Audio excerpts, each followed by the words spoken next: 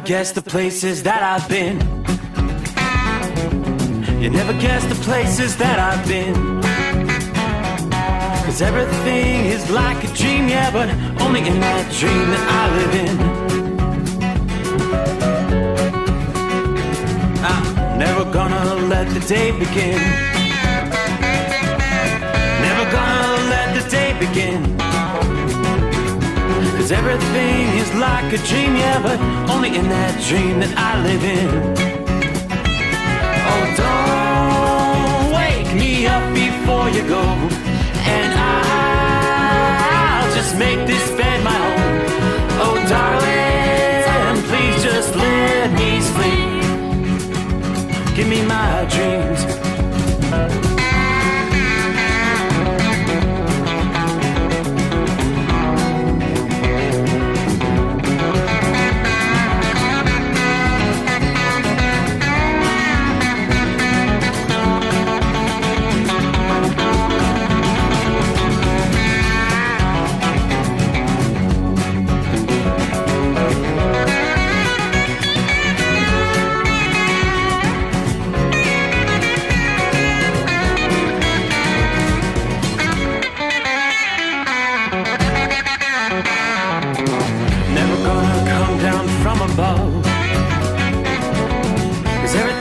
Better from above. Nothing's ever as it seems, yeah, except in that world that I dream of. Never gonna lose the ones I love. Never gonna lose the ones I love. 'Cause everything is like a dream, yeah, but only in that world that I dream of. Oh, don't wake me up before you go, 'cause I can't face this day alone. Oh, darling, please just let me sleep. Give me my dreams. Give me my dreams. Give me my dreams.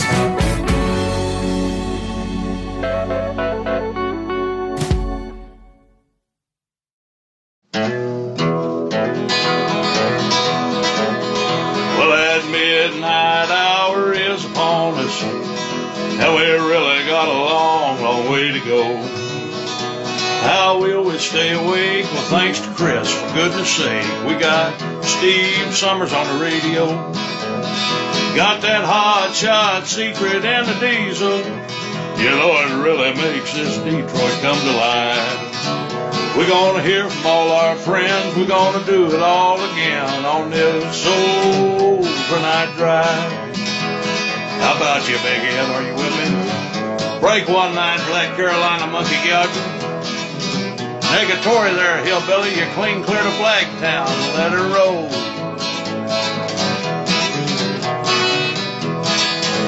Well, we all tune in to catch the weather, whether rain or sleet or even snow. And it don't matter if you're in New York or Dallas.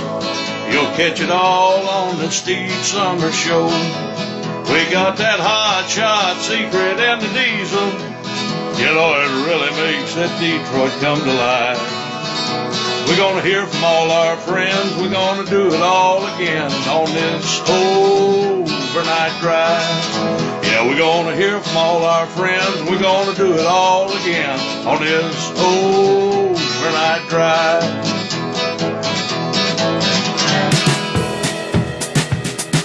Yeah, let's hear it for the big moose. That's our cue. Welcome in, welcome aboard. Get this party started on a Friday. Yeah, TGIF. As we will make our way into the 4th day of March 4 for 2022. I hope you've had a good week. Again, as we anticipate the weekend. Great to have you on board. OvernightDriveRadio.com, on your Android, on your iPhone, on your streaming device. TNCRadio.live, on your smartphone. Android, iPhone, streaming devices all around the world. It's a pretty quiet night. Not a whole lot of precip to mention, not a whole lot of concern as far as travel interruptions, thanks to Mother Nature. Now that's going to change as we get on into the weekend. We're going to be talking two separate rounds, two separate storms, both of which will have a wintry side with definite travel disruptions, both of which will also feature a severe weather side, including the threat of tornadoes, they now tell us. Tens of millions at risk across the plains and the Mississippi Valley this weekend. Let's start right there. AccuWeather forecasters expect some of the strongest and most damaging storms will develop after dark. That enhances the danger. Thunderstorms will have far-reaching effects with the potential for some locally heavy, gusty storms to ignite as far north as the Canadian border this weekend, as well as along the Atlantic seaboard early next week. So as I said, two storm systems acting as the triggers for severe weather as they will swing east from the Rockies and track northeastward over the central states this weekend. A dramatic clash of the air masses, the chilly air to the north, exceptionally warm air to the south. That will aid in the development of severe weather, as well as a strong jet stream overhead provides vigor to this volatile weather setup. One key ingredient that you need to fuel severe thunderstorms and tornadoes is moisture, the moist air from the Gulf of Mexico. Yeah, that may not be in place until maybe Saturday evening over portions of the Central Plains. We have plenty of wind energy. We have the warmth for isolated severe thunderstorms to probably even compensate for the lack of very moist air Saturday afternoon into the evening hours. Now, the greatest risk for the brief thunderstorms during the first round of severe weather this weekend will be in the form of damaging winds. There is, though, the potential for a few isolated tornadoes. Risk for severe thunderstorms Saturday afternoon begins to ramp up from eastern Iowa to northeastern Kansas. Will likely reach its peak across Iowa, northern and central Missouri early on Saturday evening. Yeah, major cities at the risk for some severe thunderstorms, including an isolated tornado on Saturday, will include Kansas City, Missouri, Des Moines, Iowa, Omaha, Nebraska. Now, due to the strengthening nature of the storm system, there's the potential for heavy, gusty thunderstorms to last well into the nighttime hours as they advance through portions of Illinois, Wisconsin, Indiana, southeastern Minnesota, and on up into Michigan. At the very least, some people may be awakened in the middle of the night or prior to sunrise Sunday with thunder, lightning, downpours from Chicago to Milwaukee, Minneapolis, South Bend, Indiana to Grand Rapids, Michigan. Yeah, you may want to avoid parking under trees for the night where tree limbs could break off with some of these gusty storms. As the first storm shifts across Canada Sunday, system number 2 is already beginning to advance across the southern plains. Now, they're saying all facets of severe weather are possible with this setup on Sunday, ranging from damaging wind gusts to isolated tornadoes, large hail, and flooding downpours. Just like the setup from the day before, not all of the ingredients for severe weather may come together at the same time. That may limit the magnitude of the event. Most of the jet stream energy is not going to swing into the primary severe weather threat until probably Sunday night, after the prime heating from the daytime is subsided. Yeah, the energy will also aim to the west of the zone with the richest moisture from the Gulf of Mexico. The majority of storms will probably wait until late Sunday or into Sunday evening, but the severe weather hazards may continue well into Sunday night once again over portions of the southern plains, the lower Mississippi Valley, because the risk of severe thunderstorms, including a few isolated tornadoes after dark, it will undoubtedly pose a considerable danger. Sunday, the threat will be a bit further south. Dallas, Oklahoma City, Shreveport, Louisiana, Little Rock, Arkansas, Memphis, Tennessee, up into St. Louis. Thunderstorm winds are predicted to reach 80 miles per hour both days this weekend. Obviously, winds of that magnitude could lead to power outages, tree and property damage. Now, aside from the risk of storms with damaging winds and isolated tornadoes, a further reaching threat will exist from the torrential rain and the flash flooding, especially Sunday night into Monday night. Stretching from Arkansas to Ohio, much of that zone has already been the target of some heavy rain over the past couple of weeks. This could bring another 1 to as much as 4 inches of rain, with some locally higher amounts possibly approaching 7 inches.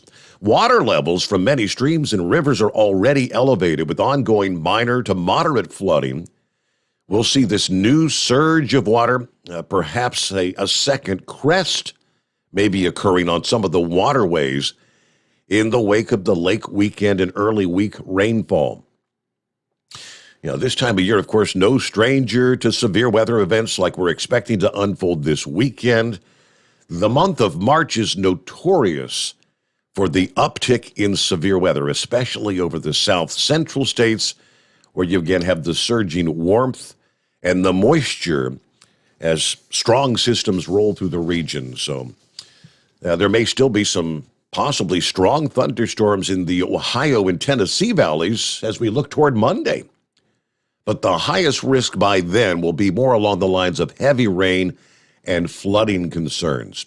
As that second storm rolls across the northeast later Monday and Monday night, still could be talking some locally heavy, gusty thunderstorms from the Appalachians to the coastal areas of the mid-Atlantic and on up into New England. So that's our severe weather side of the systems upcoming. They will also, as I mentioned, have the wintry side. Both of these systems will bring some areas of snow and icing. We'll delve a bit more into that side of the systems coming up here in just a bit. What do we do? Let me flip the page over here. Looking at the national radar scene, tonight, pretty eastern half of the country, I'm not really seeing any precipitation to mention. A little bit of snow in northern reaches of North Dakota tonight. We do have some winter weather advisories into parts of northern Montana. Looking at maybe a few scattered light showers in the southwestern portions of New Mexico. Some very spotty precipitation from southeastern portions of Oregon up into northern Idaho. But all things considered, a very quiet night. Great night to be moving some freight across the lower 48 here. Boy, I'm seeing all these posts about prices at the pump. Many filling up with, I saw one, 227 gallons, $1,059. As the prices continue to spike, it's off the charts. Last night, even the national news was kind of highlighting parts of Cincinnati, saw some stations jumping 80 cents per gallon overnight. And I witnessed that myself. I went to get some gas this past day. What were we at? $3.59, I believe it was. The numbers are just jumping exponentially. And according to the headlines, just get ready for $5 per gallon. That's the word this past day. Get ready for $5 per gallon in the coming weeks as the cost of oil continues to rise. Some parts of California are already there. According to Gas Buddy this past day, we're getting closer to seeing our first ever major city gas price averaging $5 per gallon. National average is now at $3.61, which has since spiked to $3.72 as of this past day, Thursday, $3.72. It will happen in the next couple weeks, according to the oil analyst. Listing cities hit the hardest by surging oil prices, like San Francisco, which this past day saw the average surpass the $5 per gallon mark, $5.05 per gallon. Los Angeles has also surpassed an average of $5, with the national average Thursday at $3.72. That's up 37 cents from February and up $1 from this time a year ago. This can also be attributed to inflation, supply chain issues, and obviously all exacerbated by the Russian invasion. The current spike, unlikely to ease anytime soon. Dan Hahn, whose department analyzes fuel prices for more than 150,000 stations in the U.S., Canada, and Australia, as the conflict between Russia, one of the world's major oil producers, intensifies. Now, for those who think the gas price spike is somehow unique to us, the United States, and that the president is the one somehow deciding to raise prices, this is a global price spike because of loss of oil from a major producer. The prices are expected to continue to climb as this Russian situation further develops and enhances. So it's pretty much undoubtedly driving prices even higher at the pump. Really looking forward to that, huh? And all of that translates to billions of dollars that would otherwise be spent in not only our economy, but the global economy. These kind of things could ultimately begin to push toward recession. All that money that would be going into retail sales, your local mom and pop stores, for those that still exist, you name it. It's all being siphoned off at the pump. All right, hello to the 15 car out of the box. Happy Friday, Steve. Perfect night for driving in Charlotte. Time to open the windows. Safe travels to everyone. I don't know about opening the windows outside the bunker. 24 hours ago, we were at like 61 degrees, 38 at this hour, probably looking to bottom out about 28 as we roll into Friday morning. Heavy D is on board. Stay safe, keep on trucking. Philly Dan says, I'm so glad I can hang out with all you cartoon characters at this point in my life because my mom would have never let me play with you when I was a kid. Hey now. Stay safe. God bless the Rambler. Thank you so much, Philly Dan. Roy's on board. There's Larry. Afternoon, all hammered down to be safe. Richard, morning from Central Florida, 65 degrees. Heat wave, checking in from the Hacienda in New Mexico tonight. Had to turn the tractor to a dedicated team, so it's another night at home. Y'all have a good, safe night. Hello to Timothy. Joe on board. Morning, Steve, and all the cartoon characters. Little cool here in Winchester, Virginia tonight, but it's finally Friday. Everybody truck safe and have a great weekend. Steve checking in from California at this hour. Gunn says, morning, Steve, Chris, and the Overnight Drive crew. I love the Hot Shot Secret products. Keep on rolling. Norman, morning, Steve. Heading out with the scrap truck. 45 degrees, cloudy skies. Lauren Weiss, two-time world champion bull hauler on board. Good morning. Cracked pelvis and hernia got fixed on Tuesday. Then more time off. 4 weeks. Been hanging out with a hot-looking blonde. Shout out to the Carolina Monkey Gouger from the Weiss compound in southwestern Missouri. All right, so in other words, you're on the mend, right? Things will be getting better. Hello to Pat.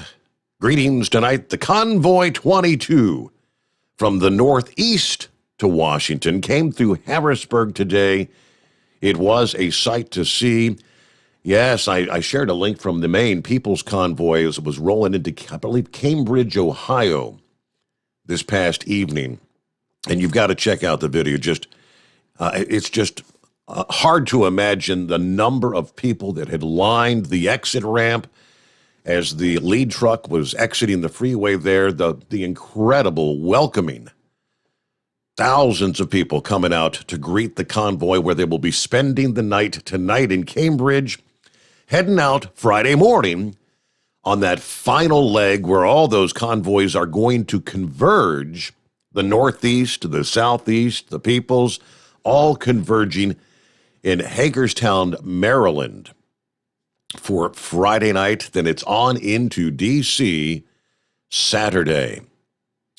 Hello to Deborah. Morning, Steve, and everybody listening in out there. It's going to be a great weekend here in Indiana for a nice motorcycle ride with my favorite driver. Be careful and stay safe out there. All right, we'll get to some of our other listening friends coming up here. It is a Friday morning, first Friday in the month of March, so none other than the boss man, Chris Gabrelchik, joins us right after this. The Steve Sommers Overnight Drive, live from the Hot Shot Secret Studios. Live from the Hot Shot Secret Studios, the Steve Sommers Overnight Drive. Dean Michael, the tax doctor here. Are you one of those truck drivers that came home after a long haul and found the only thing waiting for you was a stack of IRS letters? Your significant other was gone, but your newfound IRS problem is still there. I've heard this story many times over the years. While I can't help you with your broken heart, I can fix your tax problems. If you owe more than $10,000 to the IRS or haven't filed for many years, call me for a free consultation at 888-557-4020 or go to mytaxhelpmd.com. Like I always say, you keep your eyes on the road, I'll keep mine on the IRS. 145 over 92. 180 over 111. I had a heart attack and a cardiac arrest and then a stroke. Your blood pressure numbers could change your life. Lowering your high blood pressure could save you from a heart attack or stroke. If you've stopped your treatment plan, restart it or talk to your doctor about creating one that works better for you. Start taking the right steps at manageyourbp.org. Now I'm, trying to get better, stronger than ever. Brought to you by the American Heart Association, American Medical Association, and the Ad Council. At Hot Shot Secret, we share the science behind common diesel problems. For example, Stiction. found throughout the oil system, stiction is the sticky friction that negatively impacts your engine's ability to function at an optimal level. The molecular structure of oil is a hydrocarbon. The engine's extreme heat, tight tolerances, and high pressure cause the oil to break down and release hydrogen, leaving behind varnish, a carbon-based deposit. The varnish clings to the engine's moving parts, creating drag on the turbocharger, oil pump, and pistons. Symptoms of stiction include a rough idle and the loss of fuel economy and performance. Hot Shot Secret Stiction Eliminator delivers a 98% clean rating in third-party scrub tests. Its synthetic cleaner plus nano lubricant contains no harmful solvents and is formulated to be left in the engine to safely dissolve stiction for thousands of miles. It works as you drive. Stiction Eliminator is available at truck stops, Tractor Supply, O'Reilly's Auto Parts, and online at hotshotsecret.com. Hot Shot Secret. Powered by science. Because Channel 19's a little congested. Call Steve now at 844-844-3388. The Overnight Drive.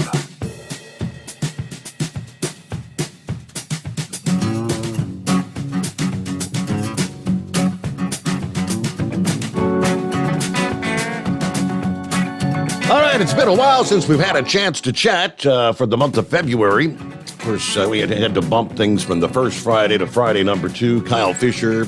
Kyle did a great job filling in for you there on our February visit. But welcome back with us, Chris Gabrelchik. How we doing tonight? Man, I'm doing great. It's great to be back. Can you hear me okay? Little bit of an echo, but I think we can deal with it. Well, that's good. So how's things been going, Chris? Obviously, we got you remotely. Are we still in the Sunshine State, or have you returned to the home 20 in Ohio?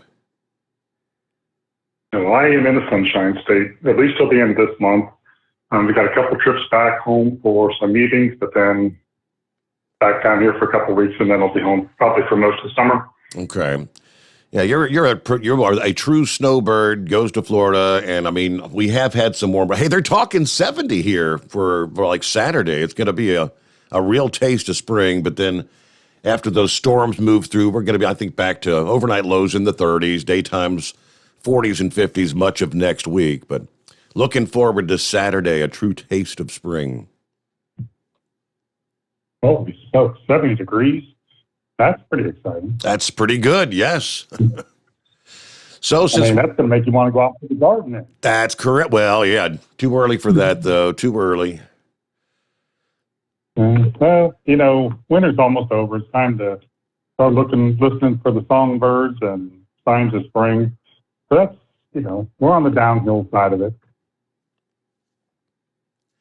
So since we spoke last, boy, a lot of changes. What a crazy, crazy times we're living in today. You're trying to keep up with the unfolding events with each passing day. And every night when I come in to start preparing for the program, I wonder, what the next startling news is going to be. And tonight we're seeing that apparently they were actually shelling a nuclear power plant in Ukraine this past day. Fire in one of the reactors, but it was a reactor, they said, that was not online at the time, but did have nuclear fuel inside. What the hell does Vladimir Putin think? Why would he even attempt to do something like a nuclear power plant? I think that he wants to do whatever he can to take over the Ukraine, anything short of nuclear weapons. I don't know if everybody knows it, but they're inside that sea there. I think it's the Black Sea. There's one of the largest natural gas reserves. And I think that's, Putin's big fear is that if it was developed, that the Ukraine would become a rival to Russia for supplying gas to the European nations. So one way or another, he's got to take them out. I think that was the first move into Chernobyl. Once he did that, they pulled all the stops, with Exxon, and I don't think who else was set up, but there was people set there to go and explore that and develop those gas wells. Well, once he invaded, back then, they pulled their contract and said, yeah, we're not going to do that. Mm-hmm. So I think now the idea is if he can get hold of all of the Ukraine, he can control the natural gas, and the pipeline goes right through the Ukraine. And they have to pay the Ukraine a couple $2 billion a year for rights to transfer, from Russia down to Germany and those places. So this will mitigate that also if he takes over the Ukraine. I don't know why nobody's mentioned that on the news. It's pretty common knowledge. And that was the whole reason why they had that Nord Stream 1 and Nord Stream 2, was so that they could run the pipeline through the sea and bypass the Ukraine. But am I understanding correctly supposedly with the sanctions, those deals are off? Just Nord Stream 2. Nord Stream 1's already running, I believe. But they put the end to or they said you can't move forward with Nord Stream 2. But it's still, it's about, getting the connection between Russia and the rest of Europe where all the money is. And I think the Russian economy is not, I don't think it has been doing very well for the last 20 years or 30 years. And what they're looking for. With what they're doing now, I'm looking, I think Goldman Sachs this past day said this, in short order, is going to put Russia back into what they call it, the crisis of 1998. Mm-hmm. Yeah. The big question is, will everybody accept it after it's all done? Like if they take over the Ukraine, is everybody going to pretend like it never happened like they did with Crimea? Then they can get their economy back up and they'll have all kinds of wealth. But I don't know how that works. I don't understand how the world leaders decide to accept one thing and not accept something else. It just seems, arbitrary in some way. Right. Well, the whole Crimea thing, that maybe that was a lesson learned. It seems like the entirety of Europe and much of the world, aside from, China, is all, weighing in and leveling against Russia to say this has got to stop. But all right, well, let's see. We got lots to cover here on a Friday morning. For those who may not be familiar, Chris Gabrelchik is the guy that, first of all, created the Hot Shot Secret Stiction Eliminator. Yeah, that was the original Hot Shot Secret product. Now, Stiction Eliminator, of course, the number one selling additive. Hot Shot Secret is a full line of products for gas, diesel engines, lubricants. Chris holds the what is the title? Tribologist? Tribology is the field of study of lubricants or moving surfaces. So, when you're studying friction, that type of thing, it involves the fluid that's going through there, the additives that you're using, the surfaces, the pressures, all that. So kind of a bigger field than just one area or another. And then I'm a certified lubrication specialist in oil management, certified OMA, oil management analyst. So that's our field of study would be, in those areas. Well, when we mostly oil, that's my area.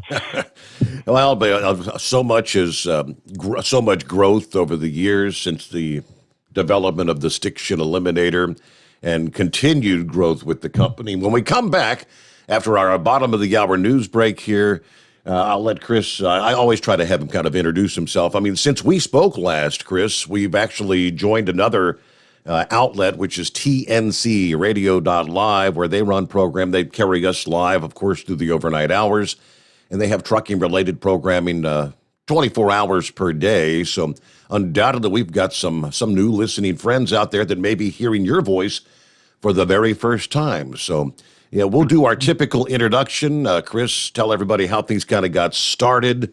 And then, of course, Chris is here to answer questions. He's agreed to come on with us like one night a month, and we try to do the first Friday of each month.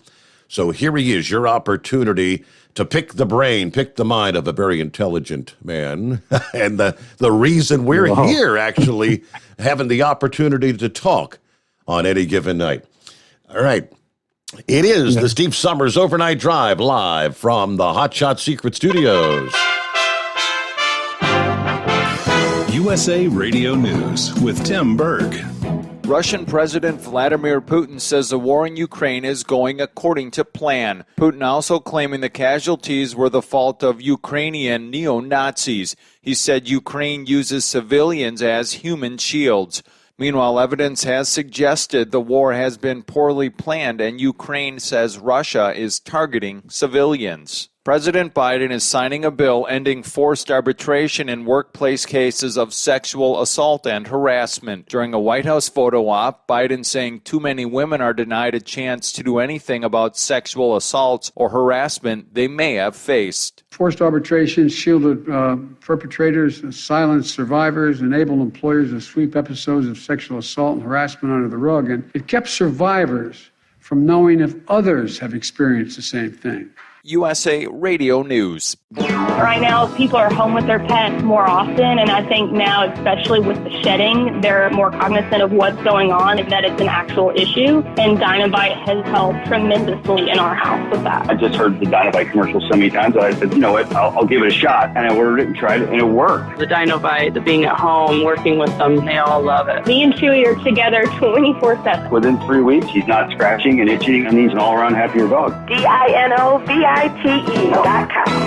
You've heard us talk about the luxurious Giza Dream Sheets for MyPillow. Well, now they're on sale, 60% off, as low as $39.99. Lots of other overstock items and a free copy of Mike Lindell's book, What Are the Odds from Crack Addict to CEO, with any purchase, but you've got to use my promo code USA. Go to MyPillow.com, the Radio Listener Square, use my promo code USA, or call 1-800-951-8175. You're listening to the Overnight Drive with Steve Sommers. The Hot Shot Secret Facebook page gets a lot of robust Q&A about diesel problems and their solutions. We listen to our customers. Here are their words straight from their mouths about Hot Shot Secret Everyday Diesel Treatment. Our fans call it EDT. I'm John Sharp, a.k.a. Jay Sharp from Newburgh, Pennsylvania. Using EDT, my local fuel mileage went to average of 22 to 23, and my highway MPG went to 26 to 28. Hi, I'm Danny. I'm from Arizona. I drive a 02 Ford Excursion. I use EDT at every fill-up, and my mileage went from 12.5 miles to gallon to 14 miles per gallon. I highly recommend it. Everyday Diesel Treatment delivers a 6-in-1 premium fuel treatment for every fill-up, every time. Everyday Diesel Treatment is available at truck stops, Tractor Supply, O'Reilly's Auto Parts, and online at HotShotSecret.com. Hot Shot Secret, powered by science. How do you sleep on the road? After downtime, do you wake up well-rested and invigorated or tired, achy, and sore? Well, if it's the latter, you're not sleeping on the Big Rig Mattress. The Big Rig Mattress is a hybrid with an individually pocketed spring core that's engineered to deliver the best restorative sleep for your time on the road. Learn more about the Big Rig Mattress at thebigrigmattress.com or call 877-736-4233. The Big Rig Mattress, 100% made in the USA since 2009. You work hard. You deserve a seat that works just as hard as you do. The Bostrom T-Series seat has provided drivers with comfort for millions of miles over the past 3 decades.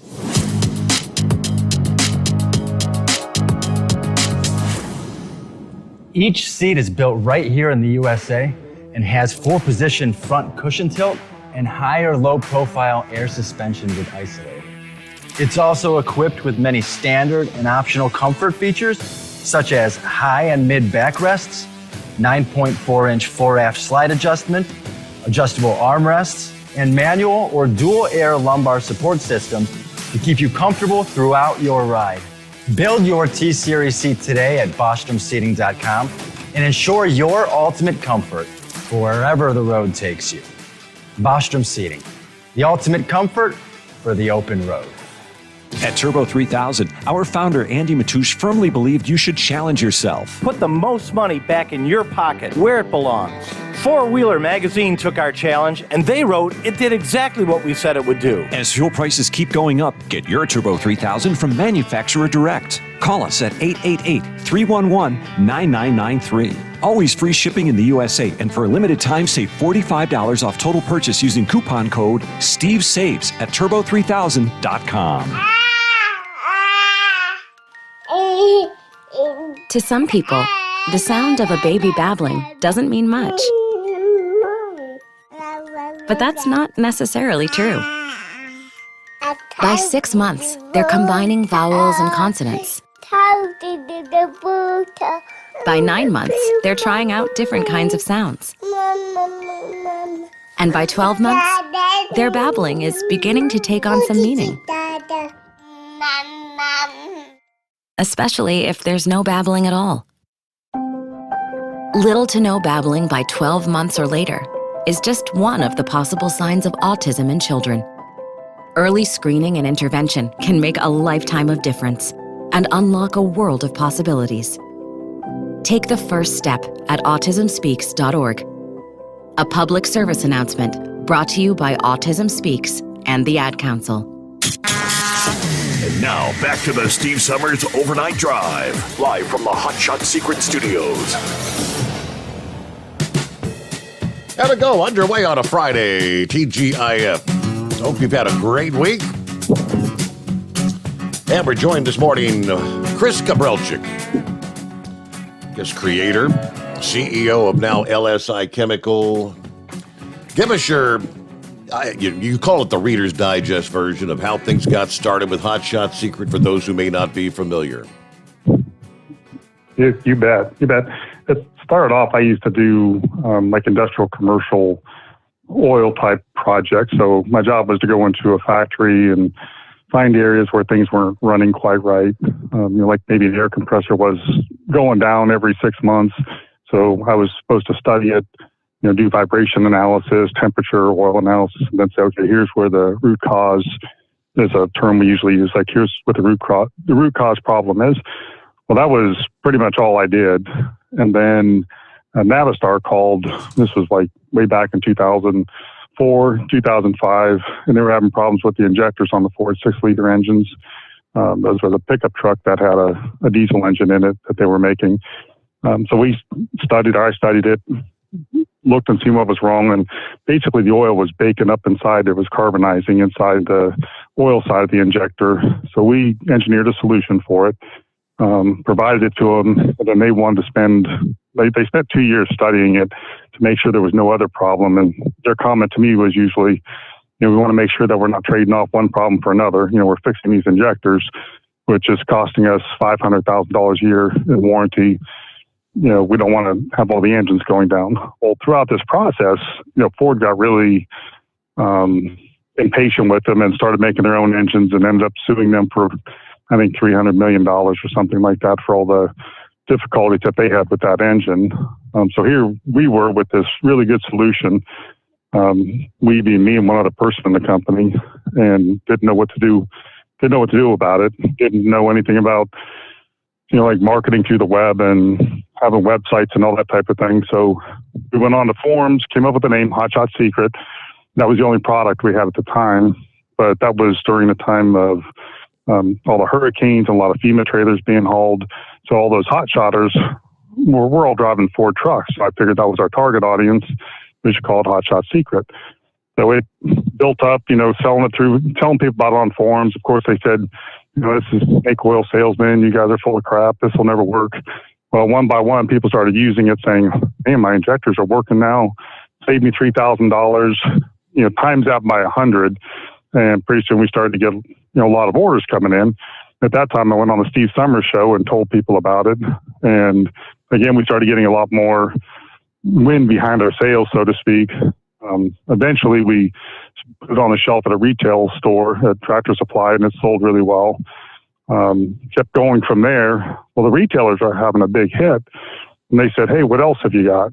So then we started looking at all the different problems with diesel, specifically with diesel engines.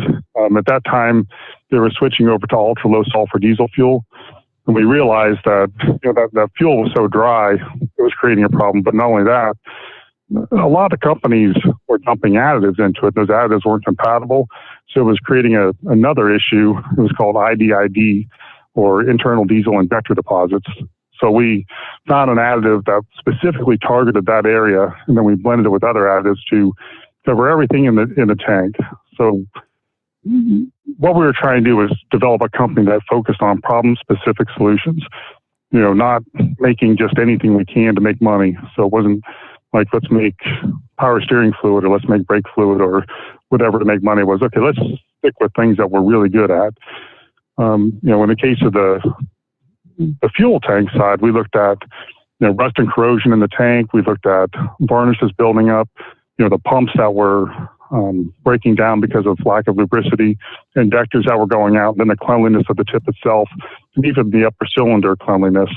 So we came out with these really good ads. That was our diesel extreme, and it sold really, really well. It outsold Stiction Eliminator 3-1 the first year, and that was before we even put any advertising on it. It was just all word of mouth. Truck drivers were telling other truck drivers that, hey, this stuff really works. I'm getting more miles per gallon. My truck's running better. It just smooths things out. So from that point, we just started looking at other areas where, we can make a difference and bring things into being. So we had like LX4, lubricity additive. Eventually that turned into some engine oils. EDT was another one, everyday diesel treatment. A lot of people said, hey, my truck's running great now. I put a fuel treatment in and it worked. What do I do now? So we came up with everyday diesel treatment to give a more economical way to treat every tank, get better fuel economy, keep the tank clean, keep the injectors clean. So that's, really worked well. A lot of drivers, told us how much better things were going since they started using it. Then we had a follow-up treatment to our Stiction Eliminator, which was, the FR3. Again, it was a more economic way to treat the engine to reduce wear by about 50% and help keep it clean and give you more horsepower. So when it came to that side of the powertrain, the goal was to influence the whole thing on both sides, the fuel side and the oil side. Like if I was going to fix everything there, how would I do it? So we have the fuel side treatments and the oil side treatments, and together they work really well. And most of the time we get, anywhere from a 5 to 10% increase in horsepower or fuel economy. But most importantly, especially today with supply chain issues, we're able to reduce wear by around 50%, which sounds like a crazy high number, but every test we've done, proves it out, that there's a reduction in wear by 50%. So that's a short story. But that's that is an incredible story, though, and that kind of brings us here where we are today. And an opportunity for our listening friends out there to chime in, chat, say hello, ask questions of Chris Gabrelchik. Our number is 844-844-3388. And if anybody has any questions about oil, fuel additives, that's that's usually my area of expertise. Different additives. It could be on anything from a lawnmower to, a motorcycle. That's the area of study that we focus on, or what they call our discipline, is we focus in those areas and really try to make a difference. That's how we got into motorsports. I'm a maintenance guy. I don't do racing and all that. But they said, if we can prove ourselves on the racetrack, that'll prove that we're the best of the best. So was the introduction to the whole thing. We started going to LaVon Miller was the first one, asked him to try our product out, to do a dyno on it and say, that was the FR3. Can you tell us how much it increased horsepower? Well, of course, he at first thought we were crazy. I mean, he said, we don't believe in any additives here. These are highly engineered engines. We're able to take and again, this seems really crazy, but if you think about it, it's taking a 300 horsepower engine and getting 3,000 horsepower plus out of it. That's how much tuning and changing they do to it. He says, you're not going to influence the horsepower here. Mm-hmm. Well, he tried it. I think he got about a 3 or 5% increase in horsepower. And he was ecstatic. That was from an oil additive. He said afterwards, because I didn't think there was any way that you can increase the horsepower by putting an additive in. So it did. And then from there, we started designing racing oils. And, since that time, we've become, the number one oil on the race circuit for diesel. All the winners use our product, and half the other guys do also. So it was a really good move, even though it was against what I wanted to do, because it gave us I was dead set against it. It took them like 3 meetings to get me to buy into it. But not only did it open up a way of getting credibility in what seems like a snake oil market, but it also gave us a really close relationship with the racers so that we can test things, bring new ideas to them, look at what is the wear that's happening inside that engine. So they show us the pieces and the parts, and we're able to kind of engineer it backwards and say, okay, this is what happened. Here's how we can fix that next time. And then those, all that R&D ends up becoming part of our line, the things that we're selling to the regular truck driver. So it's a really good thing. I mean, in the end. All right. First out of the box here, I do believe we've got the, what do you call it? The piston clacking, bear ranking, Jimmy Jammer, the big moose on the loose. Yes, sir. How you doing tonight, fellas? Good to hear from you. Doing great. Oh, yeah, I figured it's been a while since I rang your phone. I better call and harass you a little bit. And since the big boss man was there, what a better time, right? Absolutely. Well, I do actually have a serious question for Mr. Gabrielczyk, if he'll entertain me for a moment. Absolutely. Hey, but I come across this old Cadillac, and we've been messing with it over at the shops. 19 and 18 model. And it's got a flathead engine in it, and, Babbitt bearings, paddle oilers, all that stuff, non-pressurized oil system. And it has what they call a reclamation sump in the block, and it's basically like a siphon. At a certain RPM, it suck a little oil up on top of the head, or up in the top of the block, and it'll for the wrist pins and what have you. And the original Cadillac manual says that when that thing gets plugged up, to use naphtha to wash it out. And I'm wondering if there ain't something we just can't dump in that oil to keep it from plugging up. Of course, it's non-detergent, it's 80 weight non-detergent oil. And when it gets cooking a little while, it basically just turns into oatmeal,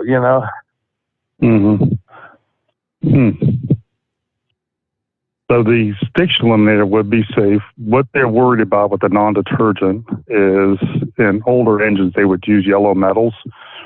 And yellow metals, zinc attacks it. So they basically are saying don't use anything with zinc in it because the zinc it just pits out the yellow metals. But there should be no zinc inside the stiction eliminator. I think it's something else that we could use. The FR3 would be a good candidate too, just because it's. Well, I'm running a little bit of that in there. That'll start cleaning. That Group 5 ester, that's a really good cleaner. Yeah, and the thing that was concerning me is, that thing's got paper oil pan gasket on it, and it's got paper gaskets all over it, and it's not going to be something that's going to dissolve them old paper gaskets, is it? No, there's nothing in there would do anything to a paper gasket, and rubber gaskets, it would only help them, just make them a little bit more pliable. Right. So you're safe there.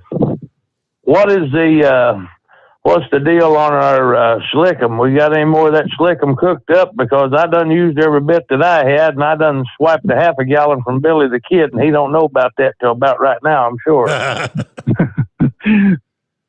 One of the core ingredients in there became unavailable, so we're trying to find a substitute for it. That's really been, the hardest thing the last 6 months to a year is a lot of our raw materials became either unavailable or on allocation.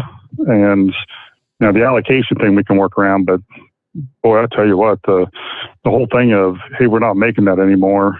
Well, why? Well, one of the core elements of that was this, and we can't get it anymore because it was coming from wherever.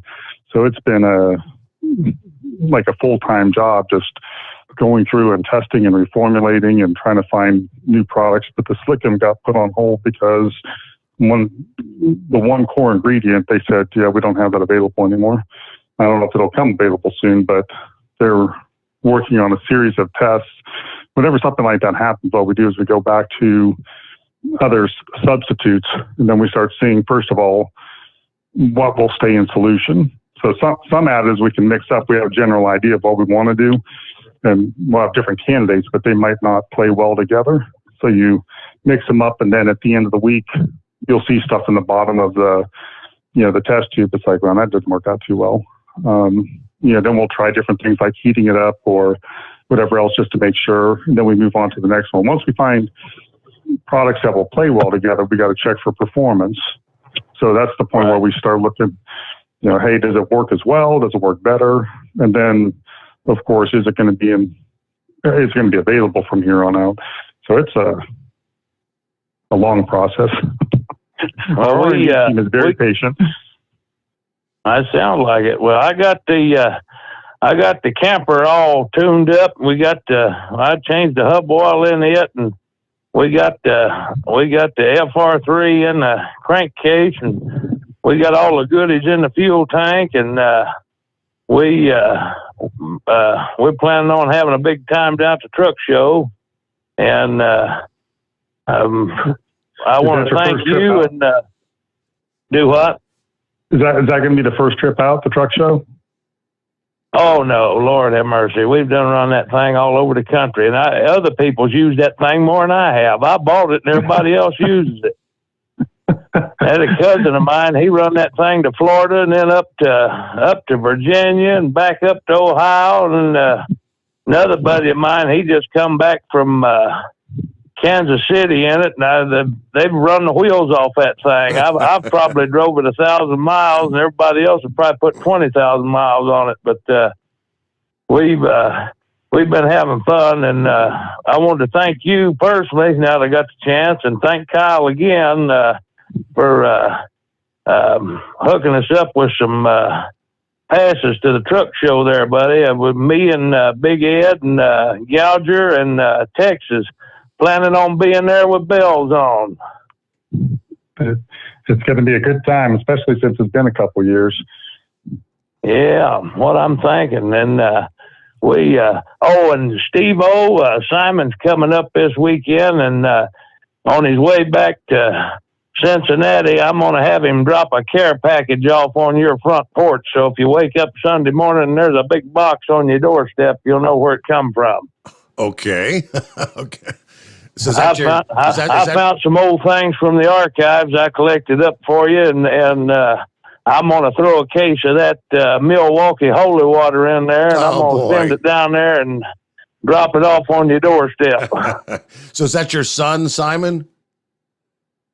Yeah. Okay. All right. So yeah, he lives somewhere in our neck of the woods. I know he's not too far from me. You told me. Well, Now, I'm going to tell you something, buddy. Yeah, you don't be intimidated by him, because I'm telling you, that kid is a bruiser. Uh-oh. I'm about scared to death to be around him myself. He's all of about 5'5" and weighs about 85 pounds, soaking wet. So he's not. But there ain't no denying him. He took after his mother, but he looks just like me, poor thing. Okay, so he's not a chip off the old block, in other words. Well, he just inherited the best part, and that's the face anyway. That's all that matters. You know what I mean? Okay. All right. Well, hey, I'm not saying I'm good looking, but the doctor smacked me in the mouth when I was born because he didn't know which end was up.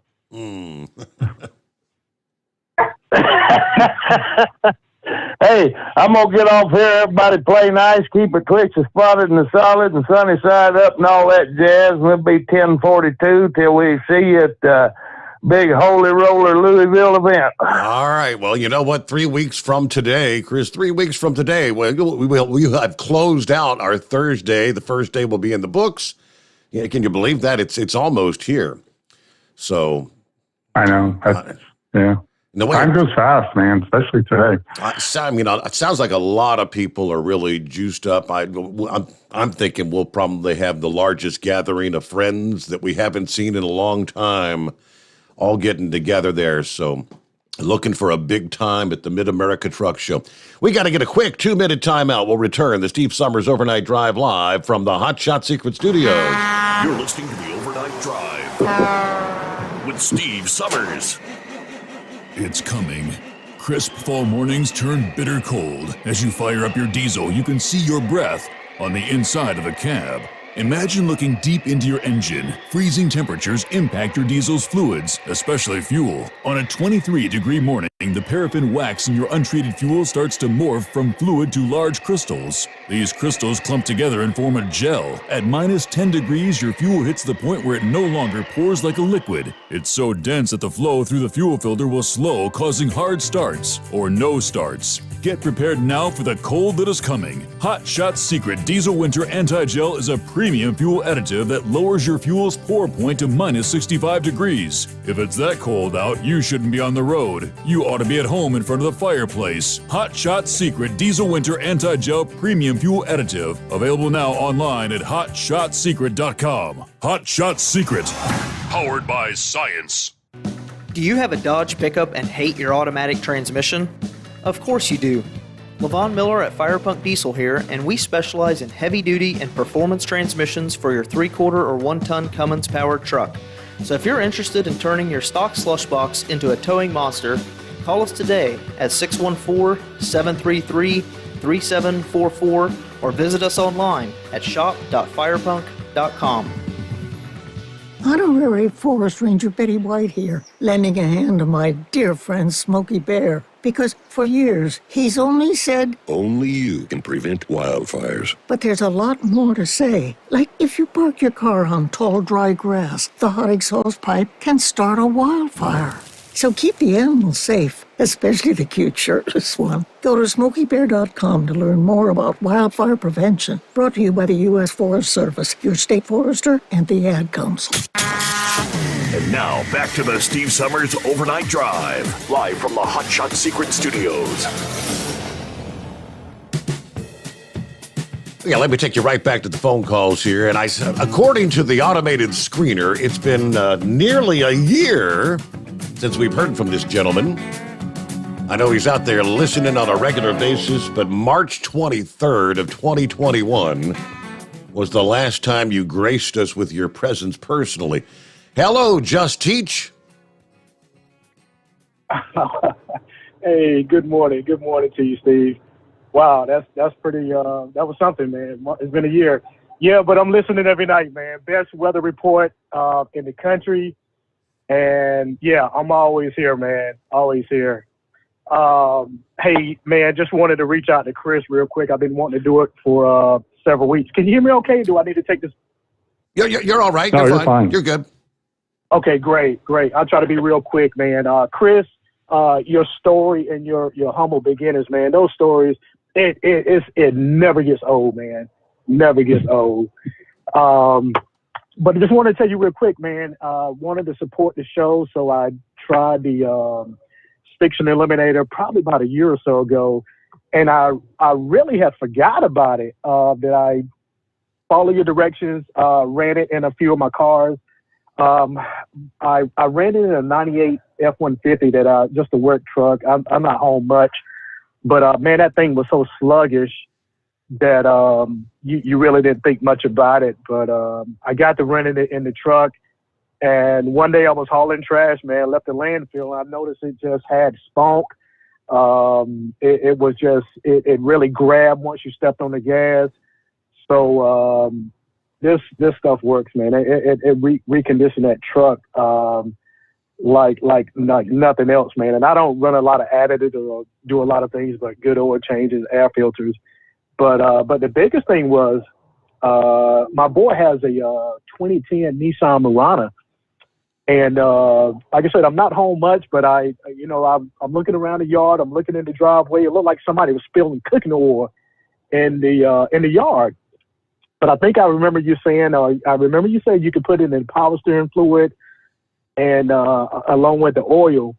So we had about a $1,200 estimate to replace his rack and pinion. So I said, well, what the heck? Just put some in the power steering fluid. And I literally had forgot about it. And I was buying my son like a bunch of power steering fluid. Hey, man, just pour some in when it's get the rubbing. We'll get it fixed when you save half the money.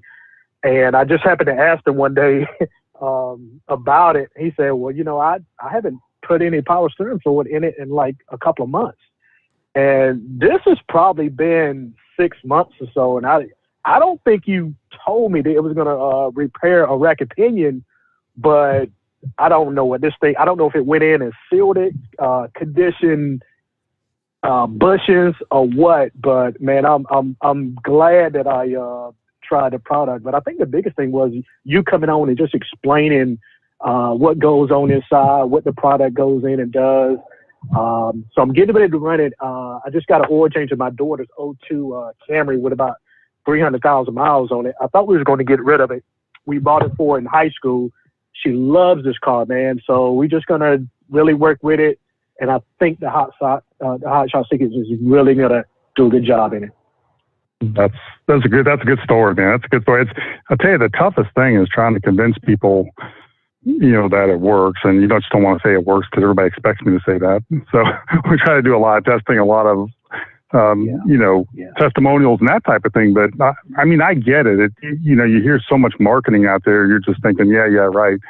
But the truth is, you should see the different things we've done where we've, put it in we'll buy a car or a truck off of eBay, put the product in, we'll run a scope through it and it looks, horrible, just crap everywhere. We'll put the product in, run it for 1,000 miles, make deliveries or whatever, then come back and scope it again. It literally looks almost like brand new inside. And for those of you that don't understand or don't know, the Stiction Eliminator is made to clean up the inside of the engine. And the thing about it is a lot of cleaners out there are made out of solvents. So it's kind of like putting paint thinner in your engine. It does clean, but it also creates a lot of abrasive wear and tears some other things up that you don't want torn up. What we did that was unique with the Stiction Eliminator is we were able to put a cleaner that was made out of what's called a Group 5 ester, which is just like a really expensive oil, plus detergents and some other nanocarbons and things. So not only does it clean up, but it reduces the wear by about that product by 62%. So the longer it's in there, the less wear you have and the more cleaning it does. And it's just a hard thing for people to wrap their head around, but it's a really great product. But the FR3, the follow-up product, is that what you use in the power steering pump? Was the FR3? I think it was the big, is that the Stiction Eliminator? The Stiction Eliminator is the green one. The yellow one would be the FR3. I used the green one, so that was the Stiction Eliminator. So either one of them could be used in a power steering pump. The FR3 not only it doesn't clean as well as the Stiction Eliminator, but it really increases the performance, especially on power steering pumps that are squeaking and squealing. And sometimes people put large tires on something. Like to put, I don't know what size tires, but they're really big tires on a pickup truck. And that increases the amount of power output that you need for the pump. Well, the pump wasn't designed to do that. So either it wears out quickly or it makes it really hard to turn to turn the steering wheel, but just a little bit of FR3. When I say a little bit, like a shot glass full, 2 tablespoons, and it makes all the difference in the world. It just doesn't seem like it should, but boy, does it. I mean, we've got lots of testimonials, lots of lab tests, lots of dynos. It's really, really good stuff. Yeah, I like that breakdown when you, I think that was probably the most convincing thing to me is when you said you brought those cars in and really looked on the inside. And I feel like that's what happened to my F-150.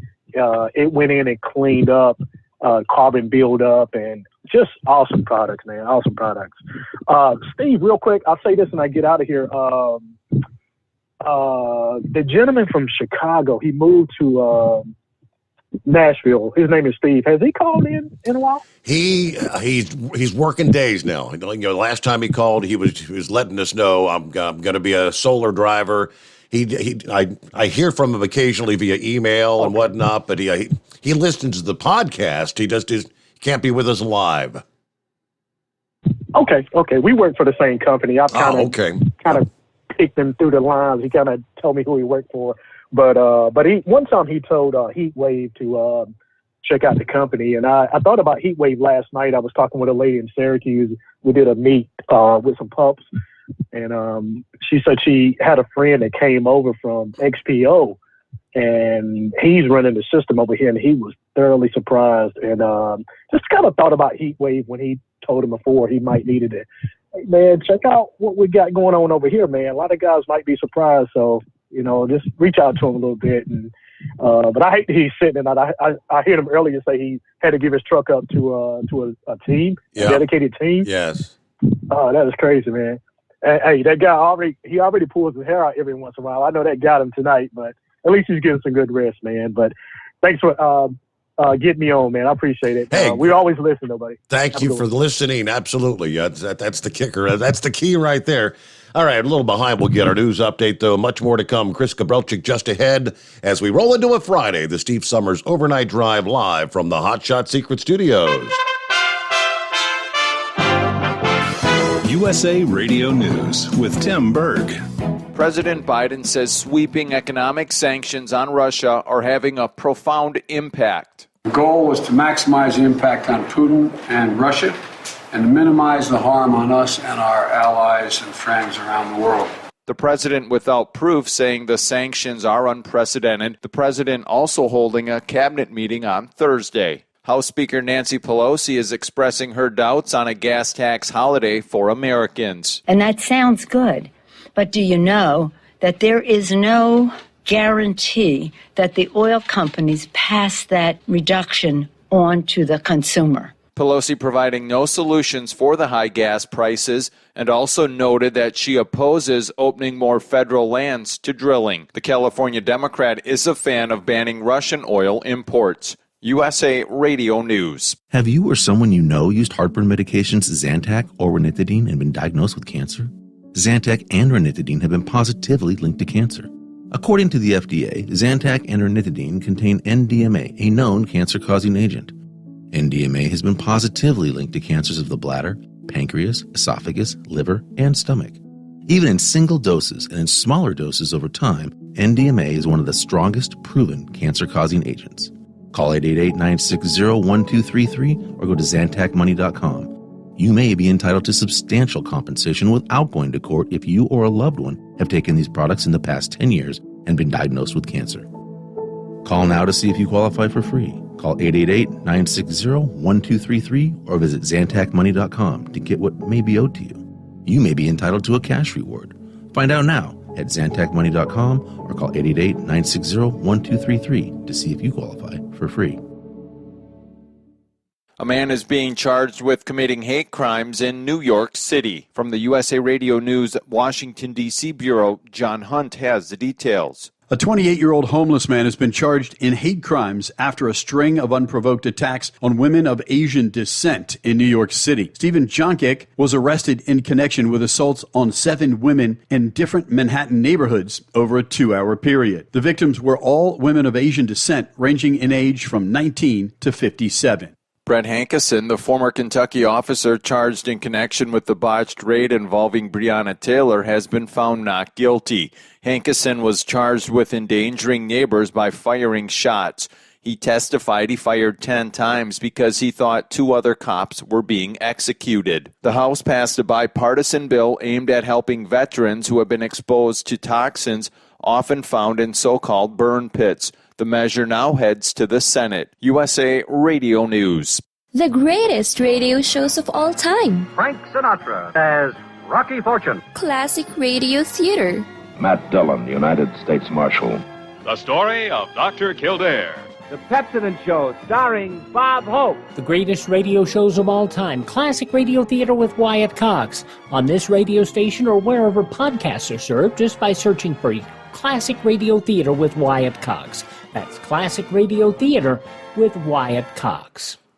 Connecticut AG William Tong is announcing a $6 billion settlement with Purdue Pharma and the Sackler family over their role in the opioid crisis. As part of the agreement, the Sackler family will give up control of the Connecticut-based company that produces OxyContin and for the first time issue an apology for fueling the deadly opioid crisis. Tragedy strikes a major interstate on the East Coast. Foggy conditions and smoke from a recent controlled burn caused 5 crashes on a Florida highway, resulting in deaths. At least 17 vehicles, including semi-trucks, shut down both sides of I-95 in Volusia County. Florida Highway Patrol troopers say that the tragedy killed 3 people, and it happened in Edgewater. That's on the Atlantic coast northeast of Orlando. The Florida Department of Transportation is reporting limited thoroughfare in the Edgewater area of the I-95 Thursday morning. From the West Coast USA Radio News Bureau, I'm Lance Pry.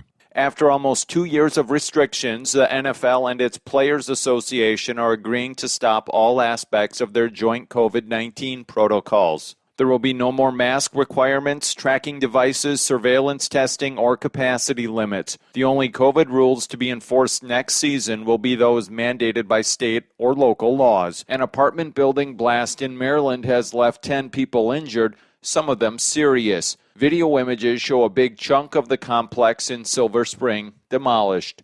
For USA Radio News, I'm Tim Berg. At Hot Shot Secret, we share the science behind common diesel problems and their solutions. For example, diesel particulate filter regeneration. The DPF catches particulates left over from combustion. The DPF regeneration cycle cleans the filter with temperatures exceeding 1,000 degrees Fahrenheit. A computer sensor triggers the DPF regen, which is often accompanied by a loss of power and fuel economy. The frequency of DPF regens are in correlation to the cleanliness of the fuel burn. Under heavy operation with the dirty burn, DPF regens can occur multiple times per day. Hot Shot Secret Diesel Extreme Fuel Additive promotes a more complete combustion, creating fewer emissions and therefore fewer DPF regens. Vehicles using Diesel Extreme experience 83% less DPF regens. Hot Shot Secret Diesel Extreme is available nationwide at truck stops, fine farm and auto stores, and online at hotshotsecret.com. Hot Shot Secret, powered by science.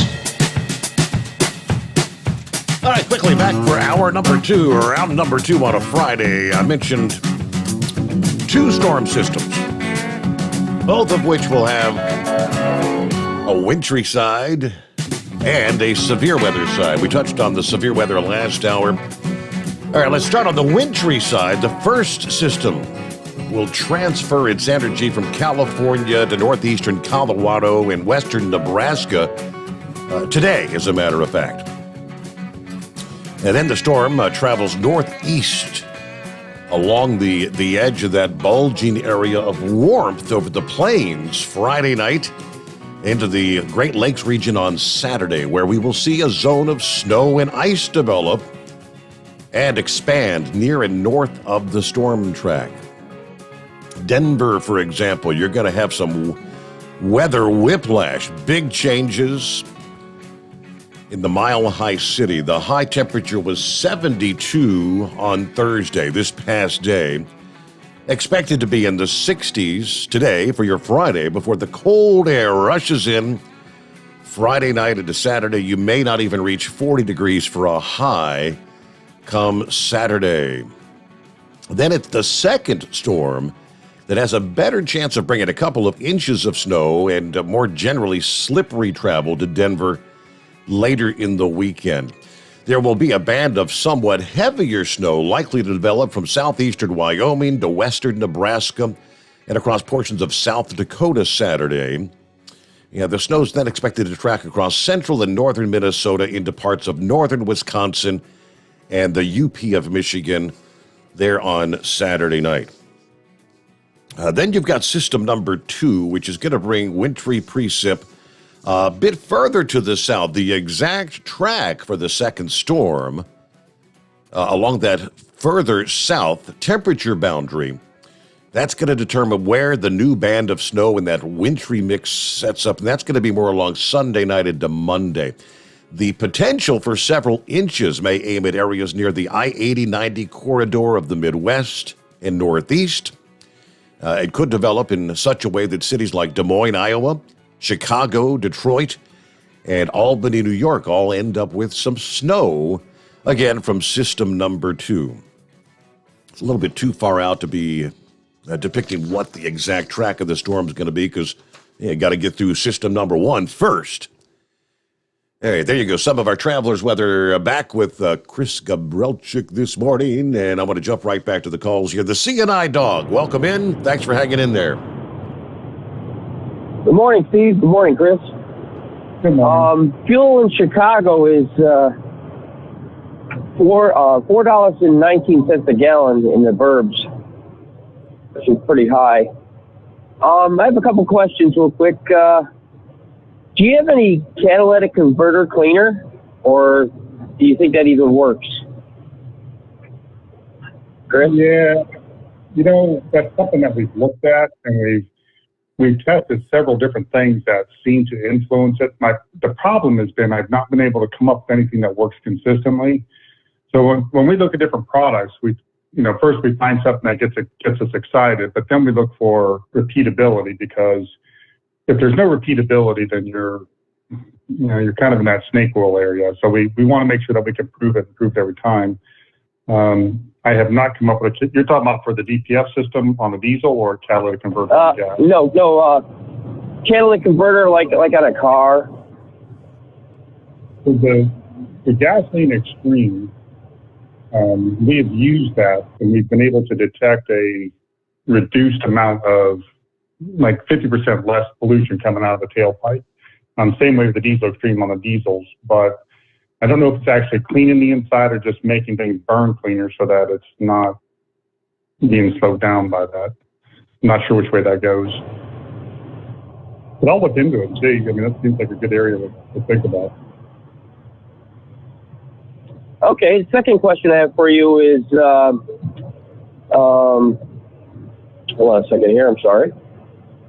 Now, if you have synthetic oil in your motor and you run into a pinch and you can't find synthetic, if you put regular with the same weight in it, does it harm the motor? No, not at all. Today's synthetics are completely compatible with mineral-based oils. So back in the early days when they first came out with synthetics, they did have compatibility issues. I'm talking about probably late 80s, early 90s. And what would happen is it would kind of milky and sludgy looking. But since then, we've shifted almost everything over to PAOs and a Group 5 ester.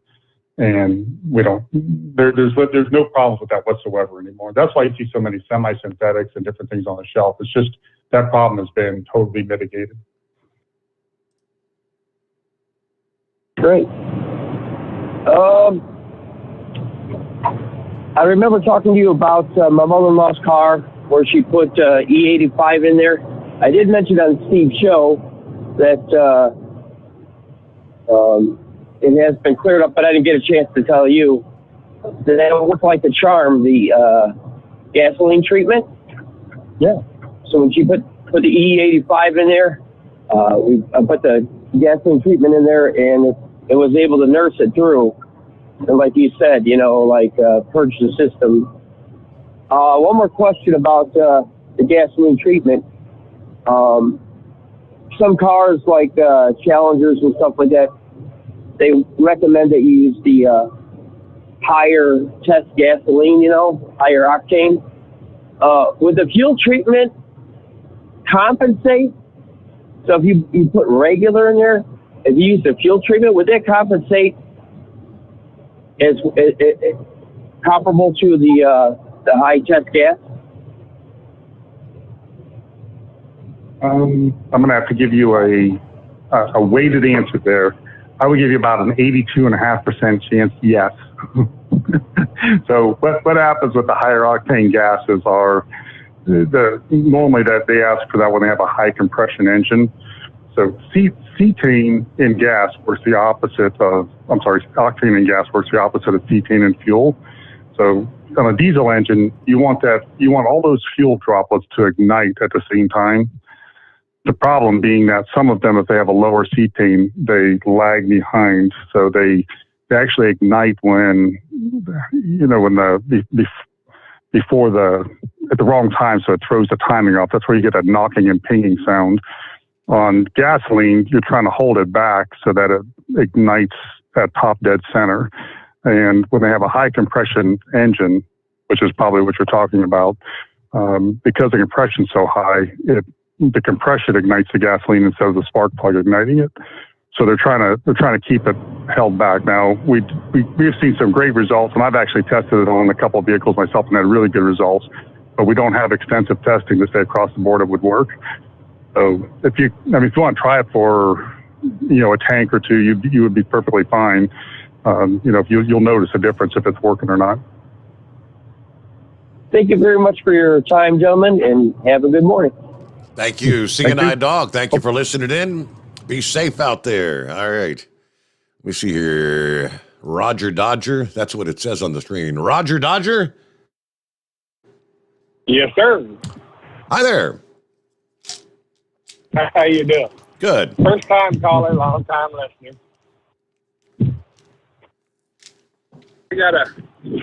I got a question for Chris. I have a Harley Davidson that's got a Milwaukee 8 engine in it, and they routed the head breathers into the throttle body, which puts an oil mist down on top of the pistons, which creates the carbon buildup. I was wondering if the Stiction Eliminator or the Gasoline Extreme would take care of that. Both would. Both are made to do that. When we designed those two products, my goal was that the Stiction Eliminator would eliminate all the carbon buildup on the bottom side, and that the Gasoline Extreme would eliminate it from the top side, on the top side of the ring. But if you're getting oil on the top side, it'll dissolve that. Probably to the tune of like one treatment, like one change, and you'll notice a difference in a week. Okay.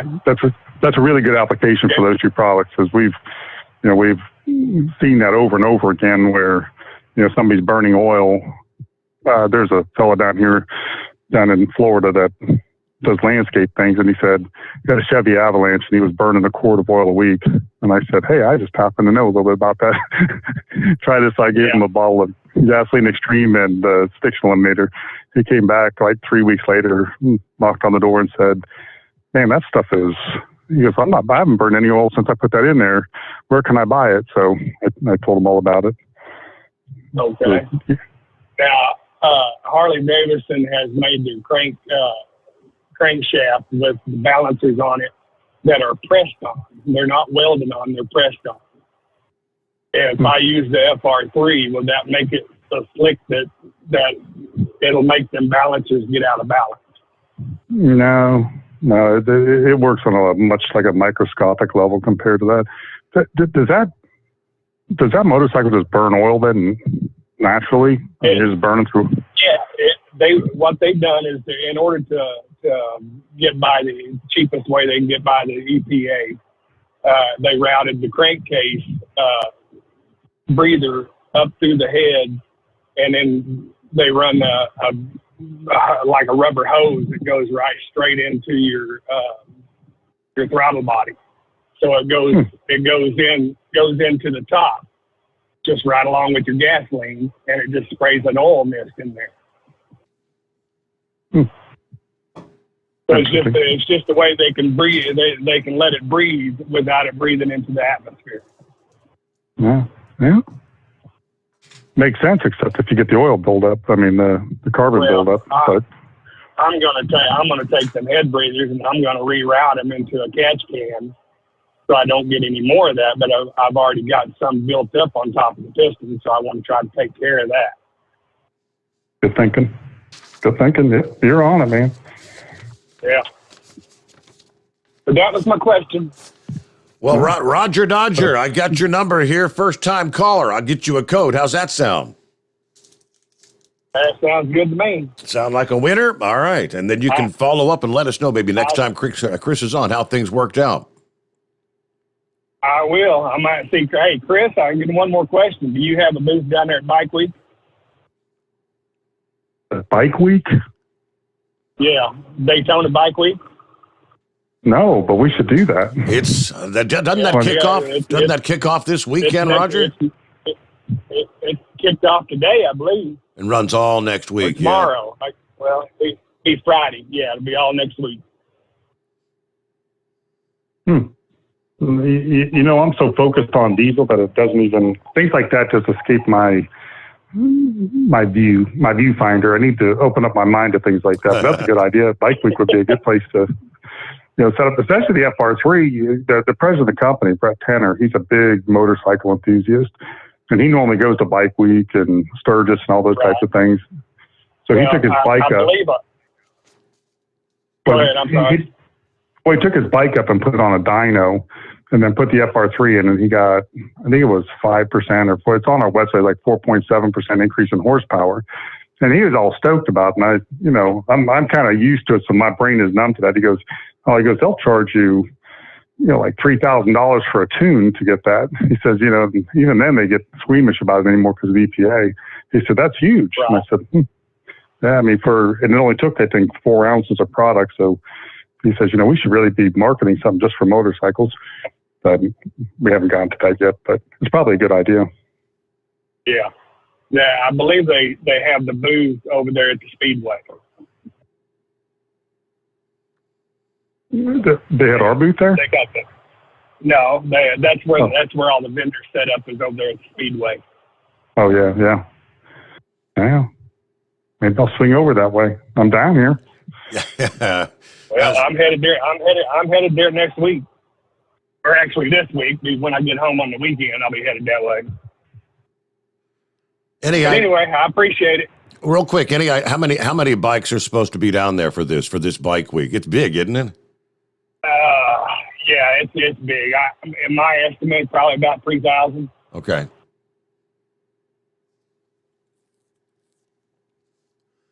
All I know is they talk about the traffic jams and the issues, and they've got there's the one Love's truck stop there that they pretty much don't allow you to do overnight parking. You get miles of backup there during Bike Week, so they will allow trucks to come in, fuel up, and roll on, get out. And they've got, they hire their own law enforcement to direct trucks in and out of there, but you gotta be careful, pay attention for those two-wheelers.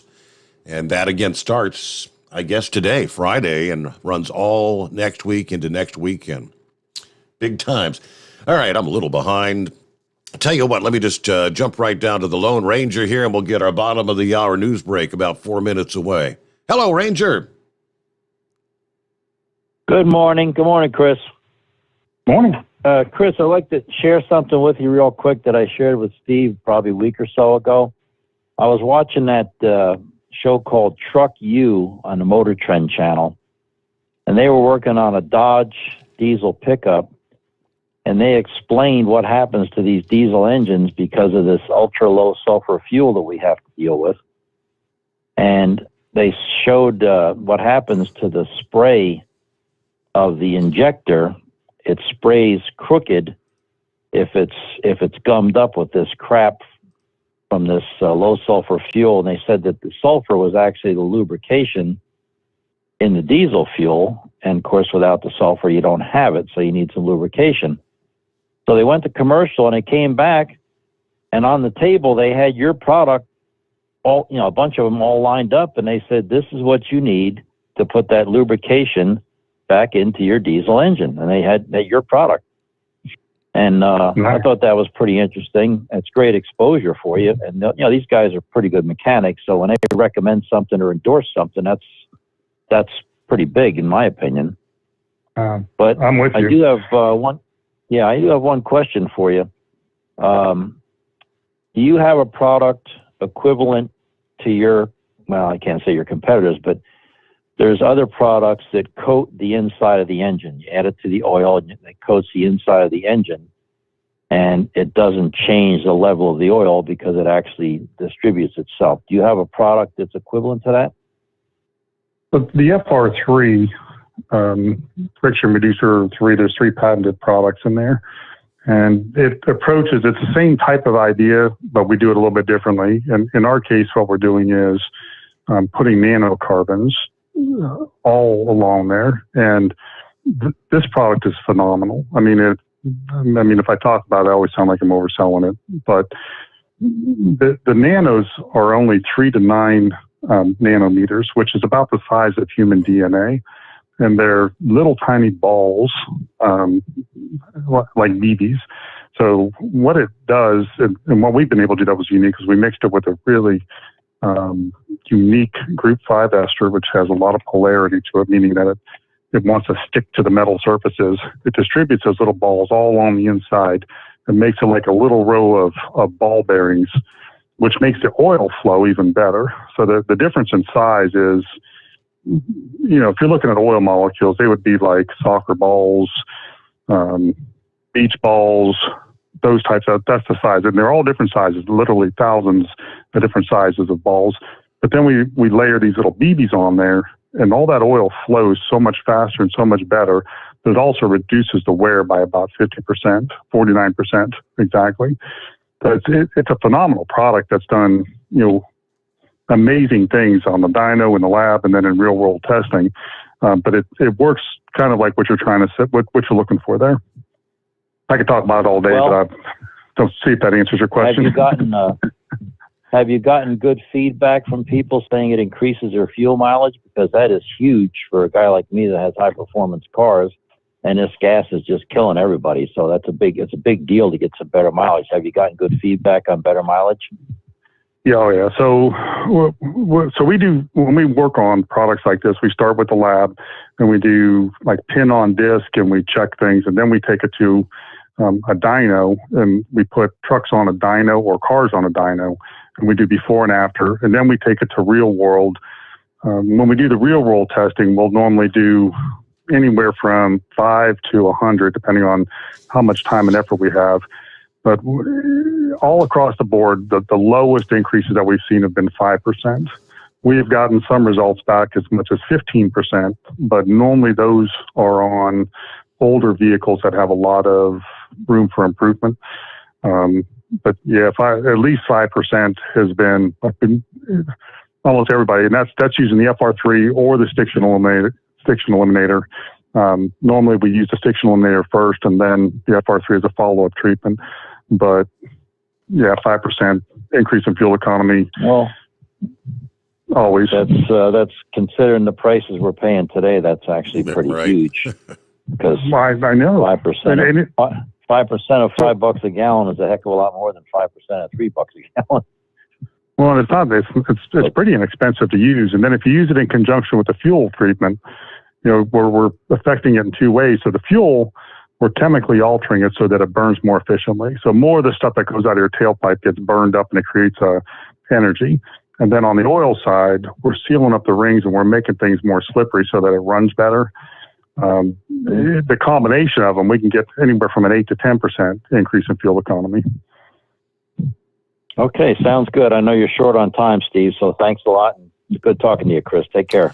Thank you. Lone Ranger. Appreciate you checking in. And yeah, we get a quick news break here. The Steve Sommers Overnight Drive, live from the Hot Shot Secret Studios. USA Radio News with Tim Berg. Wind and solar energy production is setting records in the United States. A new report from Bloomberg New Energy Finance shows the renewable energy resources accounted for 13% of the country's power last year. That's the highest ever and is a 4% increase from 2020. Russia military operations are ongoing in Ukraine, with those forces specifically targeting major Ukrainian cities. Pentagon Press Secretary John Kirby says gaining control of those cities is a vital part of Russia's plan. What we see, Neil, here is an attempt on multiple lines of access by the Russians to seize major population centers. Obviously, Kyiv, the capital city, being the main one that they're after. But they're going after these population centers so that they can, again, assume more control. That audio courtesy of Fox News, USA Radio News. Hi, this is Wayne Alaroot from my great friends John and Chelsea Jubilee of Energized Health. They're regular guests on my show, sharing their breakthrough science of intercellular hydration. Recently, they were guests at my wedding. Everyone kept saying, wow, you look so much younger, healthier, thinner, Wayne. You look younger at age 60 than 50. What did you do? And I pointed them to John and Chelsea and said, they did it. Go talk to them. Energized Health changed my life. And the proof isn't just in how I look. I lost 25 pounds of fat, including the dangerous visceral fat. And I've kept the fat off for over a year. And I'll be on this program for life because it's sustainable. Don't just take my word for it. I've received more fan mail about Energized Health than any other advertiser in history. John and Chelsea Jubilee are transforming lives. Right now, Energized Health is offering my fans the War 40% off decisive action discount. 40% off. Go to energizedhealth.com or call toll-free 888-444-8895, toll-free 888-444-8895, or energizedhealth.com. You're listening to The Overnight Drive with Steve Sommers. Drivers, you demand that your equipment's reliable and dependable, and that also applies to your headset for communication. Well, our friends at Stellar Electronic have you covered. The Pluto Duo headset bundle is the best communication headset you can find in the industry.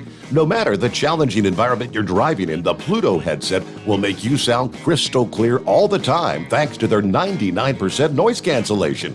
And the Duo's not only a stereo converter for the headset, but also a power bank so you can charge as you go. Learn more at StellarElectronic.com or visit them on Facebook. Do you have a Dodge pickup and hate your automatic transmission? Of course you do. LaVon Miller at Firepunk Diesel here, and we specialize in heavy-duty and performance transmissions for your 3/4 or 1-ton Cummins-powered truck. So if you're interested in turning your stock slush box into a towing monster, call us today at 614-733-3744 or visit us online at shop.firepunk.com. It's coming. Crisp fall mornings turn bitter cold. As you fire up your diesel, you can see your breath on the inside of a cab. Imagine looking deep into your engine. Freezing temperatures impact your diesel's fluids, especially fuel. On a 23-degree morning, the paraffin wax in your untreated fuel starts to morph from fluid to large crystals. These crystals clump together and form a gel. At minus 10 degrees, your fuel hits the point where it no longer pours like a liquid. It's so dense that the flow through the fuel filter will slow, causing hard starts or no starts. Get prepared now for the cold that is coming. Hot Shot's Secret Diesel Winter Anti-Gel is a premium fuel additive that lowers your fuel's pour point to minus 65 degrees. If it's that cold out, you shouldn't be on the road. You ought to be at home in front of the fireplace. Hot Shot's Secret Diesel Winter Anti-Gel Premium Fuel Additive. Available now online at HotShotSecret.com. Hot Shot Secret. Powered by science. Attention all truckers, Dean Michael, the tax doctor here. I want to talk to you about those dreaded tax problems. I know you want to keep on trucking and not even think about them. Well, let's face it, they're not going away all on their own. You need professional help. I've been helping truckers put their tax problems in the rearview mirror for years. I can help you too. Call me for a free consultation at 888-632-4506 or go to mytaxhelpmd.com. It's like I always say, keep your eyes on the road, I'll keep mine on the IRS. 888-632-4506. After a long winter road trip, there's nothing like coming home to a warm, comfortable home. Hi, I'm Steve with USA Insulation. When we put our foam in your walls, it's like putting a coat around your entire home. It keeps the cold air out and the warm air in. We're getting homes ready right now for winter, and we have $1,000 savings for everyone. But because we love our truckers, we're going to give you an additional $250 discount for mentioning the show. 1-800-USA-FOAM or USAinsulation.net. Hey, Dad, your prescription will be ready in just a minute. Hey, Dad, your laundry will be ready in just a minute. Dad, your lunch will be ready in just a minute. Hey, honey, why don't you take a minute? When you help care for a loved one, you give them as much time as you can, making sure they're safe and comfortable. But it's just as important that you take some time for yourself. At AARP, we can help with information and useful tips on how you can maintain a healthy life balance, care for your own physical and mental well-being, and manage the challenges of caring for a loved one. Because the better care you take of yourself, the better care you can provide for your loved one. Thanks, Dad. Thank you. You're there for them. We're here for you. Find free care guides to support you and your loved one at aarp.org/caregiving. That's aarp.org/caregiving. A public service announcement brought to you by AARP and the Ad Council. And now, back to the Steve Sommers Overnight Drive, live from the Hot Shot Secret Studios.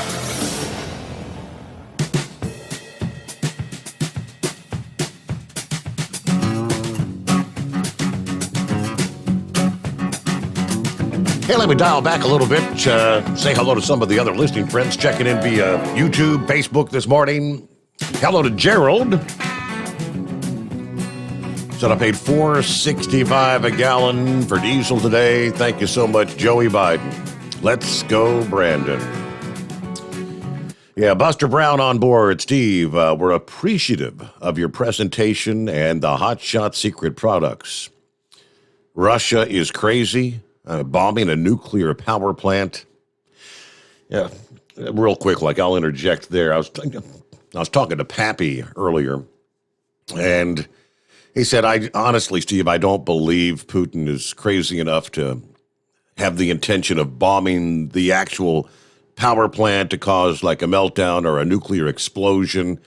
He said, yeah, honestly, I think he probably lobbed some artillery shells close to the facility. The idea was he wants them to take the power plant offline, which indeed they did.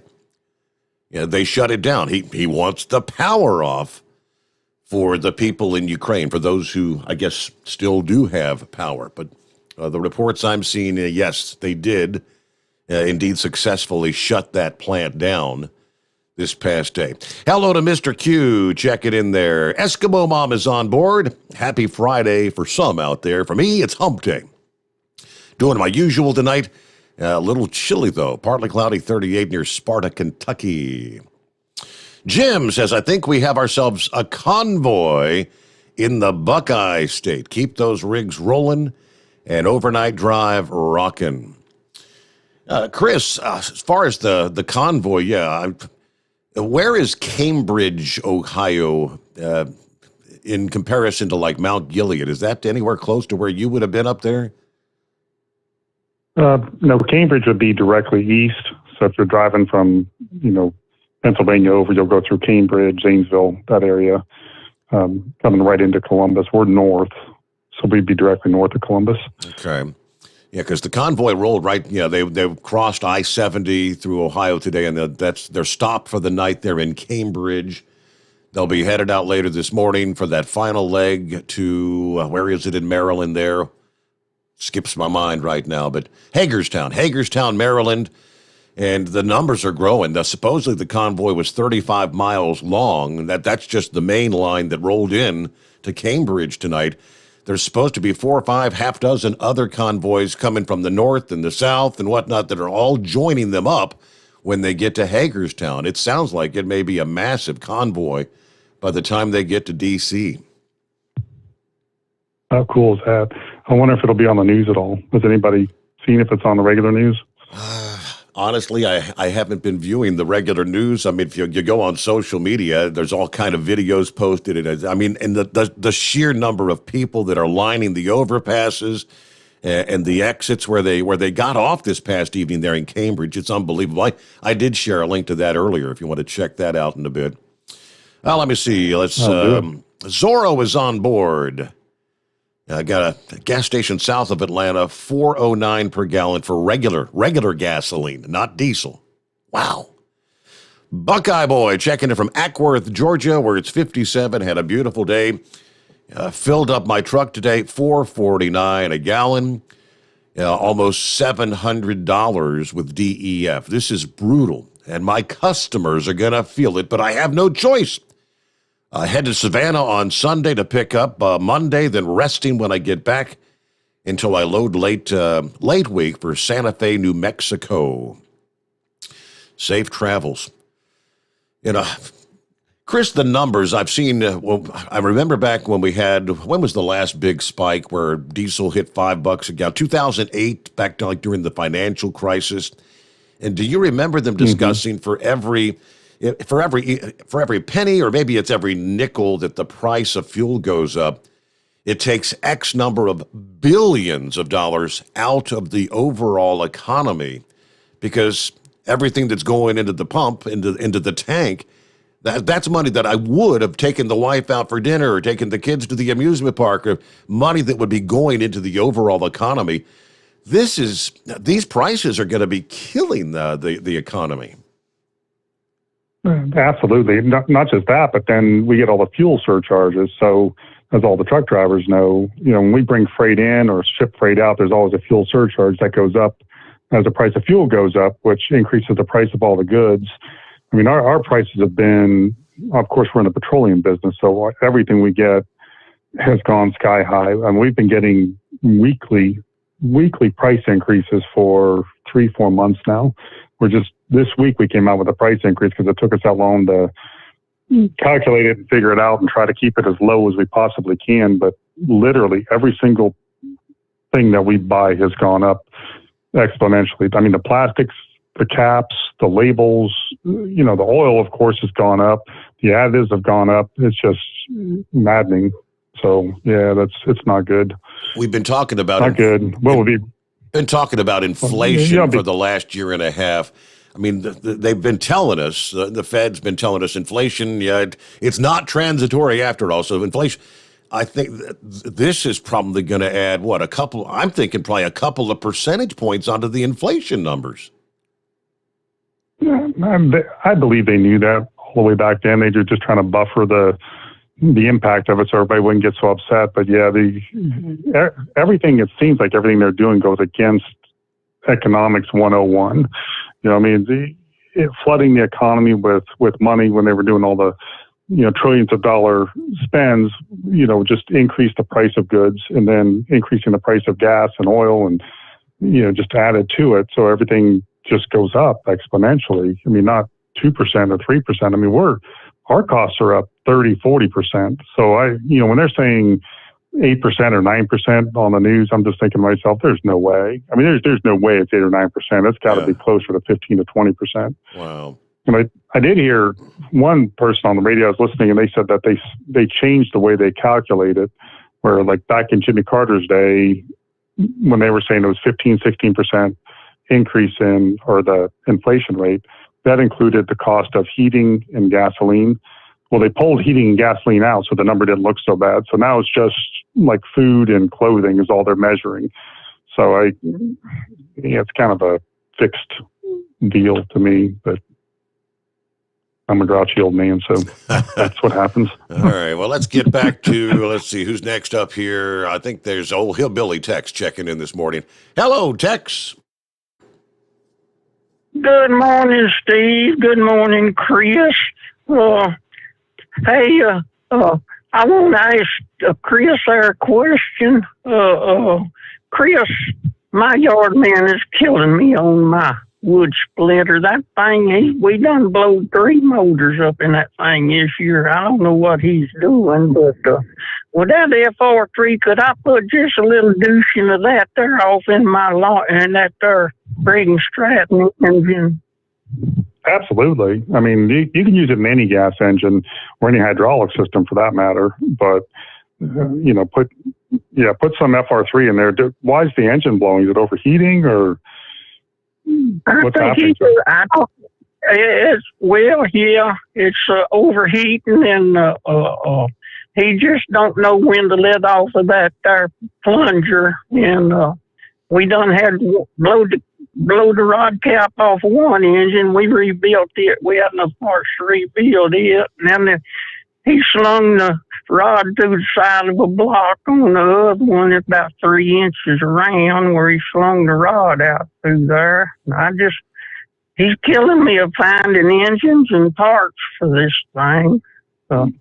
And I don't know if that helped. I may have to go out there with me a dadgum baseball bat and teach him how to run stuff. But now, man, that's another thing I'd like to say. Steve, thank you for keeping me up all these hours, all these years. And sometimes it's rough on you, but now I want to say something. I never been to Louisville. I always went to Dallas for the truck show because I just lived 100 miles from that thing. But thanks to Big Moose, Big Ed, Monkey Gouger, Chris, you and Kyle, thank you for the employee passes. And if it wouldn't have been for them other three fellers, I wouldn't be able to get there. And I sure wouldn't be able to get there without you giving me a pass. And I appreciate you. And I exit 81 off the big 75 here, Billy, Texas, waving a hat to y'all. Y'all have a good night. Thank you. Thank you. Hillbilly Tex, and just let me tell you this. When you get there to the Mid-America Truck Show, if you've been to Dallas, I would venture, for the years that I did get to go to the Great American Truck Show in Dallas, it might be 30-40% of Louisville. Would that be a fair comparison, you think, Chris? I'd say closer to 10, but okay. I mean, Dallas was always, I mean, it was, it sounds bad, but it was nothing compared to Louisville. I mean, Louisville it's packed. I don't know how many people go there, but it's a lot. I mean, and even the displays are so much more than Dallas. So you will be really excited when you get there because you can spend all 3 days there and not see it all. You just keep going and going and going. And speaking of which, Kyle told me you're able to get there for Thursday and Friday, and won't be able to stick around for the Saturday edition. Correct. Yeah, I've got a meeting on Saturday morning I've got to get to, but I'll be there Thursday and Friday. Okay. All right, let's get a quick 2-minute timeout, and we return the Steve Sommers Overnight Drive live from the Hot Shot Secret Studios. Live from the Hot Shot Secret Studios, the Steve Sommers Overnight Drive. You work hard. You deserve a seat that works just as hard as you do. The Bostrom T-Series seat has provided drivers with comfort for millions of miles over the past 3 decades.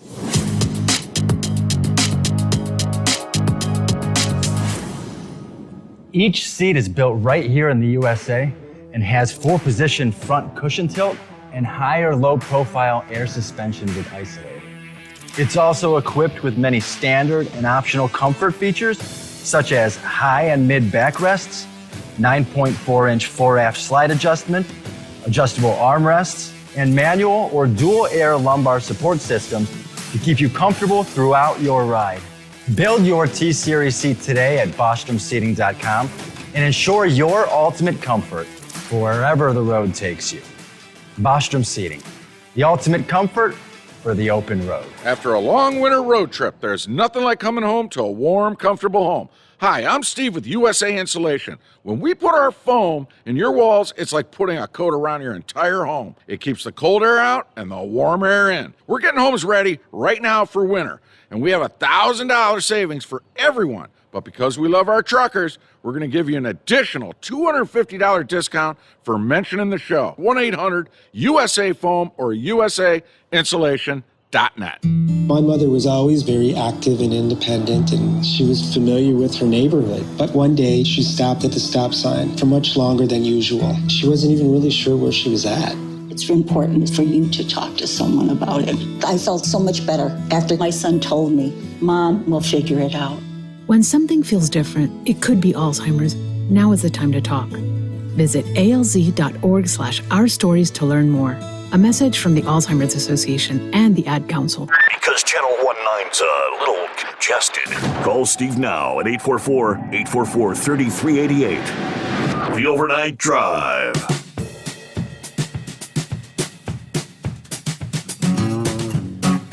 All right, I just pulled up the email bag, which is, by the way, Steve at hotshotsecret.com.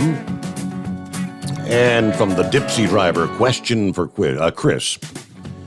Using the Stiction Eliminator in my 2013 4-cylinder GMC Terrain. Unbelievable results on how much quieter and performance increase along with the gasoline extreme it has.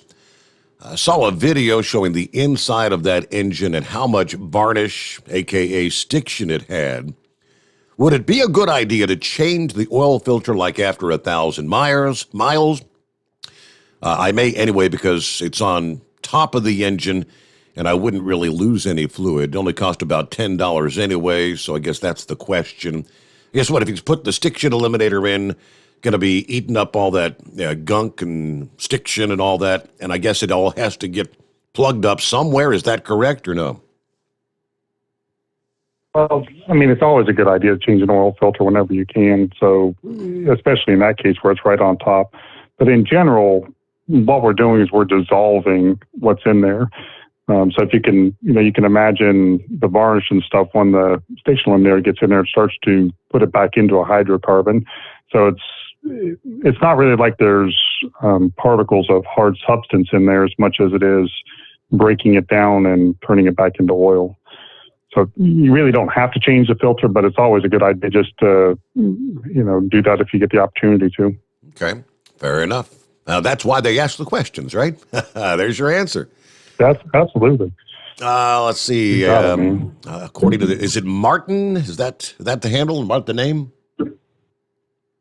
Yes, sir. Martin. Morning, Martin. Yep, I was the guy. I sent in good morning. I sent a couple messages in up from Lima, Ohio, past few days ago. But anyway, I'm at work up here, and I was glad to get a chance to talk to Chris. So first, let me say thanks for getting Steve Sommers back on the radio. I'm telling you, that was a bad deal. I boycotted that company that let him go, and even deleted the whole app from my phone. I was frustrated. Good for you, man. Yeah. So I just have some questions, man, and maybe you can put my mind at ease.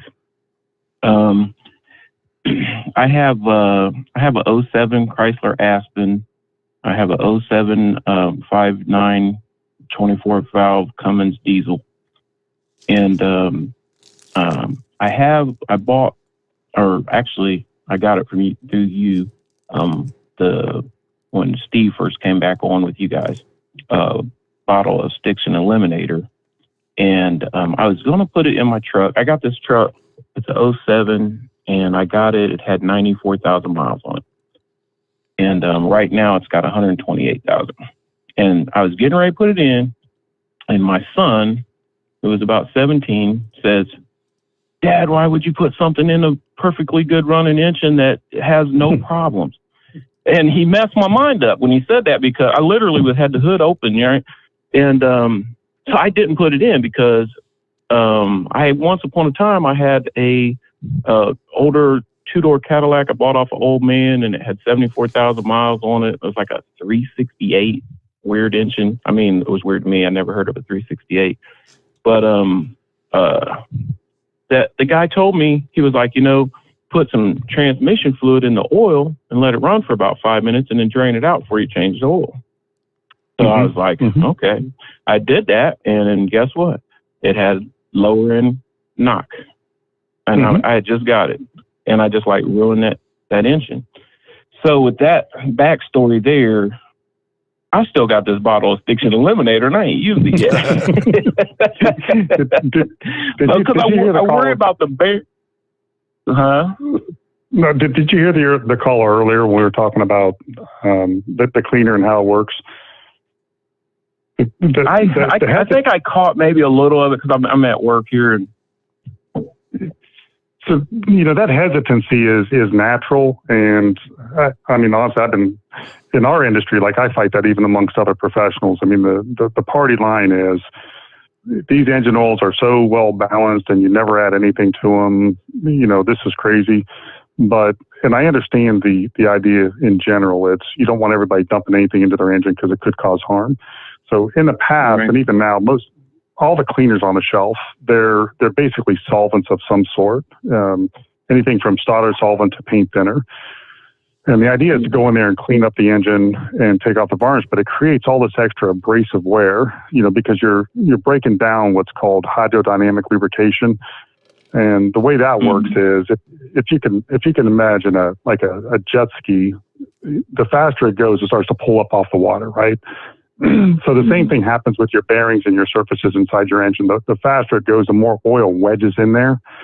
Now, the amount of, and then it actually separates the two metal surfaces, and that's what protects them, is the oil creating that wedge. Now, when you put in a solvent in, what happens is it breaks that down, so it's like water going through it. And then you get all this extra wear that isn't right. That's why it says only run it for 5 minutes, don't press the accelerator pedal, all those types of things, because they're trying to clean it up.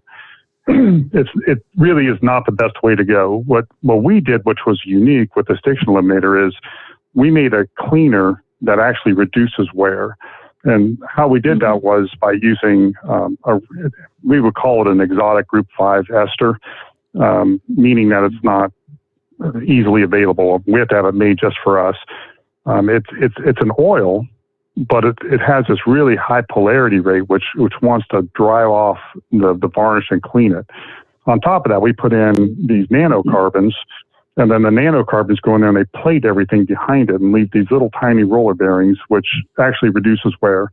So the crazy thing is, when we're testing different formulas, and even when we developed the Stiction Eliminator, we use what's called a scrub test, which is like a little sponge that rubs back and forth on a metal surface with all that varnish on it, with a set amount of pressure on it and all this type of thing.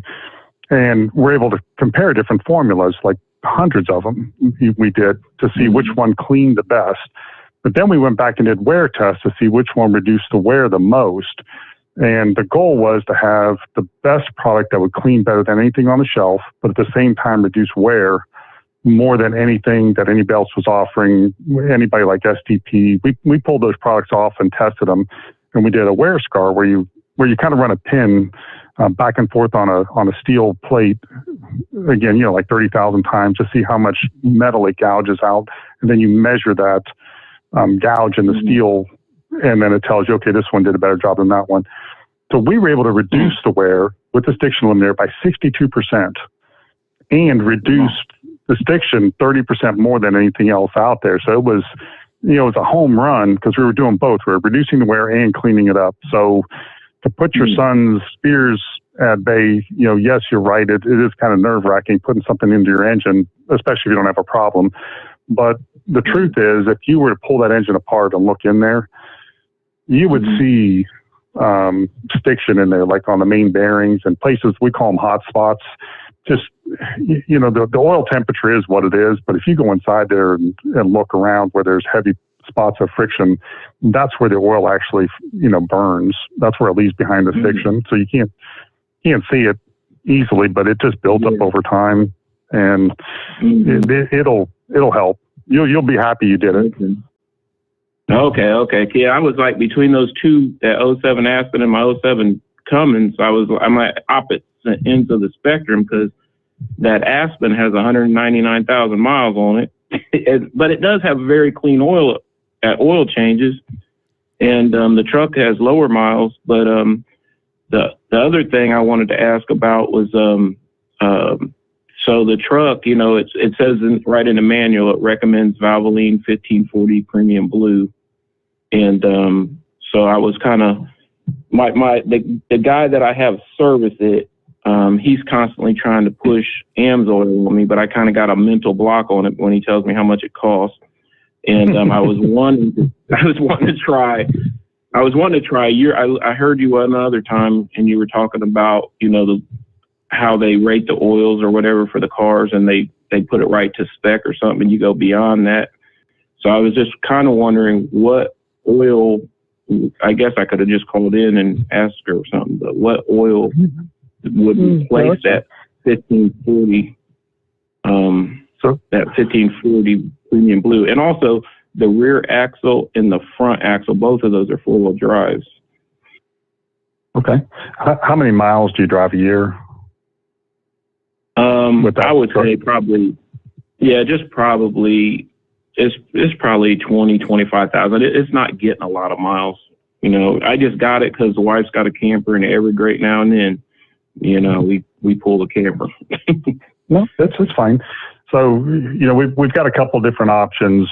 Again, they're going to be pricey compared to shelf oil, but there's a full synthetic. That's the top of the line. That's the Blue Diamond, and the idea there would be, you know, you literally can't break it down, so you could probably leave it in there for 2 to 3 years before you'd have to change it. The Green Diamond would be a semi-synthetic, and you can put that in there. It's going to be closer to the price of the Shell Rotella. It probably won't be as high as the AMSOIL, but it would be good for 1 to 2 years.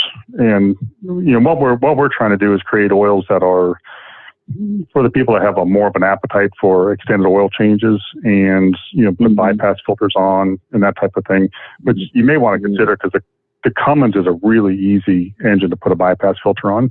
First of all, there's lots of room in there. Second of all the equipment to do it is, I mean, the kit's pre-made. I mean, it's almost plug and play. And what the bypass filter will do, if you plan on keeping that truck, and then I know we're past the top of the hour, but I'll just give you a real 60-second version. Your spin-on filter is a 15 micron filter, so it's kind of like a screen door. You know, it's going to keep the bugs out, but it's not keeping the dust out. You can't starve the engine for oil, so it really can't strain it down. What a bypass filter does is it just pulls a strain of oil about 1/4 a minute and runs it through there and takes it down to 1 micron. So you're taking out every little metal sliver, every little grain of sand, everything is coming out of that. If you put the bypass filter on with a full synthetic oil, in your case, I know this is going to sound crazy, but I can tell you how to do it. I mean, the rest of the story, but you can do a fill for life. I mean, you can put the Blue Diamond in there, put a bypass filter, you'll never have to change oil again. Now, the way we accomplish that is we have oil analysis kits, and you just take a little 4-ounce sample and you send it to the lab once a year, and they'll send you back a lab report that says this oil's fine, you don't need to change it. And just keep doing that every year, and that's it.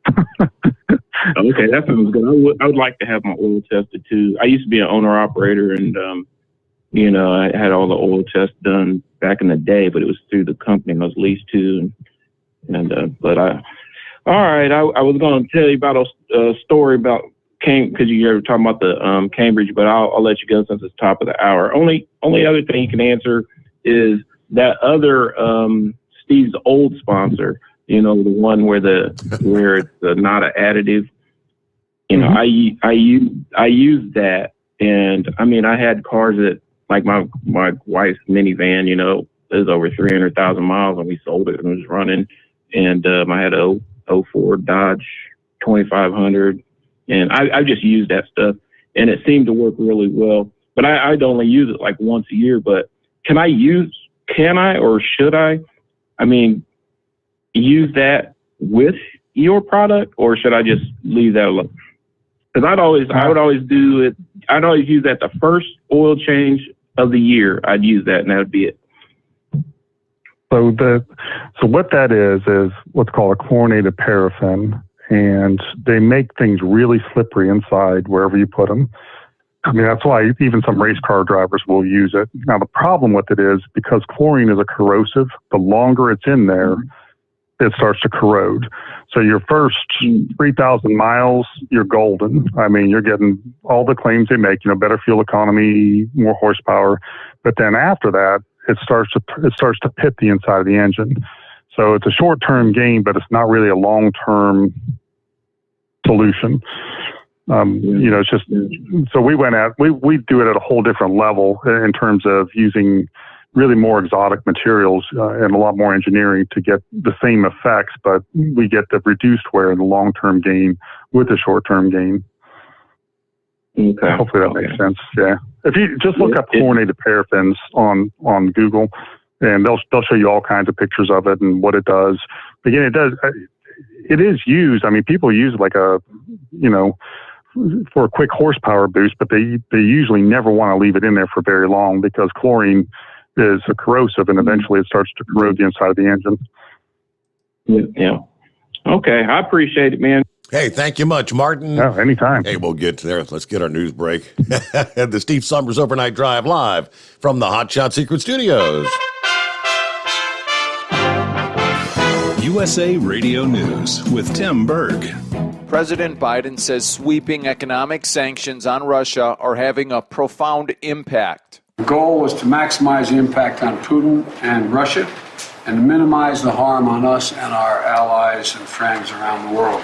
The president without proof saying the sanctions are unprecedented. The president also holding a cabinet meeting on Thursday. House Speaker Nancy Pelosi is expressing her doubts on a gas tax holiday for Americans. And that sounds good, but do you know that there is no guarantee that the oil companies pass that reduction on to the consumer? Pelosi providing no solutions for the high gas prices and also noted that she opposes opening more federal lands to drilling. The California Democrat is a fan of banning Russian oil imports. USA Radio News. Have you or someone you know used heartburn medications Zantac or ranitidine and been diagnosed with cancer? Zantac and ranitidine have been positively linked to cancer. According to the FDA, Zantac and ranitidine contain NDMA, a known cancer-causing agent. NDMA has been positively linked to cancers of the bladder, pancreas, esophagus, liver, and stomach. Even in single doses and in smaller doses over time, NDMA is one of the strongest proven cancer-causing agents. Call 888-960-1233 or go to ZantacMoney.com. You may be entitled to substantial compensation without going to court if you or a loved one have taken these products in the past 10 years and been diagnosed with cancer. Call now to see if you qualify for free. Call 888-960-1233 or visit ZantacMoney.com to get what may be owed to you. You may be entitled to a cash reward. Find out now at ZantacMoney.com or call 888-960-1233 to see if you qualify for free. A man is being charged with committing hate crimes in New York City. From the USA Radio News Washington, D.C. Bureau, John Hunt has the details. A 28-year-old homeless man has been charged in hate crimes after a string of unprovoked attacks on women of Asian descent in New York City. Stephen Jonkic was arrested in connection with assaults on 7 women in different Manhattan neighborhoods over a 2-hour period. The victims were all women of Asian descent, ranging in age from 19 to 57. Brett Hankison, the former Kentucky officer charged in connection with the botched raid involving Breonna Taylor, has been found not guilty. Hankison was charged with endangering neighbors by firing shots. He testified he fired 10 times because he thought 2 other cops were being executed. The House passed a bipartisan bill aimed at helping veterans who have been exposed to toxins often found in so-called burn pits. The measure now heads to the Senate. USA Radio News. The greatest radio shows of all time. Frank Sinatra as Rocky Fortune. Classic radio theater. Matt Dillon, United States Marshal. The story of Dr. Kildare. The Pepsodent Show, starring Bob Hope. The greatest radio shows of all time. Classic radio theater with Wyatt Cox. On this radio station or wherever podcasts are served, just by searching for Classic Radio Theater with Wyatt Cox. That's Classic Radio Theater with Wyatt Cox. Connecticut AG William Tong is announcing a $6 billion settlement with Purdue Pharma and the Sackler family over their role in the opioid crisis. As part of the agreement, the Sackler family will give up control of the Connecticut-based company that produces OxyContin and for the first time issue an apology for fueling the deadly opioid crisis. Tragedy strikes a major interstate on the East Coast. Foggy conditions and smoke from a recent controlled burn caused 5 crashes on a Florida highway, resulting in deaths. At least 17 vehicles, including semi-trucks, shut down both sides of I-95 in Volusia County. Florida Highway Patrol troopers say that the tragedy killed 3 people, and it happened in Edgewater. That's on the Atlantic coast northeast of Orlando. The Florida Department of Transportation is reporting limited thoroughfare in the Edgewater area of the I-95 Thursday morning. From the West Coast USA Radio News Bureau, I'm Lance Pry. After almost 2 years of restrictions, the NFL and its Players Association are agreeing to stop all aspects of their joint COVID-19 protocols. There will be no more mask requirements, tracking devices, surveillance testing, or capacity limits. The only COVID rules to be enforced next season will be those mandated by state or local laws. An apartment building blast in Maryland has left 10 people injured, some of them serious. Video images show a big chunk of the complex in Silver Spring demolished. For USA Radio News, I'm Tim Berg. It's coming. Crisp fall mornings turn bitter cold. As you fire up your diesel, you can see your breath on the inside of the cab. Imagine looking deep into your engine. Freezing temperatures impact your diesel's fluids, especially fuel. On a 23-degree morning, the paraffin wax in your untreated fuel starts to morph from fluid to large crystals. These crystals clump together and form a gel. At minus 10 degrees, your fuel hits the point where it no longer pours like a liquid. It's so dense that the flow through the fuel filter will slow, causing hard starts or no starts. Get prepared now for the cold that is coming. Hot Shot's Secret Diesel Winter Anti-Gel is a premium fuel additive that lowers your fuel's pour point to minus 65 degrees. If it's that cold out, you shouldn't be on the road. You ought to be at home in front of the fireplace. Hot Shot's Secret Diesel Winter Anti-Gel Premium Fuel Additive. Available now online at HotShotSecret.com. Hot Shot Secret. Powered by science. Hey, by the way, of course, Fridays typically mean Dumbass of the Week nominees. Yeah, Brain Dead's out of the mix right now, taking care of some issues at home and whatnot. But I've got a nominee. I would like to nominate every Democrat in the House of Representatives. Why? Why, you might ask? In light of what each and every one of us is paying the price at the pump every time you fill up, and you know that. Legislation promoting U.S. energy independence from Russia, blocked by House Democrats this past day. House Republicans introduced the American Independence from Russian Energy Act, a measure meant to authorize the Keystone Pipeline, boost domestic oil and gas production, and prevent Joe Biden's executive branch agencies from halting energy leasing on federal land and water, and some other provisions. Yet, on March 1, the legislation was shot down in a 221 to 202 vote, almost entirely along party lines. In light of all that's going on around us right now, and even to date, we are still purchasing some of that Russian oil every day. We have the ability to get off that oil. Regardless, Democrats shooting it down. U.S. crude oil imports from Russia more than doubled in 2021, rising to an average of 209,000 barrels per day, up from what was roughly 76,000 per day barrels in the year 2020, according to the Energy Information Administration. I don't know where they went. Are they intentionally trying to kill this country, Chris? I wonder that sometimes, because it just seems like what they're doing is hurting us, not helping us. It just doesn't make sense. But there's the update. Why they would shoot that legislation down is beyond me. But I know they want to force us to go green. They want to force you to purchase an electric vehicle. They want to force you to purchase an electric truck.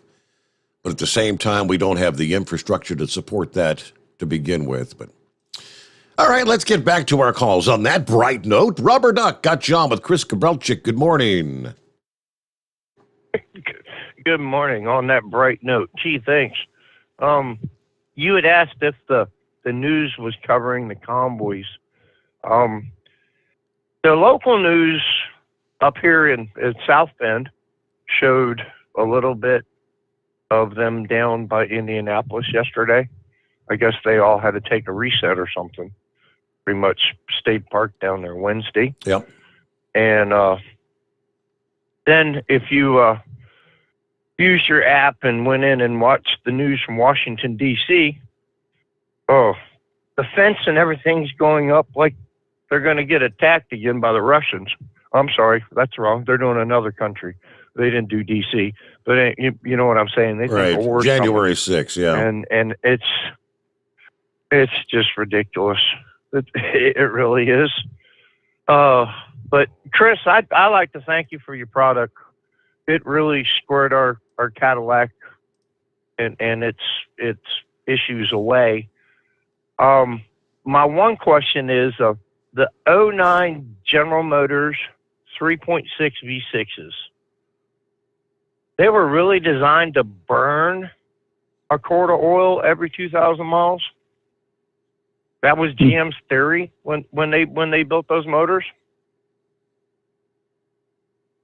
No, I didn't know that, but what's the plan? I mean, is it just to let it go past the range or something, or?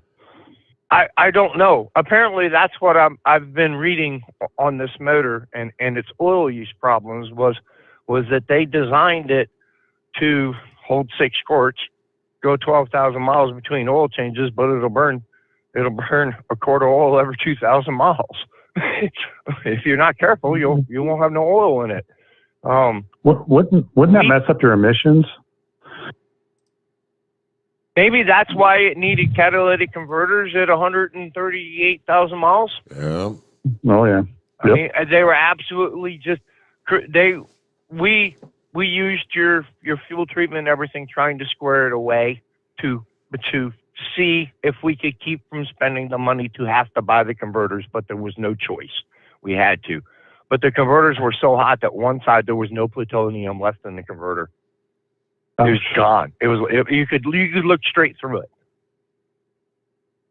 That's how something is not right with that to me. But with the FR3 and the fuel treatment through it, we've calmed it down to it's only used a quart of oil in about 7,000 miles.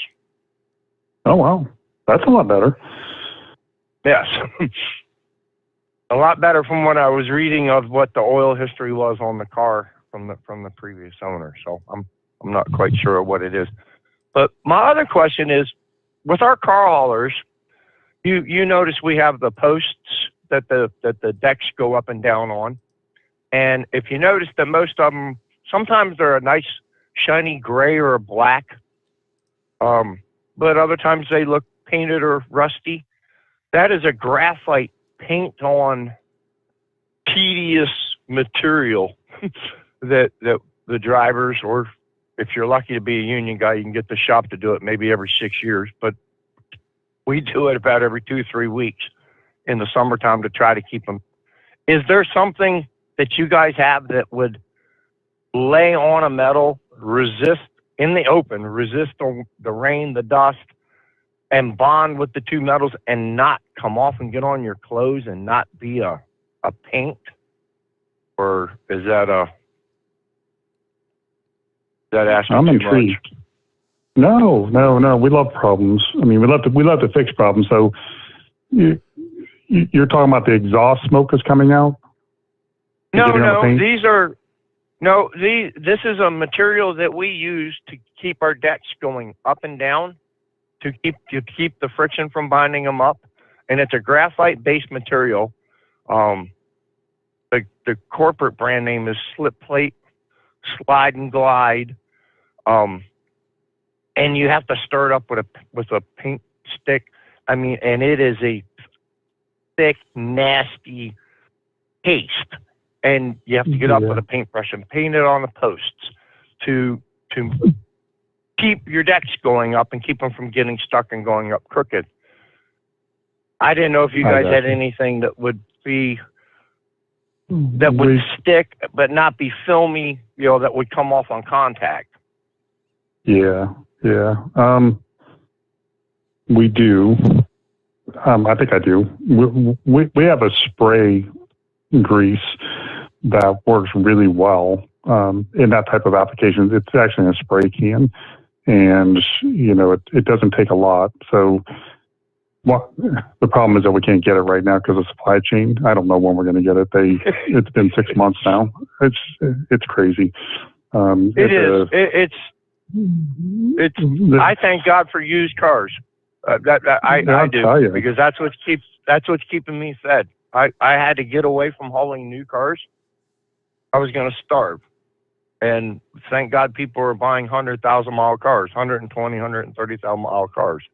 And a lot of them, you hear a lot of valve train noise and stuff in, at startup. And you think about, well, they didn't use any kind of friction reducer or hot shot secret. You could tell, but it definitely adds life to your vehicle. Even if you catch something that had already had 130,000 miles of problems, it can help. It can help rectify something that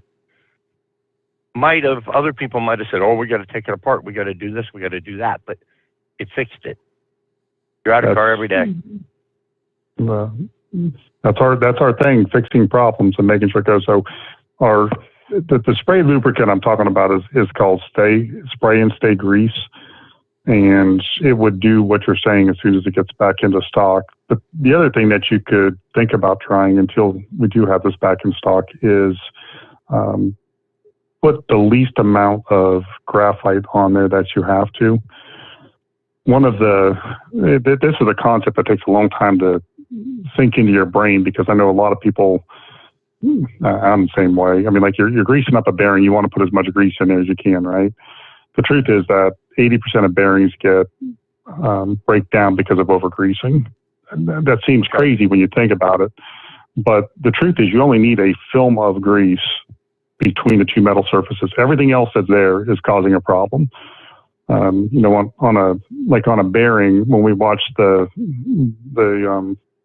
test and the analysis of it in a class one time, the more grease you put in there, it actually distorts the roller bearings. They become oval shaped because they're trying to get through the grease, and then it creates like a flaking on the outside of the bearing. So going back to your graphite explanation, the least amount is all you need. You just need enough for a film. That's all. Anything that's more than a film is creating a problem. It's either creating drag. If you tilt the deck, though, it'll shave it right off the post. It's just they're a pain in the butt. If you go down by the Honda plant in Marysville, you look in the back, you'll see them sticking over the woods, and you'll see how rusty they are. That was what I was talking about. But your oil treatment,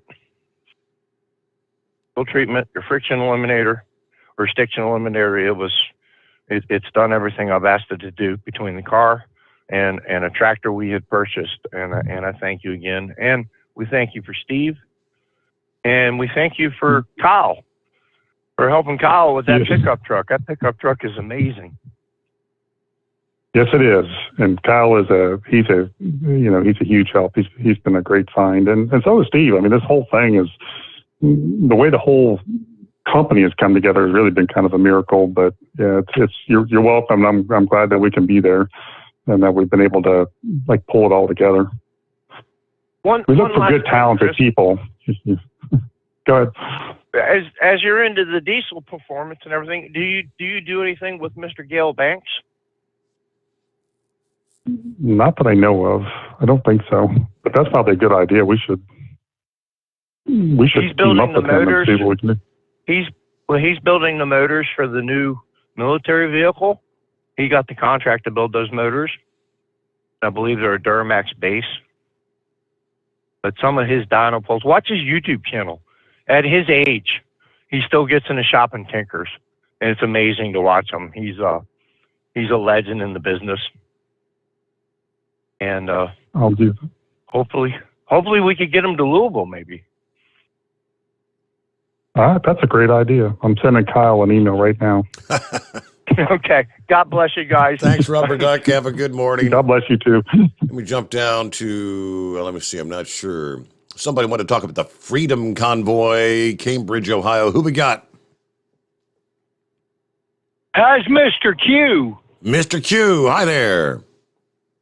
Yeah, hi. How you doing, Steve? Good morning, Chris. Just quick, I go Cincinnati to Wheeling every night, do a turn for the company I drive for, and I believe the convoy is at the 186 exit It's the old Shenandoah truck stop that was built into a hillside there, Old Washington. This is the first time that I have seen that many trucks on that hillside with their American flag stuck up over the sleepers. I'm currently at about the 193, 192. I'm going to stop and see if I can get a video of all the trucks.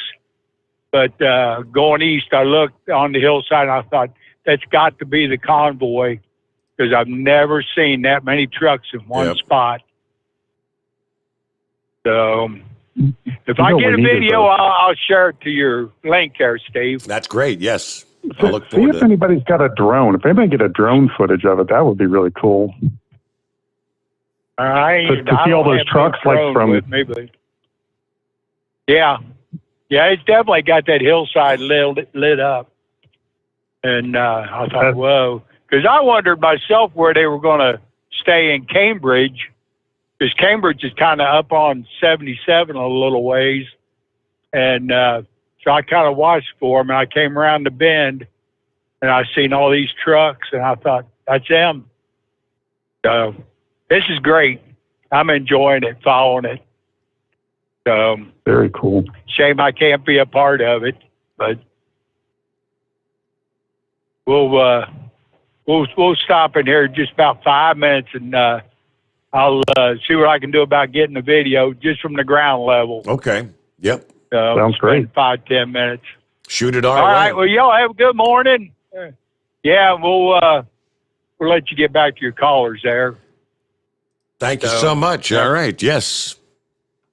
Yeah, the numbers have grown pretty much every day since they left California. And, because they've got, the southern, like I said, southern convoy coming out of Florida. They had a handful of them leaving from the northeast this past day, and they're all getting together today. Yeah, ultimately, they're in Hagerstown, Maryland. Could be huge, huge, as former President Trump used to say. It's going to be huge. Okay.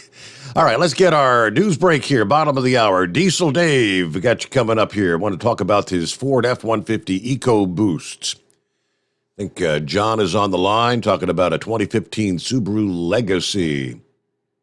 And many others here on a Friday morning, the Steve Sommers Overnight Drive, live from the Hot Shot Secret Studios.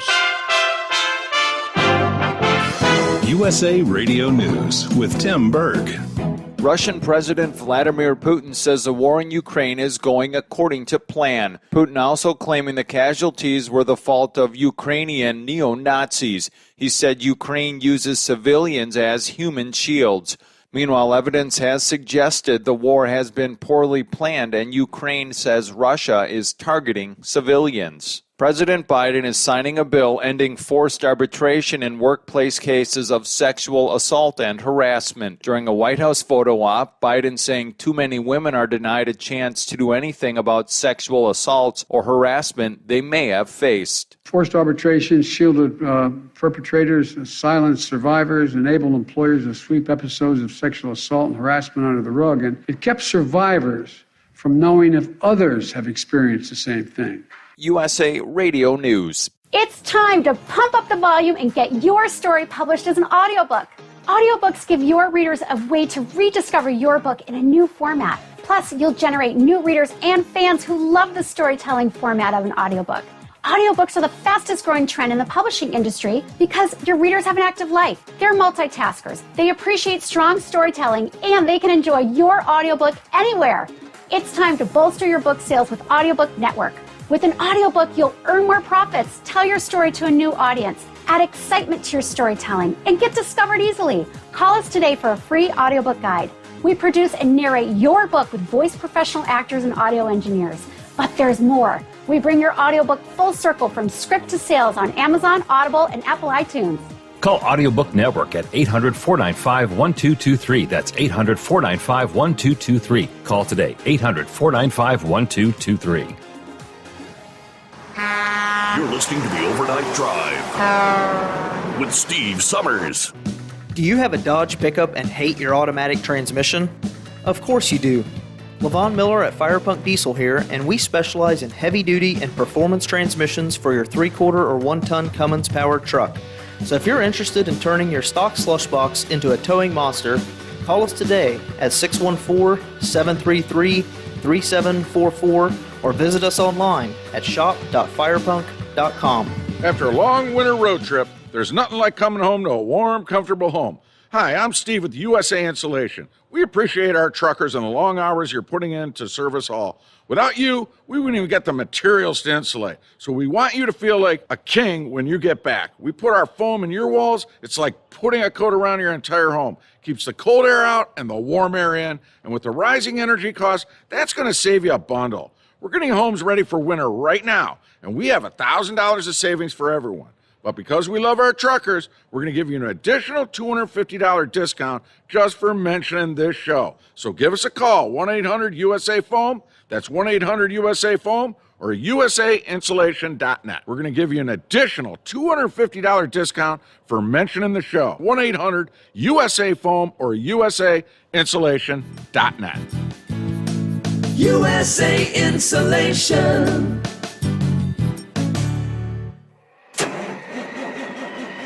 It's coming. Crisp fall mornings turn bitter cold. You climb into your diesel and it feels like you're sitting on an ice cube. Imagine how your engine feels after a frosty night. Freezing temperatures impact your diesel's fluids, especially fuel. As the temperatures drop, water that is emulsified within your fuel is released, adding more water into your system. Frozen water in your fuel lines, filter, or bowl will simply slow the flow, or worse, stop the flow of fuel in your system. No fuel flow, no start. Get prepared now for the cold that is coming. Hot Shot Secret Diesel Winter Anti-Gel is a premium fuel additive that lowers your fuel's pour point to minus 65 degrees. If it's that cold out, you shouldn't be on the road. You ought to be at home in front of the fireplace. Hot Shot Secret Diesel Winter Anti-Gel Premium Fuel Additive. Available now online at hotshotsecret.com. Hot Shot Secret.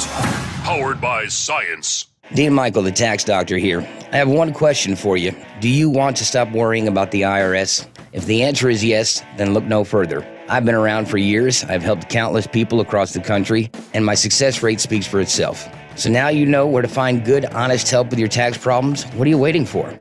If you owe more than $10,000 to the IRS or haven't filed in years, call me now at 888-557-4020 or go to mytaxhelpmd.com for a free consultation and get your life back. Hi, we're the Goo Goo Dolls. We're fortunate that we can give our daughters everything they need to grow and learn. But not every child can focus on classes and play dates. Nearly 13 million kids in the U.S. face hunger. That's 1 in 6. School lunch might be their only meal each day, and it's heartbreaking to imagine any child going to bed hungry. We're dreaming of a perfect day when kids can smile, play, and just be kids without worrying about where their next meal will come from. Feeding America is working to make that perfect day a reality. Each year, the Feeding America network of food banks rescues billions of pounds of good food that would have gone to waste. That food is given to families and children in need.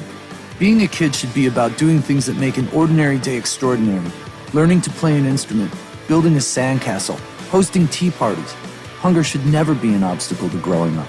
You can help end childhood hunger in your community by visiting feedingamerica.org. Brought to you by Feeding America and the Ad Council.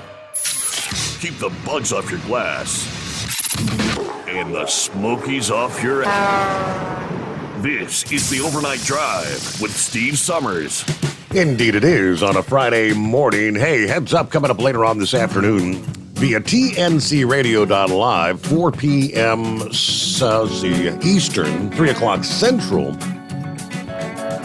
Shelley Johnson's going to be interviewing Shirley Muldowney. That's the one and only Shirley Cha-Cha Muldowney, known as the first lady of drag racing. She rivaled her male counter competitors, more than she could count, kind of a firebrand on the drag strip. Shelley Johnson talks with Shirley on the Truckers Network radio show again this afternoon, discussing what got her started and kept her going.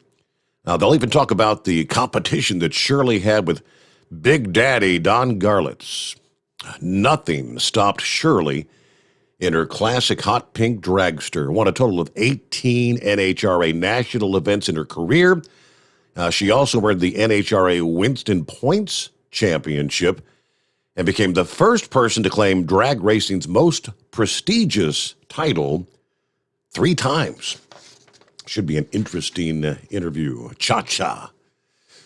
All right, we've got Diesel Dave on the line. Morning, Dave. Got you on with Chris Gabrelchik. What's happening?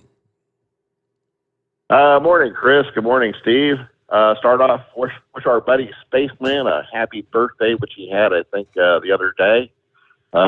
Maybe sometime he'll come down here to Florida and join us for Bike Week in the future.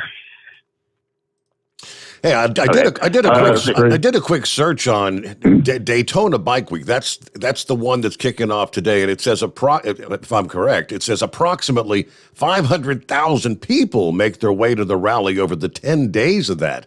500,000. Oh, it's crazy. It started down here Wednesday. I was up at the Harley shop, Destination Daytona, and half the vendors were open. Parking was a zoo already. And like I said, it hasn't even started yet. So, yeah, it's going to be a mega traffic jam, you know. Of course, couldn't get up there today because Interstate 95 was shut down because of the massive wrecks that they had. I'll be looking at that melted pavement when I go up there Saturday morning. Well, it's tomorrow, I guess now, you know. Yeah. Yeah. Well, anyway, question for Chris. Well, actually, I got 2 questions, but well, I told you I got an F-150 EcoBoost. 20,000 miles on it, highway miles. Change the oil synthetic every 5,000. You know, I guess when should I try the stiction eliminator? I'm not having any current issues with it, but you know, just something to think about. That's all. It's 50,000. Normally, most vehicles I say 100,000 to use stiction eliminator, but the EcoBoost, there's a lot of really hot areas inside that engine because it's so efficient that I think it creates stiction earlier than most other engines. I think, like, what's your fuel economy with that? 24, which is impressive for a 5,000-pound truck. You know, I know. You know, I got the 2.7 version. You know, well, I mean, I exercise the turbos, you know, periodically, trying to keep the wastegates, lubricated, for lack of a better word. But yeah, I can imagine it running hot with all the boost. But it is an impressive engine. It really and truly is so far. I have heard everybody rave about it, but I do know a couple people that, I mean, personally, people that I know that had them, and then they put the stiction eliminator, and they said, man, that smoothed everything out and got my fuel economy back up. I think it dwindled from, I thought they told me they were getting like 25, 26 miles per gallon, and it had gotten down to the 22, 23 range. And I said, here, try this. This is what you need. And they called me back immediately, like 2 weeks later, and said, man, this is perfect. It's running just like brand new again. You have to hit it with a double dose the first time, or just start in with just the normal dosage, shall we say? At 50,000, I would just start with the normal dose. I mean, that double dose was really made for diesel trucks that had lots of miles on them, lots of problems already. The gas engine's going to run a lot cleaner to begin with. Okay. All right. Now the more important question. Okay? I got obviously I'm out here for Bike Week. Got a fairly new Harley Davidson. I'm using Mobil 1, V-twin synthetic right now, which has roughly 1,500 parts per million of ZDDP and phosphorus now. And I look, of course, you've got your 20W50 racing oil, and I hear that you've got something like 3,000 parts per million of the anti-wear metals in there. Mm-hmm. Yeah, was that safe to use in my new Harley Davidsons? I do have oxygen sensors.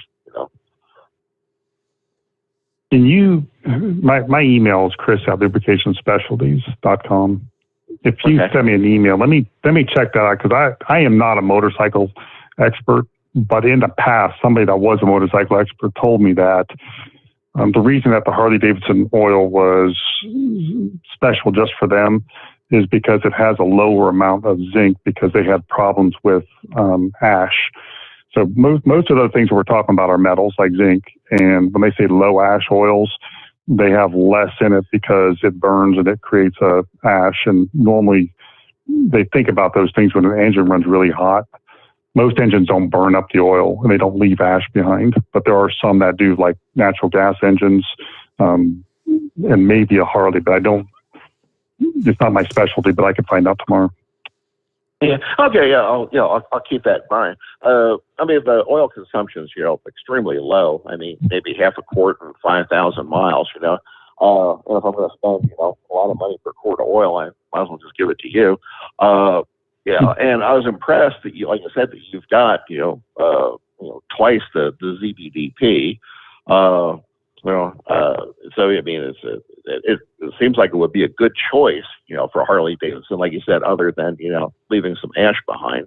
But I mean, plus it's can't beat Group 4. Well, I guess you could with Group 5, but we can't afford it. Well, Group 4. Yeah, Group 4 is the PAO. That's a full synthetic. The Group 5s are what they call everything else, or exotic oils like refrigerant oil, PAGs, they're peculiar oils. So normally we use just a little bit of Group 5 in with the Group 4, the PAO, to help dissolve all the additives. Okay. Well, thanks for the information. Let's see, and I'll shoot you an email. Steve, for what it's worth, this is the first time I've called your new show since you left the big one, and I have a fixed income. So if you could help me out with a code, I could appreciate it. I'm taking your number down as we speak. Yes. Let's see. All right. Diesel Dave. Gotcha. All right. Thank you, sir. Appreciate it, Chris. Again, thanks for sponsoring Steve. It'll be nice if I could listen to him on, terrestrial radio or XM or something like that in the future. But for now, watching him on Facebook is okay. Plus, you get to see his mug on there too. So that's pretty cool. So have a good night, both of you fellas. Thank you, Diesel Dave. Goodbye. And don't be a stranger. And of course, we're a year plus into it here. First time to check in with us. All right, let's see. John, I believe, is next. Hey, Steve, that brings up a. Oh, go ahead. I'm sorry. No, go. Hang on, John. Yes, sir. The only thing I was going to say, that brings up a really good point. We've been working on getting the show syndicated, and right now our target date is April 4th, is what they're telling me, is that we should be able to be live on April 4th. We got to get new equipment and get some contracts in place, but I got an email this evening saying that an April 4th deadline is launch date for Steve Sommers' overnight drive to go national is in the works. It should happen. How cool would that be? That's big news. It is big news. It is. So you'll be on USA Radio Network and TMN. With Ken, you'll be on USA with Ken Matthews and the whole lineup.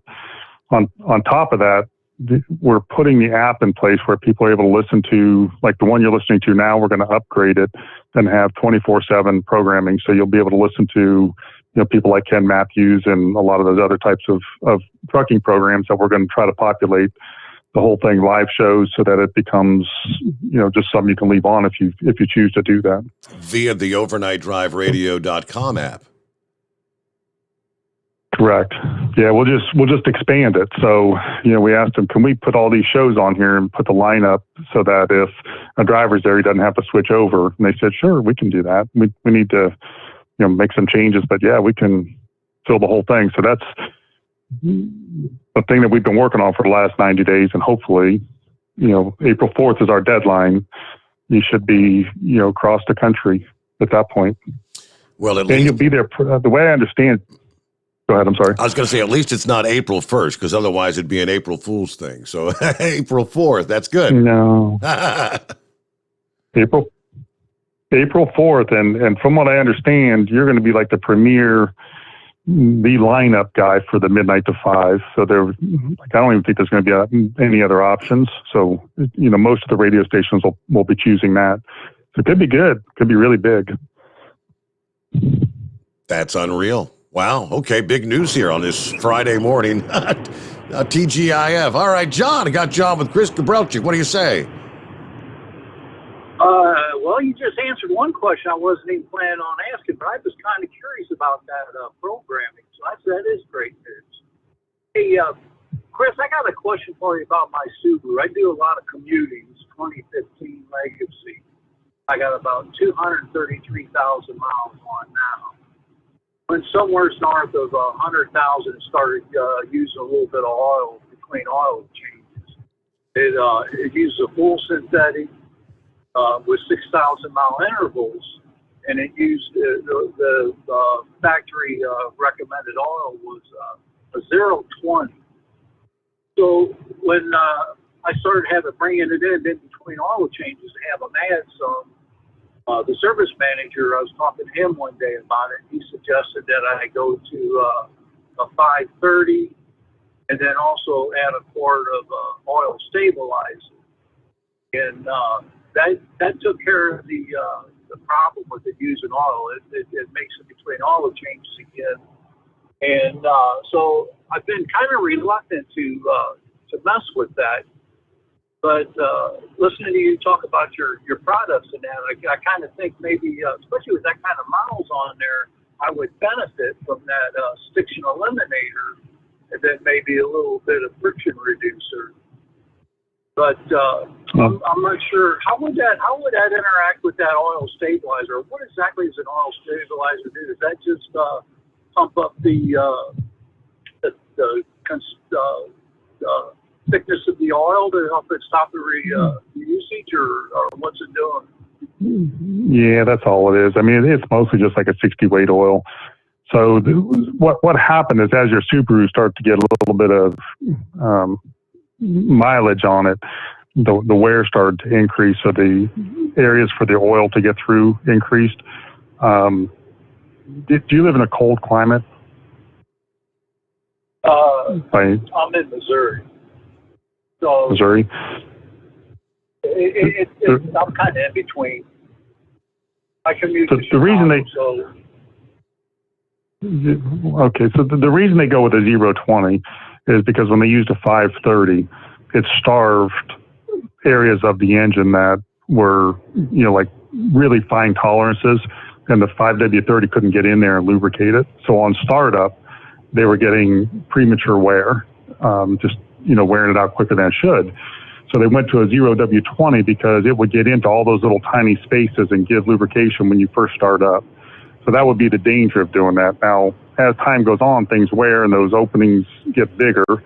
Running the stiction eliminator would be A1 first thing to do, because that's going to clean out anything that's blocking anything or keep anything from working and get rid of the carbon deposits on the rings. The oil stabilizer, I don't even know if it's helping in that case. As soon as you went to a 5W30, that's probably what did it, because it's just a thicker oil. So it's not, it can't get past those rings to burn and to, go through there. If it was me, I would try to run some one oil change with stiction eliminator, leave it in at a whole oil change, and then see if you can go back to the 5W20 and see if it would stay.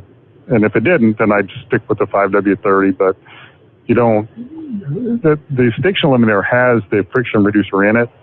It's already built in. And then on subsequent oil changes, you can use the FR3. So, the stiction eliminator is just like a one-time cleanup or once every 100,000 miles. You don't need it all the time. It's really to clean up everything. After that, it should look like a brand new engine inside. And then later on, put the FR3 in will just keep it from wearing out.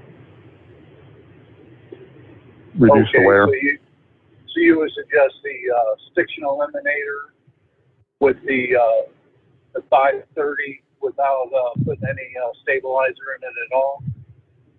Correct. Yep. I'm not a big fan of the oil stabilizers, only from the standpoint of you're already thickening it up even more. So putting that in there, you're making it more like a 5W40, and as long as it doesn't get real cold, they're good. But on a cold morning, that's where you're going to see the problem, just because it's, if parking in a garage or anything, you're fine. But, if you're outside, you're trying to start it up at 0 degrees, you're gonna wear something out, sooner than it should have been worn out. Okay. All right, I'll give that a shot. hopefully that all makes sense. If you have any other questions, just let me know. I'll be glad to follow up. I'll give it a shot, and I'll let you know how it works out. Can I? Sounds I good. guess I could just add that stiction eliminator in between oil changes, can I? Because I just had an oil change Absolutely. done last weekend. You sure can. I mean, you sure can, as long as you're not overfilling too much. I mean, just 8 ounces should get you covered. So it doesn't take a whole lot. And you should, it'll start cleaning, and then next oil change.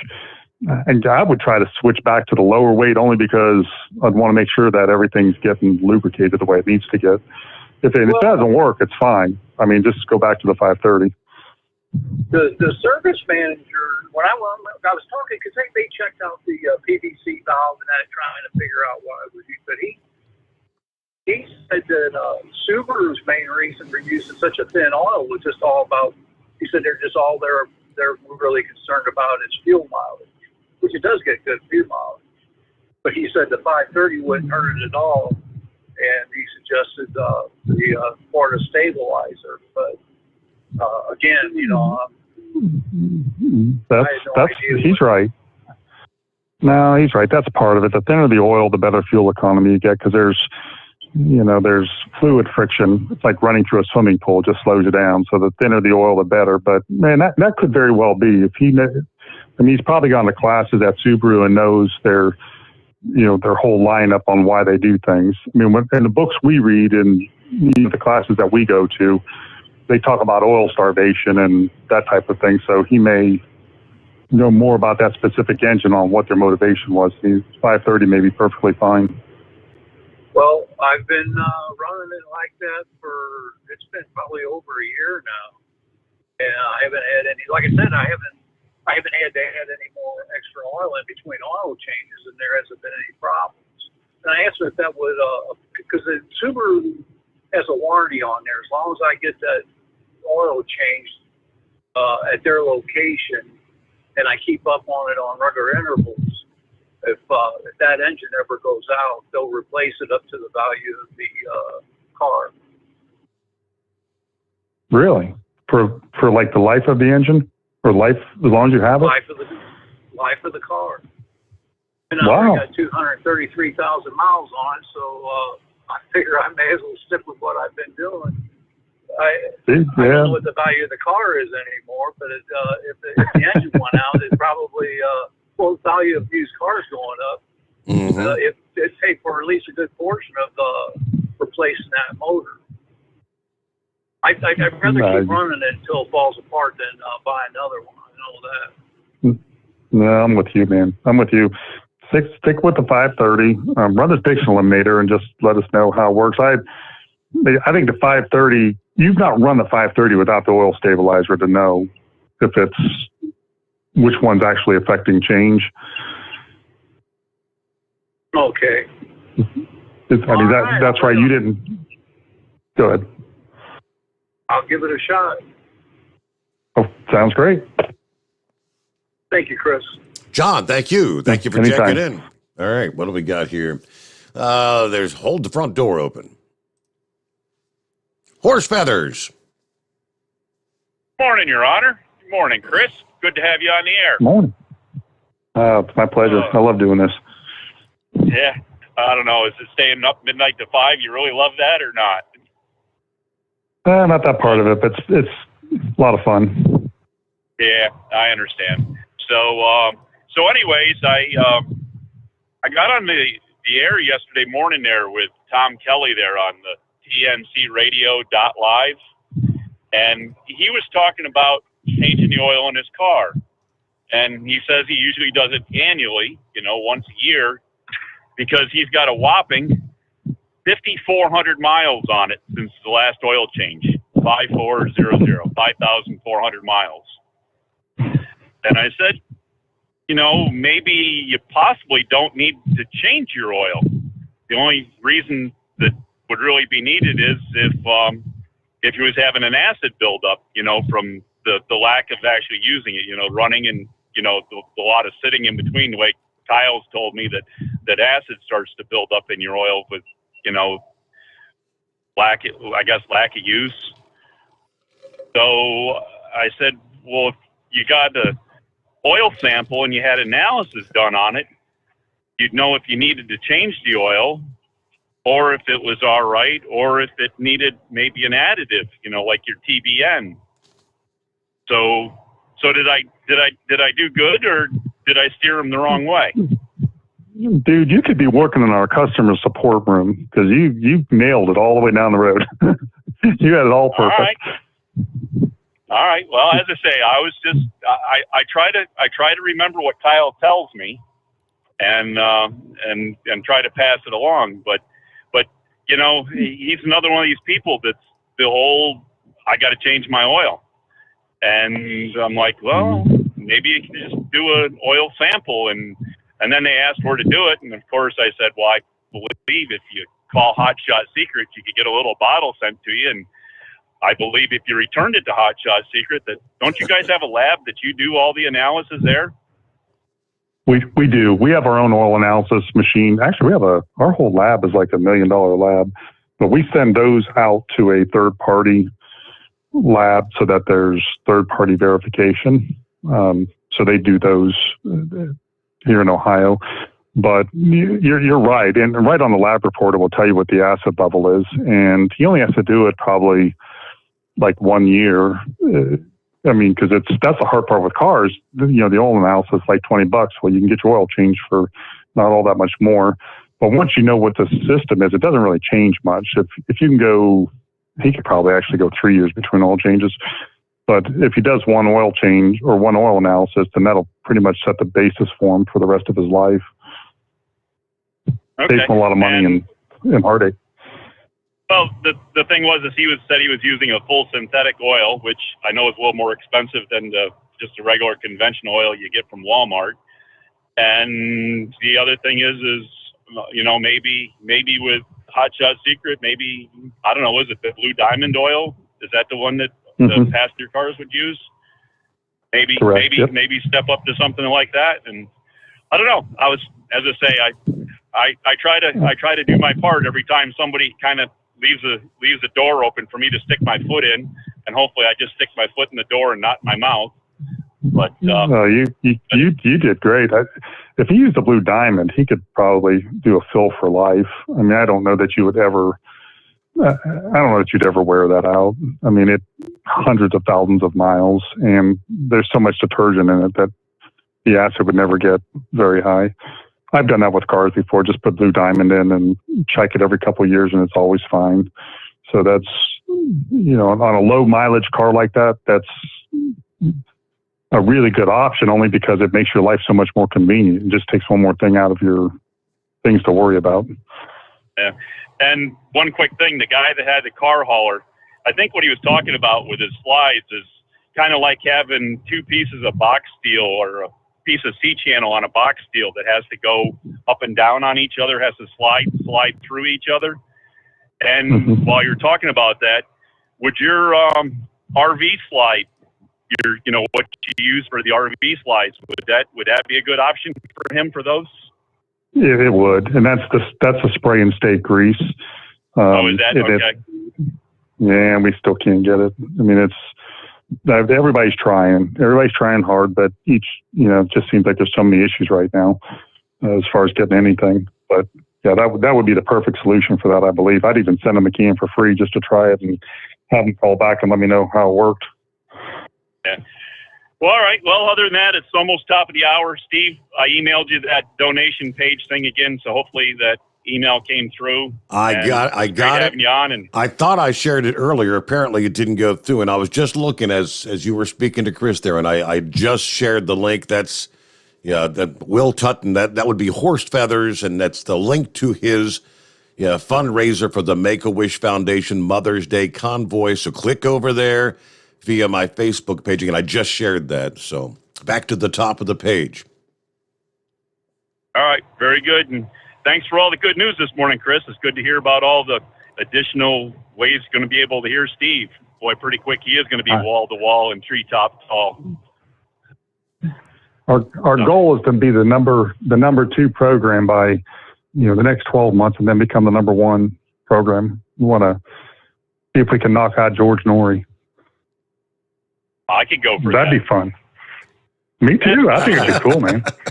Absolutely. So, all right. Are you coming to the show, Chris? Nats. I'll be there. All right. I'll see you with bells on. I'll be working both booths back and forth. All right. And apparently I'm bringing an emotional support track with me, so we're going to have to try to figure that one out. I don't know how that's going to work on Southwest. But anyways, hey, we're almost late for the news, so we'll talk at you later. Thank you, Horse Feathers. There you go. Yeah. We'll see you, buddy. It is 844-844-3388. I see Philip is on the line coming up next. You'd crossed my mind, Philip, when I've been hearing in the news breaks the horrific crash there on 95, and they were saying just north of Orlando, and I thought, boy, that's the route he takes in every morning. Hope he wasn't in that. So, all right, back after this, and plenty of room for you. The Steve Sommers Overnight Drive live from the Hot Shot Secret Studios. USA Radio News with Tim Berg. President Biden says sweeping economic sanctions on Russia are having a profound impact. The goal was to maximize the impact on Putin and Russia and to minimize the harm on us and our allies and friends around the world. The president without proof saying the sanctions are unprecedented. The president also holding a cabinet meeting on Thursday. House Speaker Nancy Pelosi is expressing her doubts on a gas tax holiday for Americans. And that sounds good, but do you know that there is no guarantee that the oil companies pass that reduction on to the consumer? Pelosi providing no solutions for the high gas prices and also noted that she opposes opening more federal lands to drilling. The California Democrat is a fan of banning Russian oil imports. USA Radio News. Have you or someone you know used heartburn medications Zantac or ranitidine and been diagnosed with cancer? Zantac and ranitidine have been positively linked to cancer. According to the FDA, Zantac and ranitidine contain NDMA, a known cancer-causing agent. NDMA has been positively linked to cancers of the bladder, pancreas, esophagus, liver, and stomach. Even in single doses and in smaller doses over time, NDMA is one of the strongest proven cancer-causing agents. Call 888-960-1233 or go to ZantacMoney.com. You may be entitled to substantial compensation without going to court if you or a loved one have taken these products in the past 10 years and been diagnosed with cancer. Call now to see if you qualify for free. Call 888-960-1233 or visit ZantacMoney.com to get what may be owed to you. You may be entitled to a cash reward. Find out now at ZantacMoney.com or call 888-960-1233 to see if you qualify for free. A man is being charged with committing hate crimes in New York City. From the USA Radio News Washington, D.C. Bureau, John Hunt has the details. A 28-year-old homeless man has been charged in hate crimes after a string of unprovoked attacks on women of Asian descent in New York City. Stephen Jonkic was arrested in connection with assaults on 7 women in different Manhattan neighborhoods over a 2-hour period. The victims were all women of Asian descent, ranging in age from 19 to 57. Brett Hankeson, the former Kentucky officer charged in connection with the botched raid involving Breonna Taylor, has been found not guilty. Hankeson was charged with endangering neighbors by firing shots. He testified he fired 10 times because he thought 2 other cops were being executed. The House passed a bipartisan bill aimed at helping veterans who have been exposed to toxins often found in so-called burn pits. The measure now heads to the Senate. USA Radio News. The greatest radio shows of all time. Frank Sinatra as Rocky Fortune. Classic radio theater. Matt Dillon, United States Marshal. The story of Dr. Kildare. The Pepsodent Show, starring Bob Hope. The greatest radio shows of all time. Classic radio theater with Wyatt Cox. On this radio station or wherever podcasts are served, just by searching for Classic Radio Theater with Wyatt Cox. That's Classic Radio Theater with Wyatt Cox.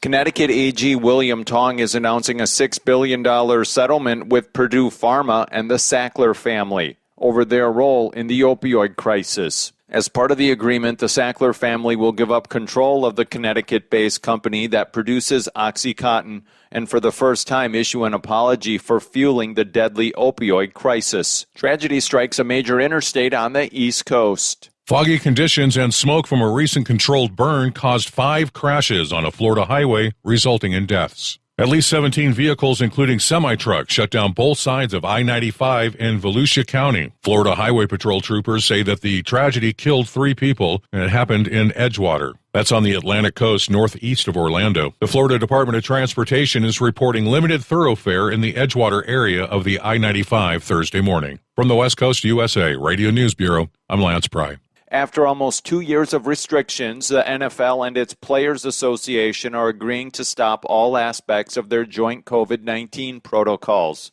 There will be no more mask requirements, tracking devices, surveillance testing, or capacity limits. The only COVID rules to be enforced next season will be those mandated by state or local laws. An apartment building blast in Maryland has left 10 people injured, some of them serious. Video images show a big chunk of the complex in Silver Spring demolished. For USA Radio News, I'm Tim Berg.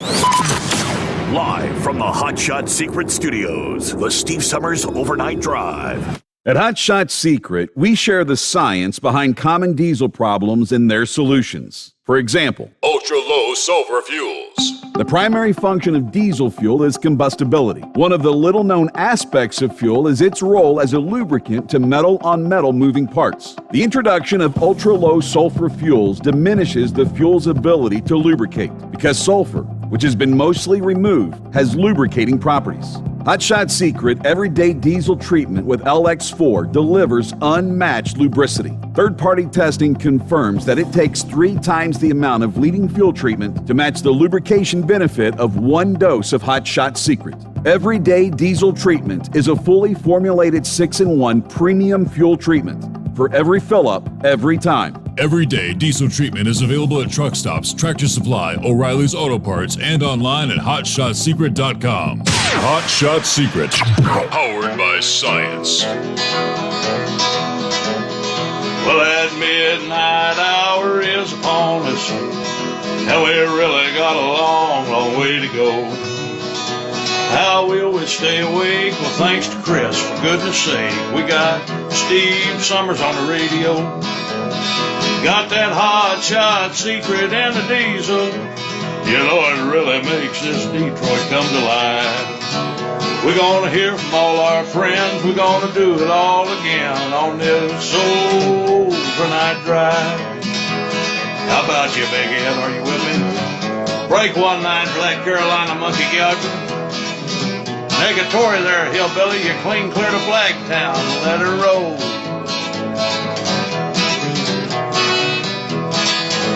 Well, we all tune in to catch the weather, whether rain or sleet or even snow. And it don't matter if you're in New York or Dallas, you'll catch it all on the Steve Sommers Show. We got that Hot Shot Secret and the diesel. You know, it really makes that Detroit come to life. We're gonna hear from all our friends. We're gonna do it all again on this overnight drive. Yeah, we're gonna hear from all our friends. We're gonna do it all again on this overnight drive.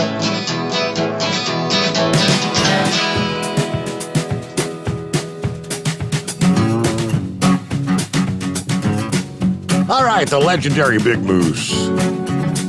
Yeah, we had to do that because we cross over the midnight hour on the West Coast. Welcome into a Friday. Everybody on the same page now. 4th day of March for 2022. 20 days, the countdown, 20 days to the Mid-America Truck Show for the first time in essentially 3 years. It's amazing. 2019, the last time we all had a chance to get together there. So, and if I understand, Chris, Kyle tells me you're looking to have quite the presence this year, maybe bigger than ever. Oh yeah, we're going to have trucks, your booth, so it'll be 3 times what we normally do. I was kind of led in on the secret of the truck that's going to be in the Hot Shot Secret booth there, and that's pretty cool. I'm sworn to secrecy, but everybody's going to really get a kick out of that. That's really neat. So, Yeah, and we've got going to have our live broadcast booth over there. Everything in the north wing this time around. So I think we're about 2 or 3 aisles away from where you guys are at. The Hot Shot Secret booth is in, I think it's 20236, if memory serves. I think my number is 16067. But they'll be able to find us there. They will. We'll announce it closer we get. We'll start giving everybody the booth numbers, make sure everybody knows where we're at. All right, let me get back to the calls here. Your opportunity. Hey, you want to jump on board? For those who maybe just joined us in the last hour or so, Chris Gabrelchik, of course, founder of Hot Shot Secret, starting with the stick shit eliminator, and has grown the company, LSI Chemical. Hey, someone also, before I forget, I wanted to ask any update on the Tire Hog program. How's things progressing there? It's been a couple months since we've chatted. Oh, man. That's like the biggest test of patience you've ever seen in your life. Every time we get one thing fixed, something else comes up. But we were running it this week, and we have moved over to, we're signing an agreement with an engineering firm to bring it in-house and help us get it moved along a little bit quicker. So part of the frustration on something new like this is every time you start it up and something else happens, it's maybe 3-4 hours to a day to fix it. Something's going on, so we got to take this plate off and then move these blocks around or change a belt or do something like that. So it takes a day. So I'm like, man, this is taking a long, long time. How about if we team up with an engineering firm, and then they have, 15 people on staff. They could be working on this part. We can move over and work on another part and, just try to get the thing moving faster. So that's where we're at right now. I know Kevin was working on it today and told me that they were running rubber through it and that it is working. Everything's moving along. It's just that as soon as it starts going, something happens, like someplace where we didn't know the rubber would fall into, it does, and it jams something up. Take it apart and start over. We get going again for another 30 minutes and then something else happens. So it's just 2 steps forward and 2 steps backwards, and we just keep moving back and forth. So it's just patience, right? You're having to deal with the patience of Job, essentially. Oh, man, I have never had to have this much patience in my life. I've got 6 kids and I didn't have to be this patient. But we're getting there. I have to keep telling myself, this is a new invention. It's just the way it goes. You have to move through each of these problems until it gets fixed. So that's what we're doing. All right. Thank you for the update there. All right. Good to hear from Philip. Good morning. Were you anywhere in proximity to that mess there in Florida yesterday morning? No, I was not, Steve. First off, is my phone making any noise on your end? Sounds good here. You hear anything in the background? Nope. Okay, cool. All right. Because I just recently changed phones, and the other phone, I guess, caused noise back in the day. But anyway, no, I was fine. Everything was great. That accident actually happened over on the East Coast on 95. For any of our drivers that are out there on 95, if you're going north or south and you're around the Volusia County area, if you're coming northbound, you're going to get off at Route 46, going to go east, and you're going to go over to US 1 and then go up to Route 44 and then come back over. It's just a reverse for the guys that are coming south. You'll come down 95, you'll come to 44, you'll go east, you'll get on US 1, you'll come down to 46, and then you'll go west, and then you'll get back on the interstate. So it's a pretty messed up situation. Did you see any of the footage, Steve? I have not seen the footage. I just had the actual write-up and said, all 3 fatalities and I guess a number of injuries all said and done? Yeah, there was I think they said there was 15 vehicles involved. It was 2 separate accidents. They had one accident that had 6, and the other ones was the 9 were in the other accident.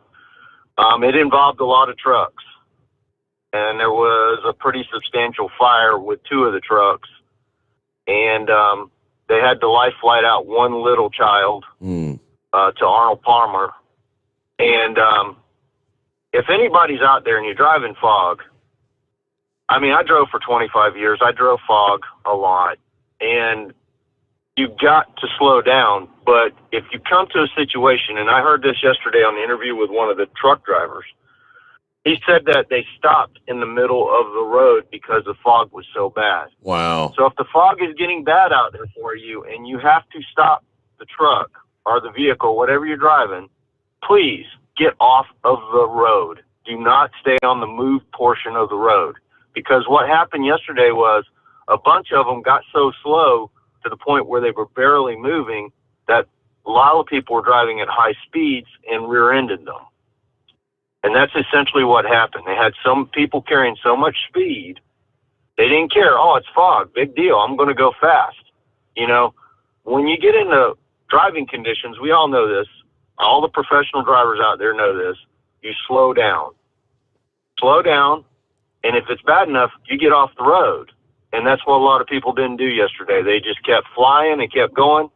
Steve, they had a Prius that hit the back end of a Warner truck, and the car ended up, our truck ended, the ICC bumper of the truck ended up at the windshield of the car. It hit it that fast. Now, that's just one of those little Priuses. Now, I know those are little cars, don't get me wrong, but that ICC bumper is only, 2 foot off the road maybe?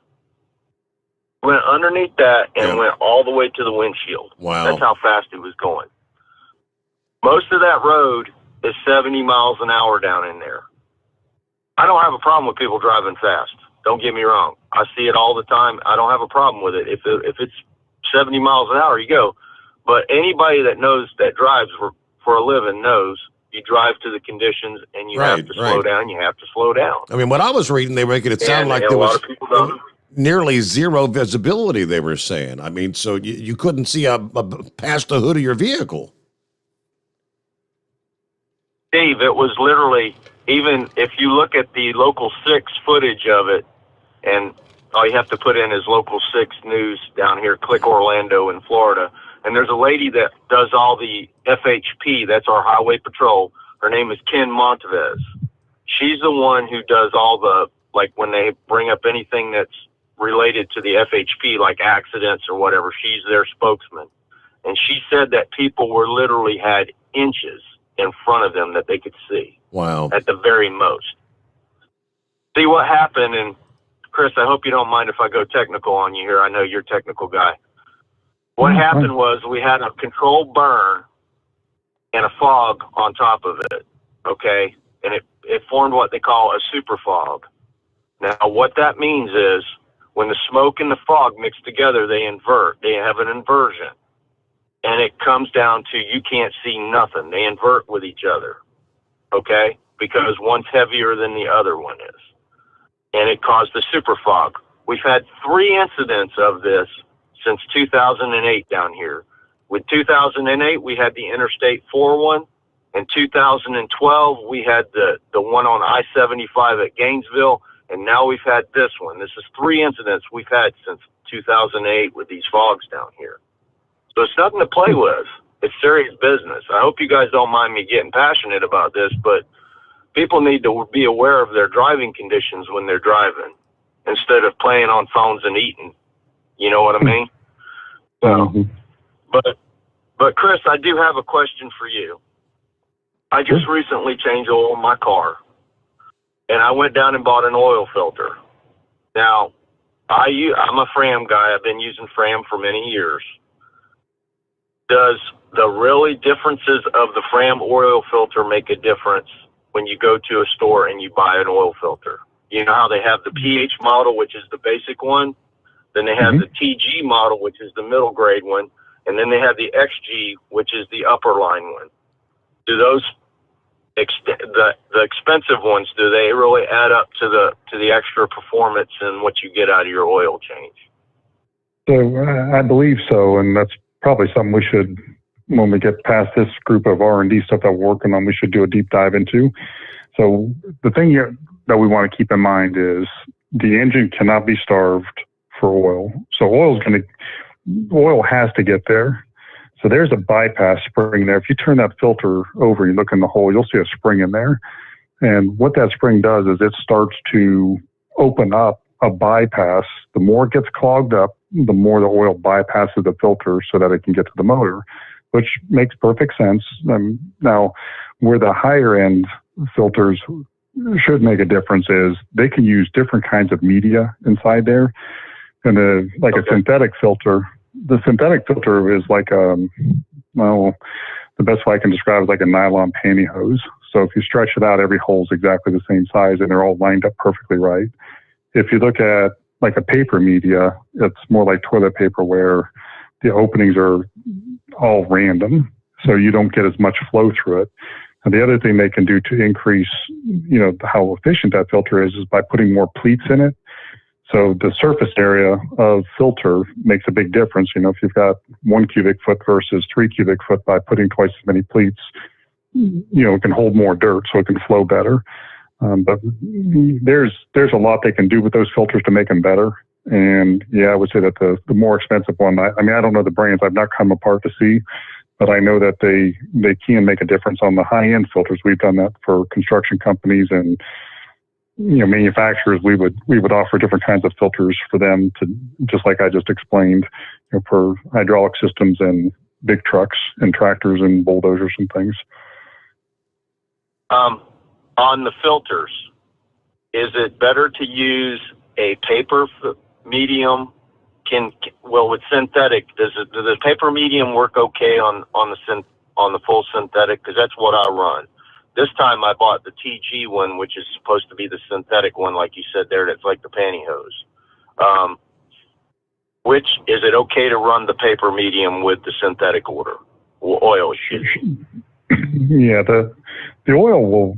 Yeah, it doesn't matter what the media is.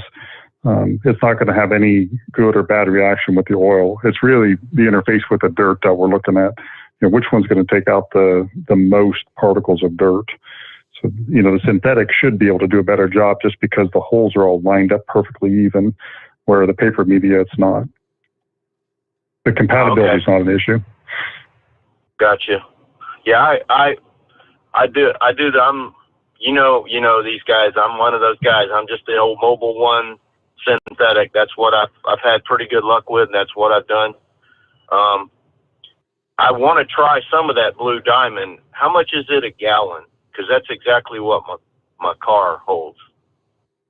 This is 1 gallon. I don't know. I didn't have that website pulled up, but it's in the 50s. It's like $50 a gallon. Oh, okay. Because I just bought the Mobile One at Walmart, and it was almost $28 for, well, you know how it is. They got the 5-quart jug. I only use a gallon. My car only calls for 4 quarts. So 5 quarts was $28.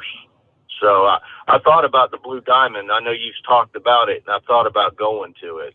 Also, with your gas treatment, you have an oil treatment for gas cars, right?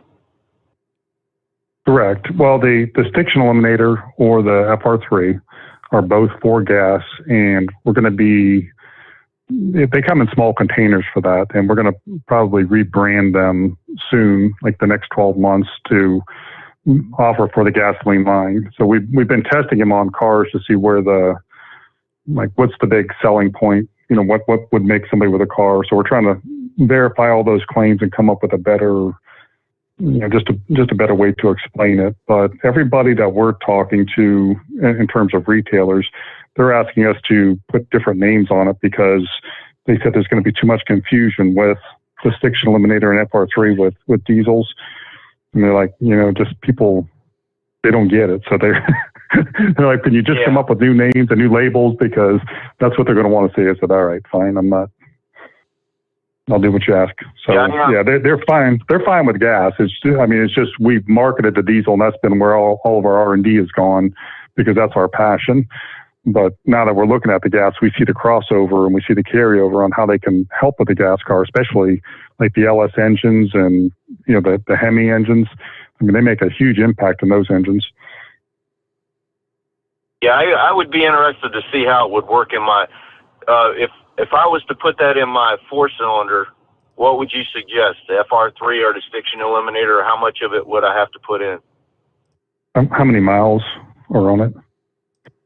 All right, sit down for this one. 291,000. Oh, baby. Man, you're my kind of guy. I like that. I do that too. I hold on to a car until it just won't go anymore. The stiction eliminator would be the first one. So we'd want to run that, and that's just really going to clean everything up and make it look new inside. And then the follow-up would be the FR3 on the next oil change. But we want to leave the stiction eliminator in there for as long as you can, like for a full oil change, just so it has lots of opportunities to clean. It'll reduce the wear by 62%. So you're going to get the protection in there, and it's going to coat everything with the nanocarbons while it's doing it. And then we're looking at 4 ounces per quart. So did you say that was a 4-quart system? Yes, sir. So that'd be 16 ounces? Yep, a 16-ounce bottle. 16-ounce bottle. Okay. And you would start out with the stiction first, and then you would go with the FR3 later. Yep, on the next oil change. And that's been tried and proven and seems to work really, really well. Again, the biggest difference is that the stiction eliminator has more detergents in it, to more cleaning action, and the FR3, it's got the nanocarbons and the 2 group 5 esters, but it's used at half the treatment rate. So the treatment's a lot less. It's a lot more reasonable. The stiction eliminator is going to cost $18 the first time, although you're going to get 10% discount if you use Steve's code, which we haven't told anybody that, Steve. We should probably start doing that. Overnight Drive. Tell them how they can get these products. Overnight Drive. Yep, that's the code. And that's 10% off. Plus, you get 10% off if you're a first responder, veteran, or active duty military, or a CDL holder. 20% off. Well, I can get the 20% because I still got the CDL in my pocket. There you go. So I still got that going on. But yeah, I'm pretty proud of my little car. It's a 2012. It's got the original motor in it. There's nothing been changed on it, and I put almost 700 miles on it a week. Wow. And that's between going to my house in Disney, most of that, and coming here to my second job at Walmart. And yeah, I can't knock on my little car. I'm pretty proud of it. So, but that's all I got to say. I know I've talked to. Go ahead, bud. Well, I was going to say, for high mileage people, it makes sense to look into the bypass filter.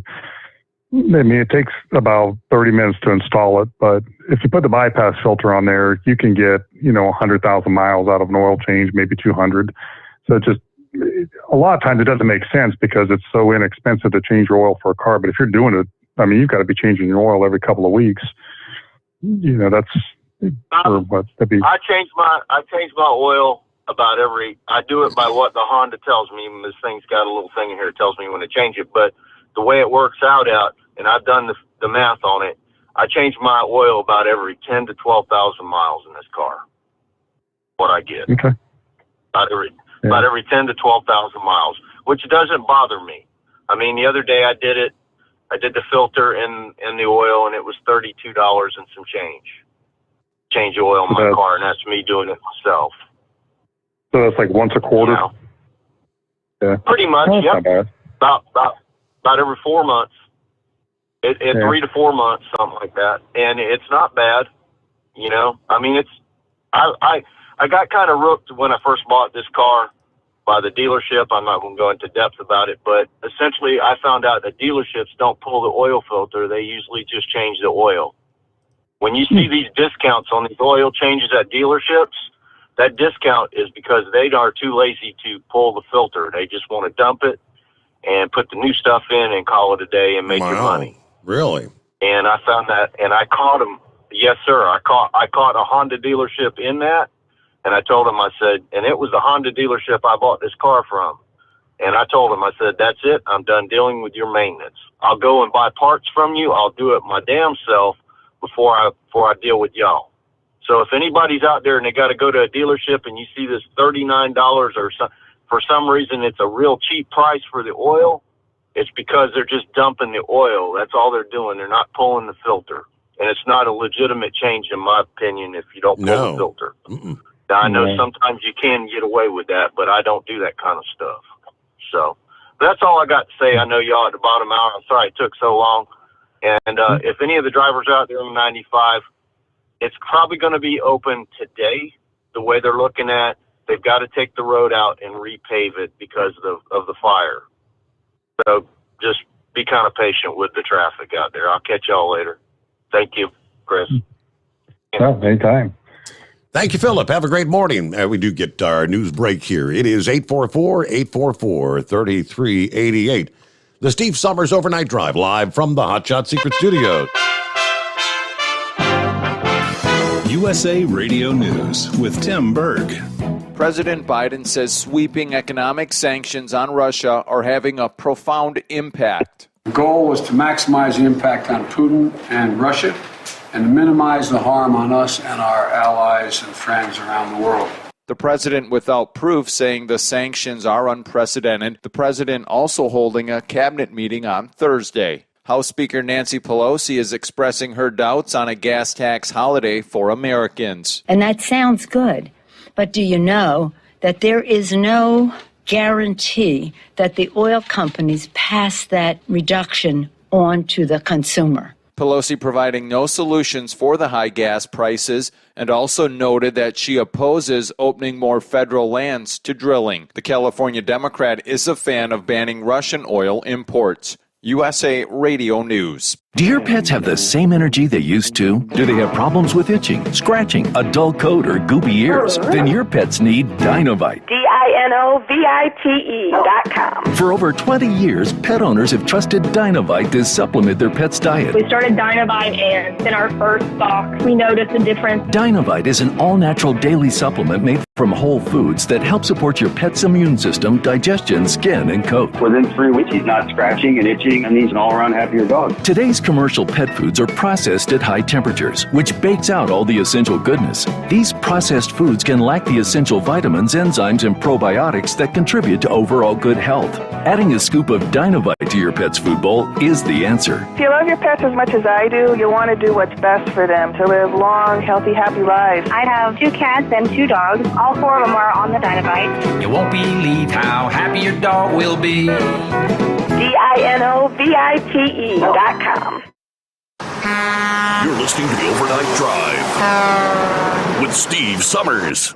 The Hot Shot Secret Facebook page gets a lot of robust Q&A about diesel problems and their solutions. We listen to our customers. Here are their words straight from their mouths about Hot Shot Secret everyday diesel treatment. Our fans call it EDT. I'm John Sharp, a.k.a. Jay Sharp from Newburgh, Pennsylvania. Using EDT, my local fuel mileage went to average of 22 to 23, and my highway MPG went to 26 to 28. Hi, I'm Danny. I'm from Arizona. I drive a 02 Ford Excursion. I use EDT at every fill-up, and my mileage went from 12.5 miles to gallon to 14 miles per gallon. I highly recommend it. Everyday diesel treatment delivers a 6-in-1 premium fuel treatment for every fill-up, every time. Everyday diesel treatment is available at truck stops, Tractor Supply, O'Reilly's Auto Parts, and online at HotShotSecret.com. Hot Shot Secret, powered by science. How do you sleep on the road? After downtime, do you wake up well-rested and invigorated or tired, achy, and sore? Well, if it's the latter, you're not sleeping on the Big Rig Mattress. The Big Rig Mattress is a hybrid with an individually pocketed spring core that's engineered to deliver the best restorative sleep for your time on the road. Learn more about the Big Rig Mattress at thebigrigmattress.com or call 877-736-4233. The Big Rig Mattress, 100% made in the USA since 2009. You work hard. You deserve a seat that works just as hard as you do. The Bostrom T-Series seat has provided drivers with comfort for millions of miles over the past 3 decades.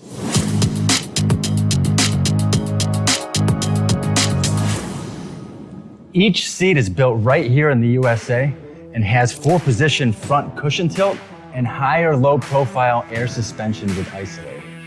It's also equipped with many standard and optional comfort features such as high and mid backrests, 9.4-inch 4-aft slide adjustment, adjustable armrests, and manual or dual air lumbar support systems to keep you comfortable throughout your ride.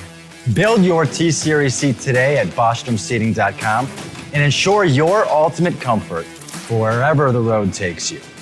Bostrom Seating, the ultimate comfort for the open road. At Turbo 3000, our founder Andy Matouche firmly believed you should challenge yourself. Put the most money back in your pocket where it belongs. Four Wheeler magazine took our challenge, and they wrote it did exactly what we said it would do. As fuel prices keep going up, get your Turbo 3000 from manufacturer direct. Call us at 888-311-9993. Always free shipping in the USA, and for a limited time, save $45 off total purchase using coupon code SteveSaves at turbo3000.com. To some people, the sound of a baby babbling doesn't mean much. But that's not necessarily true. By 6 months, they're combining vowels and consonants. By 9 months, they're trying out different kinds of sounds. And by 12 months, their babbling is beginning to take on some meaning. Especially if there's no babbling at all. Little to no babbling by 12 months or later is just one of the possible signs of autism in children. Early screening and intervention can make a lifetime of difference and unlock a world of possibilities. Take the first step at autismspeaks.org. A public service announcement brought to you by Autism Speaks and the Ad Council. And now, back to the Steve Sommers Overnight Drive, live from the Hot Shot Secret Studios.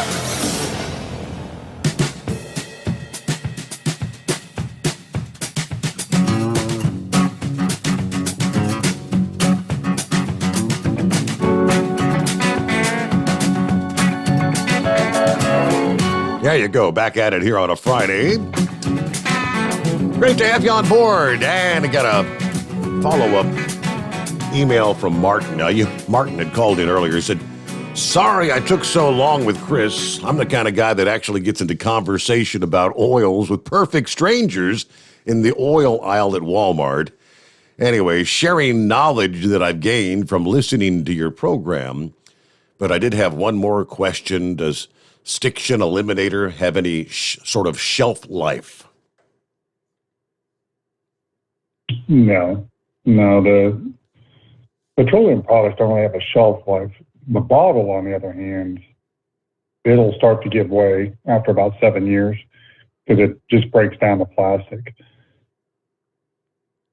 So about 7 years on a bottle. That's a long time to be sitting on the shelf, though. Okay. All right, who next up here is... Go ahead. Well, I just think about somebody's garage. Like, you bought something, put it on the shelf in the garage, and you go pull it out years later, and it's starting to get kind of brittle. All right, Knucklebuster's on board. Hey, what kind of baloney you got for us this Friday? Morning, Mr. Steve, Mr. Chris. I want to correct you on something last night, Steve. You called that town Albany, Georgia. That's Albany, New York, but down south, we call that place there in Georgia Albany, right? Okay. No, I had a broker one time. She was telling me I was going to Albany, Georgia. I said, I don't know where that's at, but I know where Albany, Georgia is. And I had that woman flustered by the time I got through with her. So anyway, enough of all that. Well, I don't know about y'all, but I call smoking fog smog there myself first. I don't know. It might be just different parts of the country there, right? Well, I don't know about them rice burners either. I wouldn't own one of them there. I sure wouldn't buy anything from Walmart, aka China Market.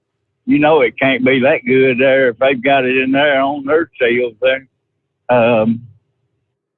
Chris, my father-in-law, he used to drain his crankcase and then fill it back up with kerosene and then run it for a few minutes and then drain it all back out again there. Now, I don't think I'd recommend that, but what's your take on that? No, I wouldn't recommend that. You're going to have a lot of premature wear. Putting the kerosene in there is going to clean it out for sure. The problem is that you've got metal rubbing on metal now. So if you were to drain that kerosene and do an oil sample test on it, you would probably see 1,000 parts per million iron because you scratched up the inside. So the biggest thing is there's easier, better ways to do that job, and it's not terribly expensive. The stiction eliminator is not, for once every 100,000 miles or whatever, it's not a expensive proposition, and it's much, much safer. And it actually leaves the engine in better condition than when it started. That makes sense? Okay. My brother-in-law posted this on Facebook today. It's kind of like a Bible verse there called Compressions 7:1. He who is without oil shall throw the first rod. So, and that's right. I like so, oh yeah, I do too there. William, Steve, I think I heard Horse Feathers digging around for some dimes out of his truck last night. Oh, did you? Reckon he did? Probably, yeah. Yeah, I know that's right there. Let's get this thing on down the road. If we want to keep this Steve Summers overnight drive show going down the road every night, we've got to buy Hot Shot Secret products. Stiction Eliminator, Everyday Diesel. All you people up there in that frozen tundra up there, make sure you buy some of that Anazil there. So, and don't forget to put overnight drive code in the checkout box when you check out there. Get that discount there. And make sure you go visit Steve and Chris down there at that Mid-America Truck Show. I won't be able to join you down there, so I gotta keep working there. And make sure you buy some Steve Summers overnight drive product, baseball caps, travel mugs, T-shirts, and Steve, I'll let you explain to Chris why you're going to be carrying a roll of dimes in your pocket there. Mm-hmm. And or do I need to do it? Chris, go ahead. Maybe you should do it. Every time Steve tells one of them T-shirts there, hand that woman a dime and tell her you need some change. You want 2 nipples for a dime, right? Is that the way it's going to go, Steve? I say, Horse Feather said, hey, the princess is going to be there. You might get yourself in some trouble. Well, you gentlemen have a good morning there, and good night, Chesty Fuller, wherever you are. Have a great day, Mr. Steve and Mr. Chris. All right, Knuckle Buster, thank you. We'll see you, buddy. Yeah, carry you around a roll of dimes. All right, what do we got here? It is 844-844-3388. Did have a couple of industry headlines. I guess some additional truck parking made available out there this past day. Love's Travel Centers opened up 2 new stores, one in Newport, Tennessee, the other in Ripley, New York. The 13,000 square foot Newport location, 1129 Smoky Mountain Lane there off I-40. They'll have Chester's Chicken, Godfather's Pizza, Petro's Chili, whatever that is. 70 truck parking spaces, 8 diesel bays, 7 showers, got the Catskills, the doggy park, and a Speedco to open soon. The Ripley location will have a Hardee's opening March 7. You've got 94 truck parking spaces, 8 diesel bays, 8 showers, Catskills, doggy park once again, and a Speedco, which will open on April 10. All right, let's see. Is that the Sundance Kid, I believe, checking in this morning? Hi there. Hello? Is that the Sundance Kid or the... Yeah, go ahead. We got you. Yeah. Okay, yeah. Yes, sir. Well, that's Chris. I love the product. And I've been looking for the Stiction Eliminator. I started using it, and I can't find it in the pilot flight today. Is there some kind of issue with the distribution? Or? What? No, there shouldn't be. I can't find it. I've been looking for the last month in pilot flight. I got all your products are in there, but the Stiction Eliminator, I can't find. No. You said AutoZone? I'm not, sorry? Did you say you looked at AutoZone? I have an AutoZone at the house, but I didn't go there. But No, it should be on the shelf at O'Reilly's, AutoZone, just every place. I think he was specific. He was mentioning Pilot Flying J. It should be in all the Pilot Flying J locations, shouldn't it? Absolutely, yeah. Should be on the shelf at all the Pilot Flying J and TA, and Love's for that matter. I don't know of anybody not carrying it. Independence, we don't do that well with I just haven't seen it on the shelf. They did have it, and I bought 3 of them and started my process. But I've had 3 oil changes, but now I can't. I've been looking for it to replace the ones I bought. Can't find it, so I didn't know if there was a problem. But I'll keep looking, and I'll do the AutoZone when I get home. And I will let Pilot Flying J know that, because sometimes they lose track of that. As far as keeping the shelf stocked up. Well, I'll follow up with them also tomorrow. Yeah, but see, I don't even see I know it's around $52, I believe, and I don't see anything marked as $52 where there's empty space. So I can't find it. I don't know if anybody else can attest to that, but I've been looking for like a month and a half. Huh. I'm ready to get another oil change. Well, I'll drive out tomorrow and spot check a couple myself just to make sure. All right, man. I appreciate it. Thank you, sir. I'll get it. All right. Thank you. Sundance Kid. I mean, everybody, I guess any product can occasionally be out of stock on a given day, but month and a half, something wouldn't be right there, correct? Yeah, that's not right. No, because they have vendors that come in and stock those shelves every week, and it should be. I'll call them tomorrow just to make sure. Maybe I'll stop by a couple places down here and just look and see. All right, about 12 before the hour. And let's see, got several lines available. Jump on in. We're rolling toward top of the hour. Not a whole long ways to go. The Steve Sommers Overnight Drive live from the Hot Shot Secret Studios. Live from the Hot Shot Secret Studios, the Steve Sommers Overnight Drive.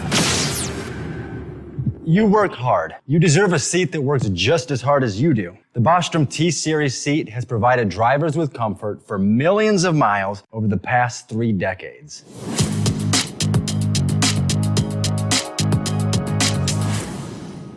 Each seat is built right here in the USA and has 4-position front cushion tilt and higher low-profile air suspension with isolator.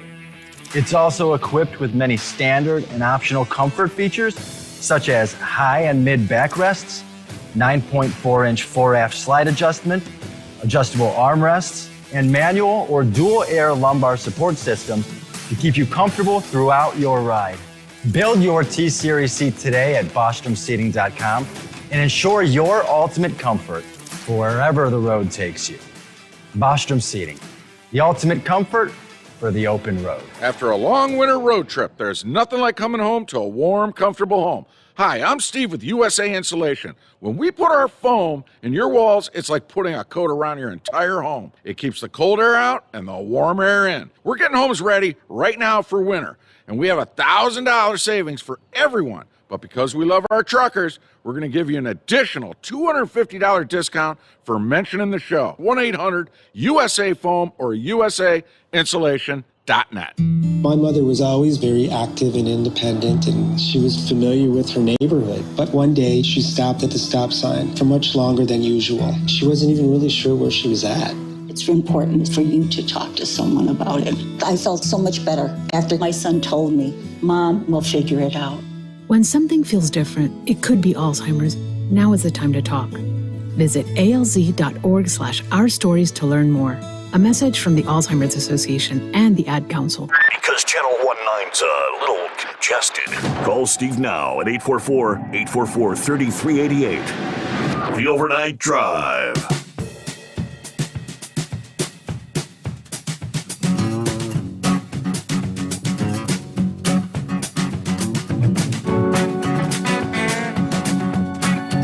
Okay, let's get back to the callers here on a Friday morning. And next up, I believe it's Eric.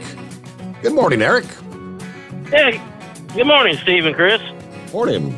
I apologize if I asked a question that's already been asked. I haven't. I just got started this morning.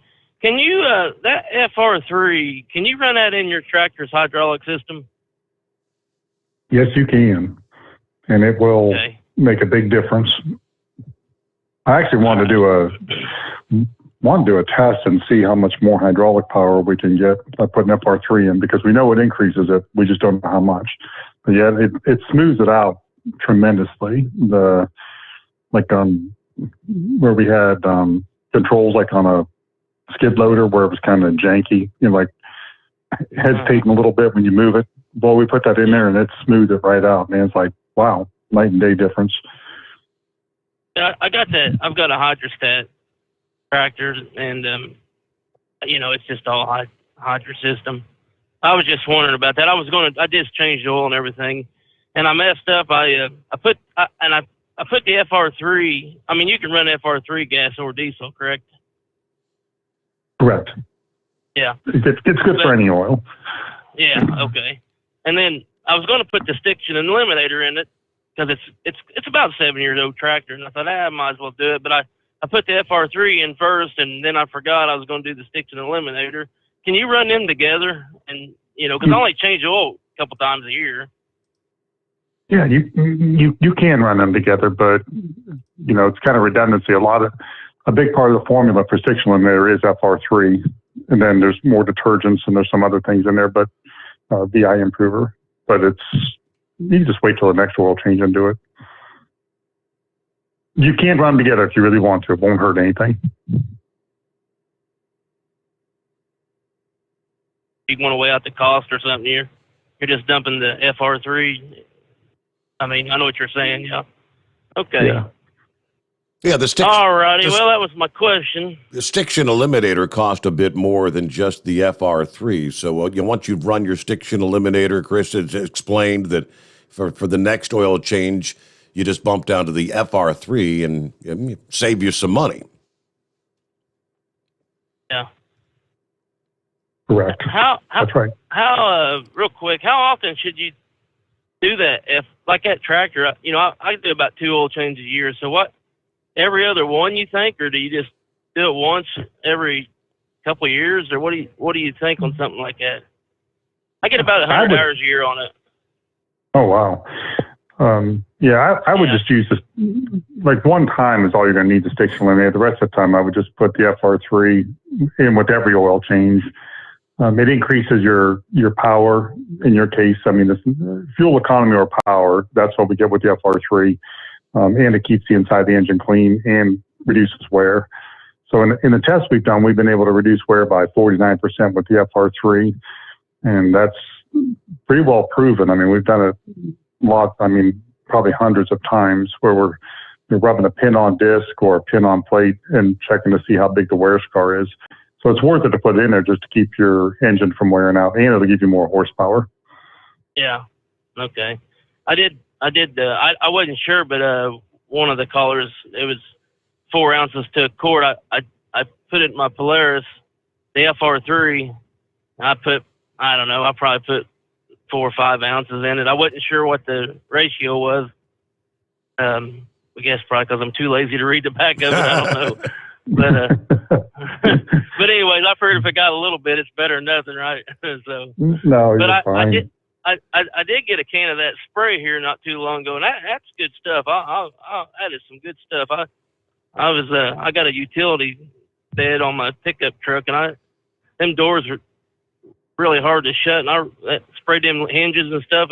It really works good. So I'm gonna have to get a few more cans of that. I don't know. It's just your multi-lubricant or whatever, maybe. The never rust. Never rust lubricant. The what? No, it wasn't that one. Yeah. Is that what it is? The other one is stay. There's just 2. One's a spray and stay. It's more of a grease, and the other one is the never rust. Okay, yeah, that's it. Then the never rust. Yeah. Okay. All righty. Well, I guess I'll be seeing you guys down at the truck show. Wife and I is going to come down, and all right. catch up with everybody. So, All right. Well, thanks for the input there. We'll keep buying the product. Oh, thank you. Thank you very much. Good to hear from you, Eric. Thanks for checking Steve, in. Steve, this match, so we're going to be all in with, hoodies and T-shirts and hats and everything. That should be quite the exciting thing. Well, because we never did that with WLW, right? Oh no, I kind of tried to explain the other night that when the cost of a booth is one thing. Horsefeather said he was looking at the prices. He couldn't believe how much it cost just to have a booth. But then if you're going to sell something out of your booth, that costs you more. And I said, if you want a table, you got to pay for that. You want chairs, you got to pay for that. If you want an electric drop, you got to pay for that. I mean, they hit you a la carte for everything. I have no idea what they hit you for to sell product out of your booth. Do you? I don't. We usually get the base price for everything. And then this year we'll have 2 booths.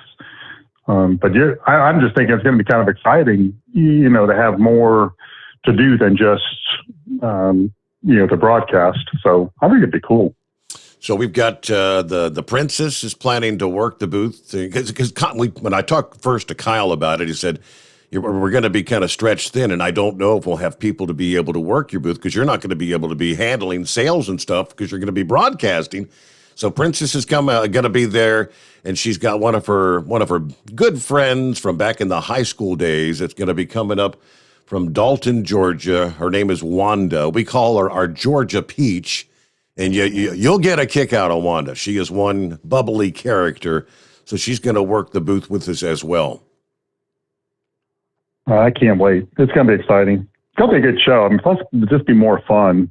It seems like the last shows, it was a lot of work and not near as much fun. So now, I don't know. I can't say for certain, but I had presumed that seeing as it's been 3 years since the show's actually taken place, that all the OEMs would be there. But someone emailed me this past week and said, I was looking at the list and I can't find any of the OEMs on the list. I could not fathom that they've got that schedule of Germany one year, Mid-America the next, that if this year happened to come up to be the Germany year, that they wouldn't appear in Louisville.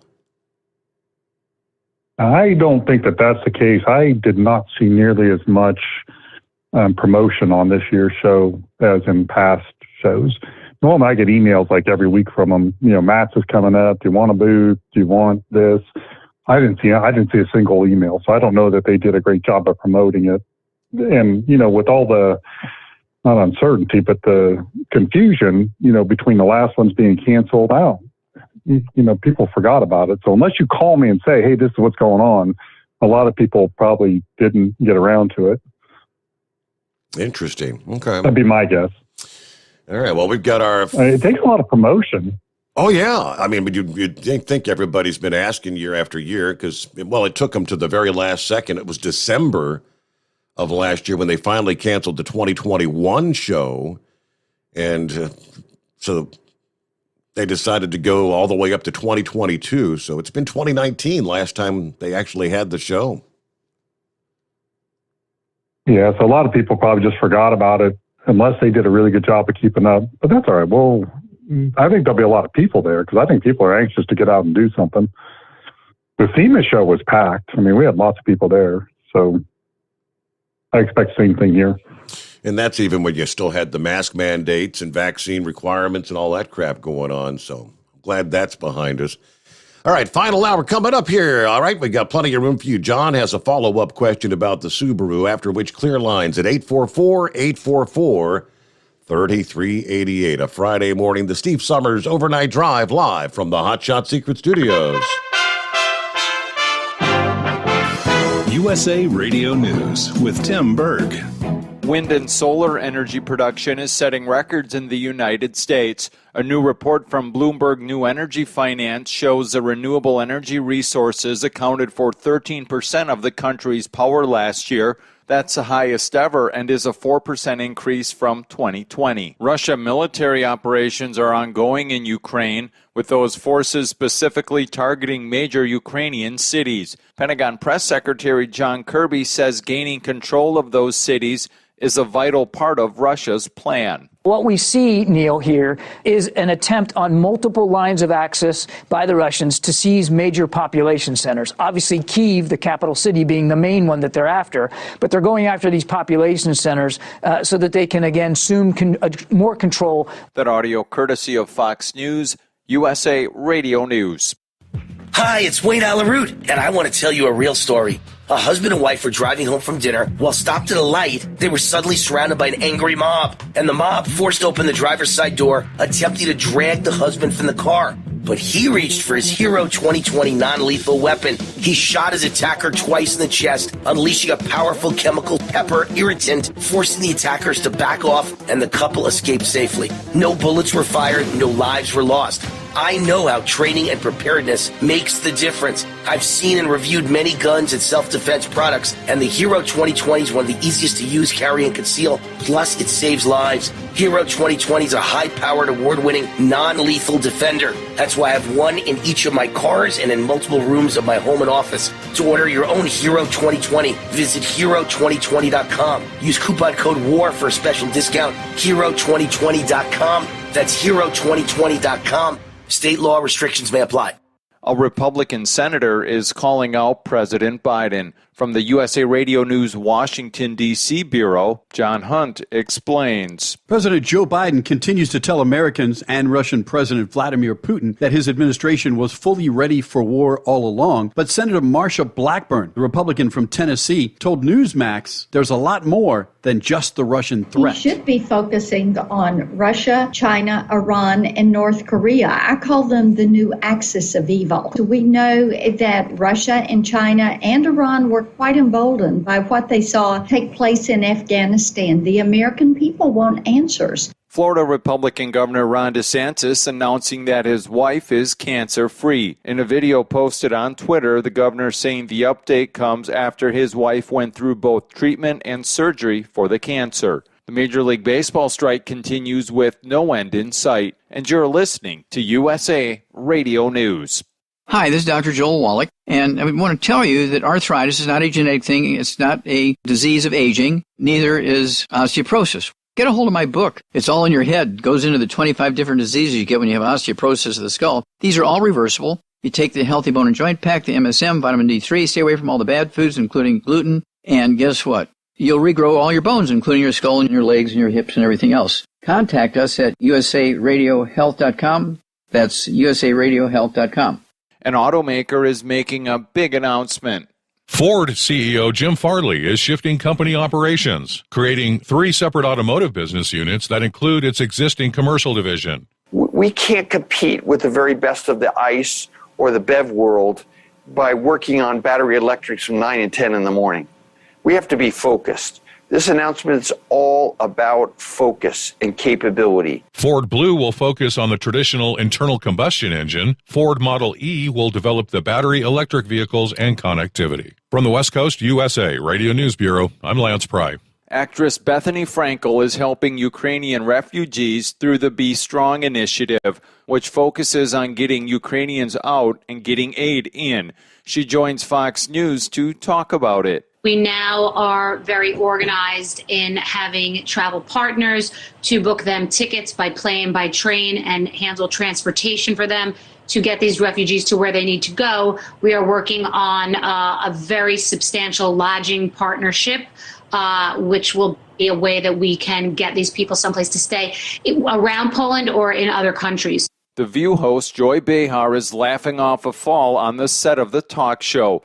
Behar fell on camera while she was trying to sit in her chair. She was met with cheers from the audience as she got up and joked, "Who do I sue?" For USA Radio News, I'm Tim Berg. At Hot Shot Secret, we share the science behind common diesel problems and their solutions. For example, diesel particulate filter regeneration. The DPF catches particulates left over from combustion. The DPF regeneration cycle cleans the filter with temperatures exceeding 1,000 degrees Fahrenheit. A computer sensor triggers the DPF regen, which is often accompanied by a loss of power and fuel economy. The frequency of DPF regens are in correlation to the cleanliness of the fuel burn. Under heavy operation with the dirty burn, DPF regens can occur multiple times per day. Hot Shot Secret Diesel Extreme Fuel Additive promotes a more complete combustion, creating fewer emissions and therefore fewer DPF regens. Vehicles using Diesel Extreme experience 83% less DPF regens. Hot Shot Secret Diesel Extreme is available nationwide at truck stops, fine farm and auto stores, and online at hotshotsecret.com. Hot Shot Secret, powered by science.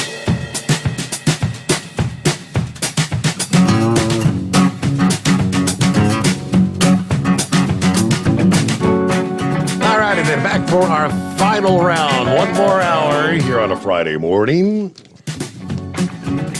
Hey, one thing speaking of the Mid-America Truck Show there, Chris, I forgot to mention to you, and I think I need, it's all come around so quick that we I got a hold of Mike Brunetti with National and Bostrom Seating a couple of weeks ago, and we're going to have 3 seats in our booth that we're going to be giving away at the show, actually. We're going to have, first of all, we've got a Bostrom Wide Ride. That's got the Hip Pro air suspension, the bellows, all the bells and whistles, high back dual arm rests. That's going to be the black ultra leather.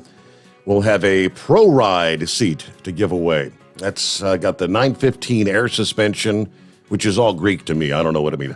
It's got the high back, the air lumbar, the dual arm rests. That's also going to be a black ultra leather seat. Then there's what they call it's a Corsair seat. 95 air suspension, dual wide armrests, Raven Wing, black and gray, also in the ultra leather. So I think we're going to be kind of sitting around in those seats during the show and registering folks to give one away. I think we're going to we decided ultimately that we're going to give 2 away to actual attendees there at the show. And since not everybody can make it into Louisville, we're going to be registering on the Overnight Drive website page there, overnightdriveradio.com, under contests. I've got to get a hold of Josh to get these seats up there so people can start registering for the contest. I don't have actual retail prices here, but these seats usually run a couple grand, if I'm not mistaken, for these, top-of-the-line truck seats. I know. I remember the last truck show, I went and sat in some of them and talked to the guys. Man, there's a lot of technology that goes into those seats. And, if you think about it, those drivers are in those seats for a long time. So anything they can do to reduce the fatigue and keep them fresh, that's good. Yeah, the Wide Ride, I think a number of years ago, you remember they had actually created, they put one of the truck seats on wheels and rollers, and I had that in the studio for years. Everybody always wanted to use Steve Sommers' seat, and finally some of the really big guys broke it down. But but yeah, these are top quality. But that's a great reason for people to come by, get registered for the seat giveaway there at the Overnight Drive radio booth in Louisville. What a great idea! Good idea. Good job, man. I'm excited. It's going to be a good show. Let me get back to the calls here. Let's see. Plenty of room for you at 844-844-3388. Jump on in for our final hour here. Let's get to John back with us. Hey, thanks for taking me back. I think it was when you was talking to Philip, you said something that caught my interest, and I apologize for asking a stupid question, but because I heard you mention about your Blue Diamond and that, and the extended mileage and bypass filters. It never occurred to me of putting something like that on a car. When you talk to Philip, because I go through an oil change about every 6 weeks, and it never occurred to me that on an automobile I could put a bypass filter on there, put that Blue Diamond oil in there, and I wouldn't have to do any oil changes anymore. Is that correct? That's correct. It's one of those things that's not for the weak of heart, but once you know what you're doing, it's fine. I mean, I've been doing it for 25 years, but Like, it always kind of puts me in mind of the people that put tunes on their cars or their trucks and they soup up the horsepower. You know, once they know what they're doing, they're comfortable with it. But for the rest of us that don't do that, we're always nervous we're going to blow something up. But, you know, back when I used to do deliveries a lot and was driving vans and trucks, it was just like you said, I was changing oil. I think I was going about 60,000 miles a year.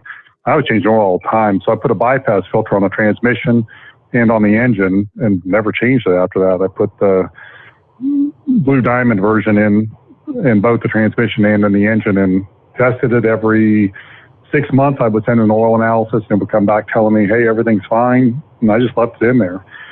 So the hardest part about the car is really just finding room for it under the hood because they pack so much engine in there. But once you find a place to put it, it's really not that hard at all. I mean, I've done it several times. We've got videos on how to do it. But we have a plate that goes on between your oil filter, the factory OEM filter, and the base of it. And there's a line coming off of it so you can run it to the bypass oil filter. And then you just mount it on the sidewall somewhere or wherever you can put it. Zip tie the lines. We return it back through the cap. We have caps for, that'd be tricky trying to find a cap for yours, but we put it back in the oil fill cap. So we just pull a strain of oil off and keep it filtered out. The crazy thing about it is if you check that oil, like at any point after that filter's on there, it's actually cleaner than brand new oil. So brand new oil is going to be about 1,800 parts per million dirt. If you check that oil in your car or your truck, it's going to be around 1,600. So it's like running brand new oil through your car all the time.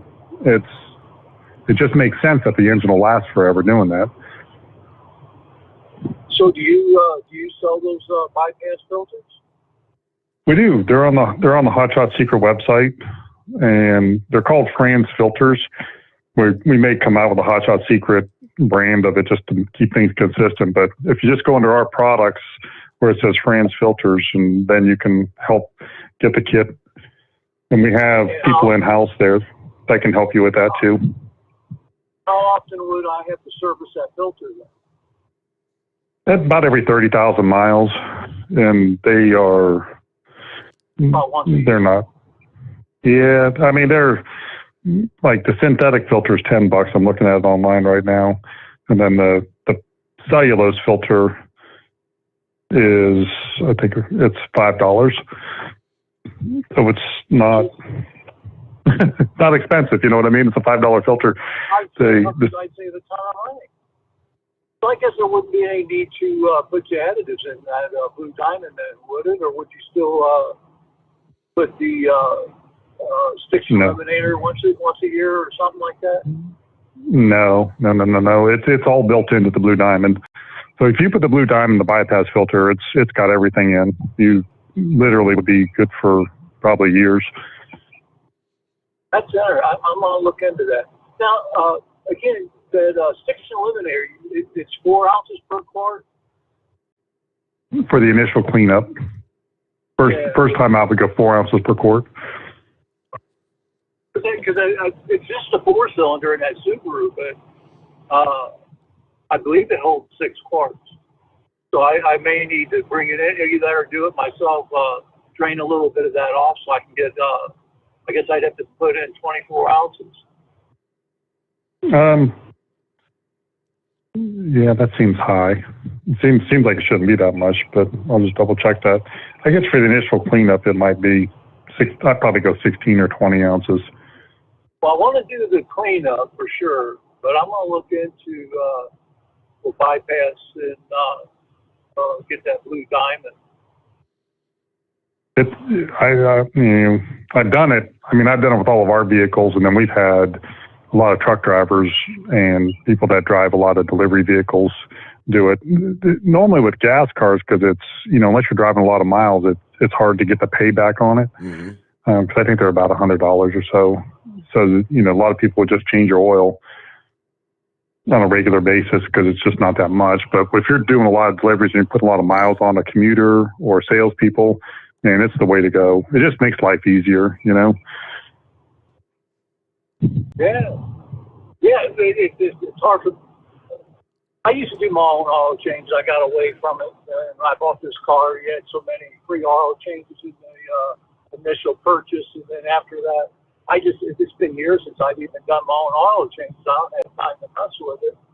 But anymore, it's good. I'm trying to get close to retirement, so I'm working all the time. But I don't even have time to bring it in for an oil change anymore, to be honest with you. That's the problem I had. That's why I first started getting into it back in 1990. It's just I didn't have time to keep pulling in and changing oil, and I was busy. So it's like, man, I started researching it, and I found the filters, and then I started, I switched over the transmission and the engine oil, and it's like, wow, this is nice because I can just keep going. I just don't have to worry about it. Well, I'm commuting a little over 600 miles a week, so. Anyways, thank you very much, and I'll get back with you, let you know how that works out for me. Sounds great. Let me know if I can help. Again, we got people on, we have mechanics on staff that'll walk you through the process and, give you all the insight that you need. I want to look on your website, see what you got available, and I might talk to them at the dealership, see if they'll put that on for me. Yeah, well, there you go. Looking at the website here, I'm looking at the Franz filters, and you've got the various kits for the Power Stroke and the GMC, the Duramax. Just looking at the kits, it looks a little bit intimidating to me. I've got a little bit of backyard mechanic experience, but I guess it would come with directions for complete installation and all that.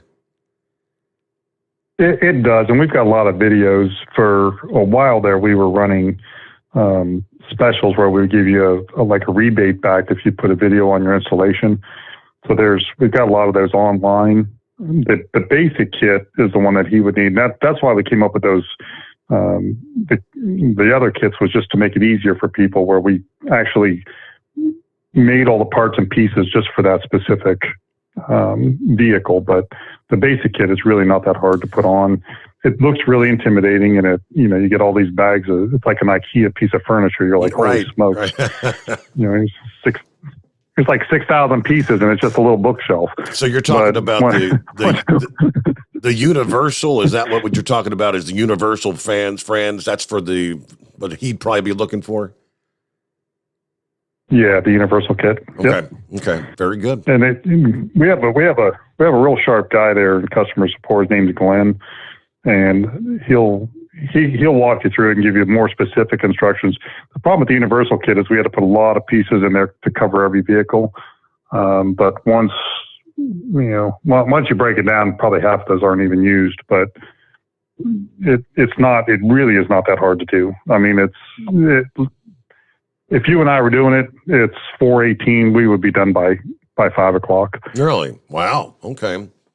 Well, that's not too bad then. Yeah. I'm not, historically, you've always, when people ask about the automobile, you say that you explain that for the average driver, if you're going to drive 10, 12,000 miles a year, you're never going to get a return. Now, he's talking about an oil change every 6 weeks. So that he'd probably see a return on the investment for sure. Even in just the downtime. That's really why I did it, because when I was driving and making deliveries and things and on the road all the time, sometimes, I would be sitting there for 20 minutes, but other times it might be 2 hours. You pull in, it's like, hey, I need to get my oil changed. It's like, we'll get right to you. An hour later, you're still sitting there. It's like, hey, when are you going to get around to this? So it's also the inconvenience of your time. But yeah, absolutely. Any high mileage, anybody that runs a lot of miles, it's worth it. Okay. All right, with that, we'll get our quick 2-minute timeout here, and room for you at 844-844-3388. The Steve Sommers Overnight Drive live from the Hot Shot Secret Studios. You're listening to the Overnight Drive with Steve Sommers. After a long winter road trip, there's nothing like coming home to a warm, comfortable home. Hi, I'm Steve with USA Insulation. We appreciate our truckers and the long hours you're putting in to serve us all. Without you, we wouldn't even get the materials to insulate. So we want you to feel like a king when you get back. We put our foam in your walls. It's like putting a coat around your entire home. Keeps the cold air out and the warm air in. And with the rising energy costs, that's going to save you a bundle. We're getting homes ready for winter right now, and we have $1,000 of savings for everyone. But because we love our truckers, we're going to give you an additional $250 discount just for mentioning this show. So give us a call, 1-800-USA-FOAM. That's 1-800-USA-FOAM or usainsulation.net. We're going to give you an additional $250 discount for mentioning the show. 1-800-USA-FOAM or usainsulation.net. USA Insulation. At Hot Shot Secret, we share the science behind common diesel problems. For example, Diesel fuel cetane levels. the cetane rating in diesel fuel is 42 to 45. Most diesel engines operate more efficiently with a cetane rating of 48 to 50. One treatment of Hot Shot Secret Diesel Extreme will raise your cetane 7 points, increase fuel economy, and improve cold starts. Hot Shot Secret Diesel Extreme is available nationwide at truck stops, fine farm and auto stores, and online at hotshotsecret.com. Hot Shot Secret, powered by science. My daughter Brinley is here at St. Jude. Coming here was literally life or death, and it was so scary. But St. Jude is fighting for one goal, like this one mission, life. And that gave us hope. We haven't received a single bill from St. Jude, so I really can just focus on what's best for Brinley. Finding cures, saving children. Learn more at stjude.org. And now, back to the Steve Sommers Overnight Drive, live from the Hot Shot Secret Studios.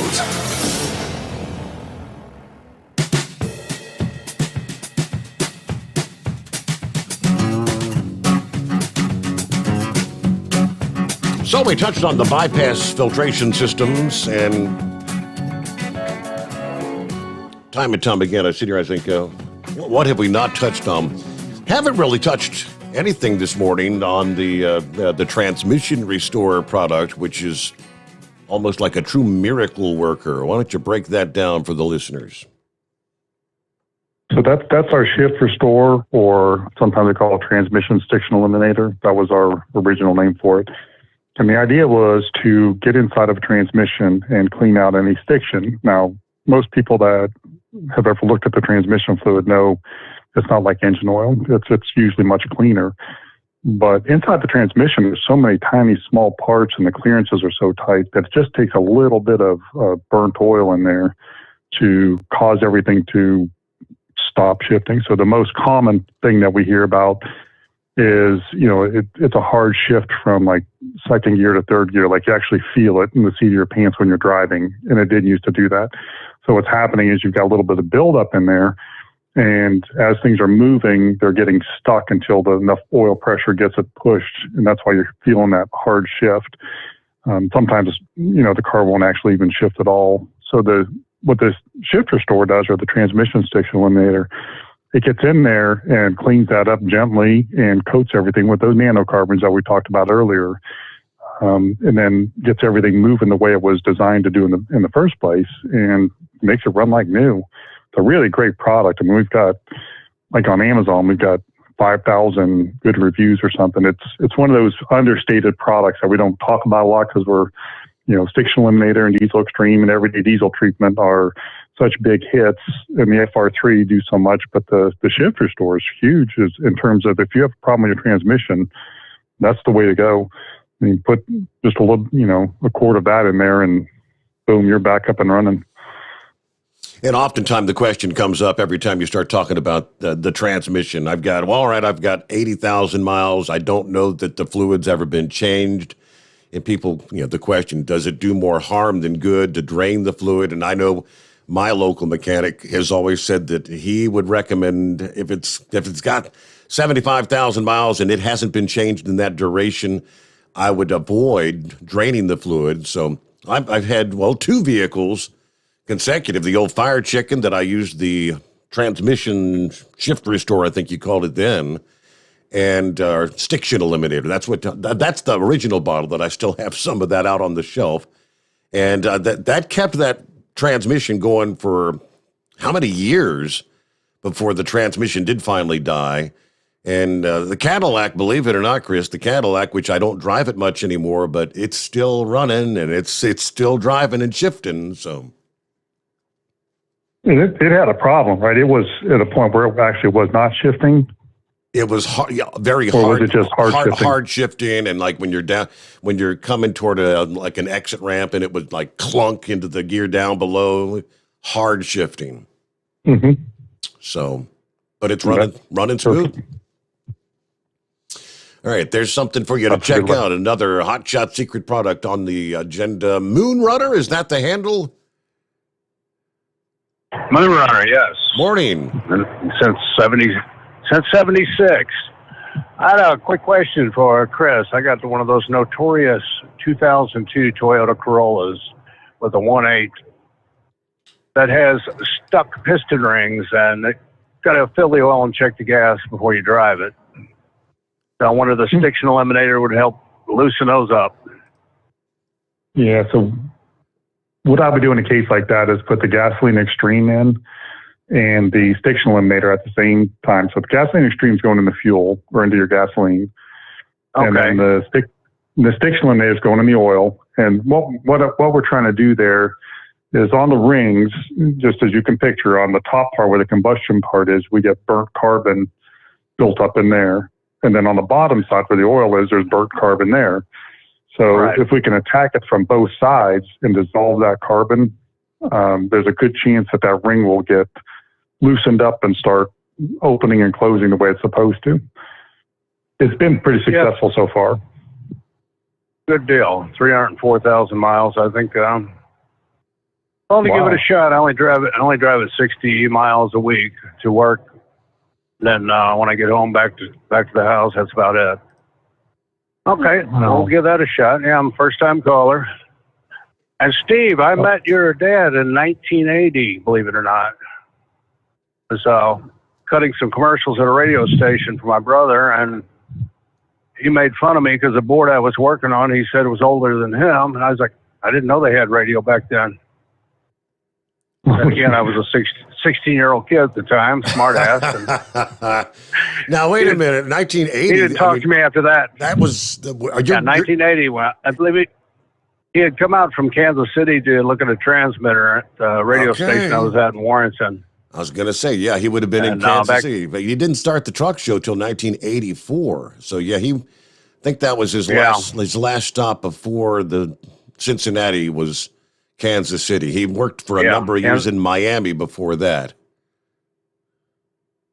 Yeah, it was one of Vern Casper's radio stations. They called him out to come look at a transmitter to make sure it was doing what it's supposed to do. Little 5,000-watt station. But back then I was into radio and cutting commercials for my brother, who was one of the DJs there. And they liked my many voices to make commercials, so I did it for free. How about that? Okay. Wow. Okay. Going way back in time. Long time ago. I don't know why the hell they would have called him out to look at a transmitter. I knew he was into the ham radio and all that stuff, but I mean, I didn't know he was inclined for that kind of stuff. He was licensed for it. Yeah, he was licensed for it, so they called him out, and the guy from St. Louis also come out at the same time. Wow. Okay. And yeah, he was a chain smoker then. Yes, I remember that. Yes, he may have had one in each hand burning at the same time. Almost. I had to chase him with an ashtray half the time. That's great. Hey, I got your number here. So I got your number for that. I've been listening to you for many years. That's great. Well, thank you so much, and continue to listen, hopefully, for many years to come. I got your number here as a first-time caller, all righty? All right, I'm glad you're back. We'll keep listening. Thank you so much. Yeah, back in the day, Chris, I mean, believe it or not, there was a time you were actually allowed to smoke in the studio. And, of course, going back to the WLW days before, I mean, I think they were still downtown Cincinnati, like on 4th Street. But I did get to visit the studio a time or two. And, I mean, he would actually have a cigarette burning, setting in the ashtray, and he'd have another one in his hand that he'd lit that was burning. I mean, he might have 2 or 3 burning at one time because he'd put one in the tray and forget that he had one lit already. Sounds like quite a guy. That's what I remember when you used to be able to smoke on an airplane. I remember those days too. Now we're getting old, aren't we? Yeah, that's right. We're getting wiser, Steve. We're not even allowed to smoke indoors here in Ohio, and when we're traveling, it kind of. freaks me out. When you get down to Kentucky, you're still allowed to smoke in certain parts of the restaurants and whatnot. And I never get to see that. It's very unusual. I think when I was down there, they asked me if I want a smoking or non-smoking room. I said, is that even an option? I didn't know that was allowed anymore. Yep. Oh, yeah. Which one do you want? Yep, in Kentucky. How about that? Only in Kentucky. All right, well, we got to get our news break in here. Hey, we got clear lines. First time this morning, clear lines. We got about 30 minutes yet to go, so jump on in there. If you want to say hi to Chris, got a question, jump on board at 844-844-3388. The Steve Sommers Overnight Drive, live from the Hot Shot Secret Studios. USA Radio News with Tim Berg. Wind and solar energy production is setting records in the United States. A new report from Bloomberg New Energy Finance shows the renewable energy resources accounted for 13% of the country's power last year. That's the highest ever and is a 4% increase from 2020. Russia military operations are ongoing in Ukraine, with those forces specifically targeting major Ukrainian cities. Pentagon Press Secretary John Kirby says gaining control of those cities is a vital part of Russia's plan. What we see, Neil, here is an attempt on multiple lines of access by the Russians to seize major population centers. Obviously, Kyiv, the capital city, being the main one that they're after.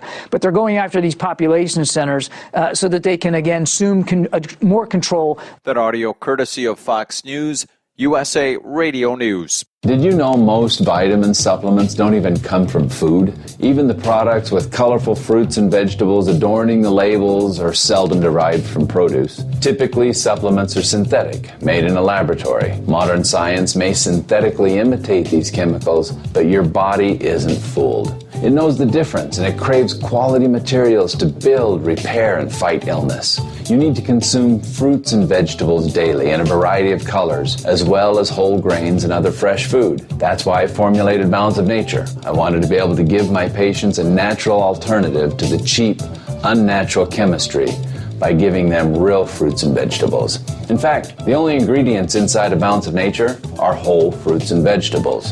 Don't settle for imitation nutrition. Reach for the good stuff, the real stuff.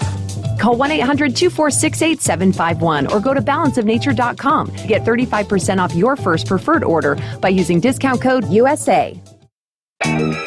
We know you'd like to be cuddled up real tight with a sweet little thing all night.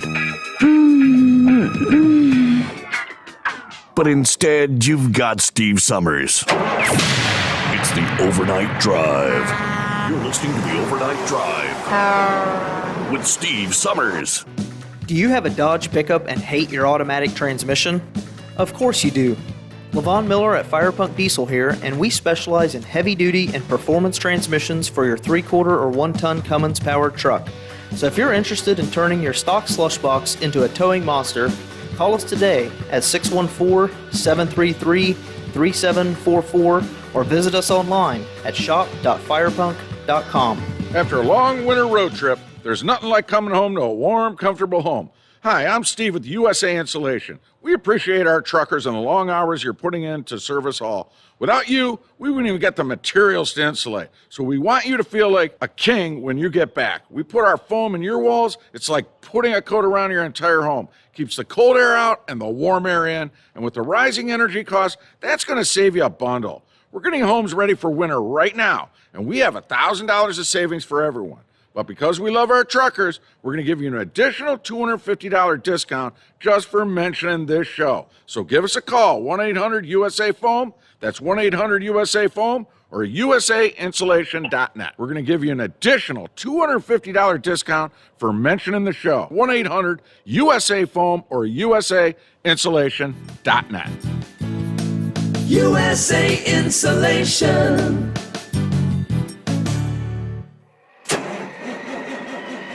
It's coming.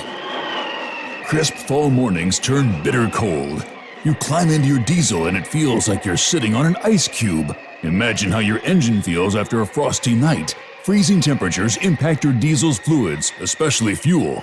As the temperatures drop, water that is emulsified within your fuel is released, adding more water into your system. Frozen water in your fuel lines, filter, or bowl will simply slow the flow, or worse, stop the flow of fuel in your system. No fuel flow, no start.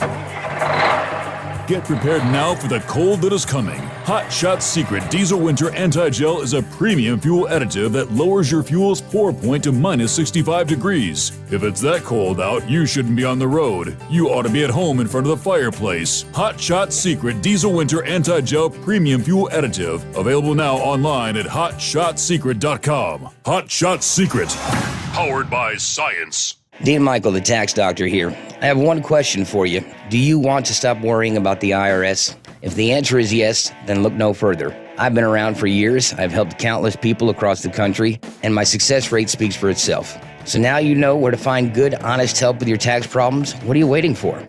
If you owe more than $10,000 to the IRS or haven't filed in years, call me now at 888-557-4020 or go to mytaxhelpmd.com for a free consultation and get your life back.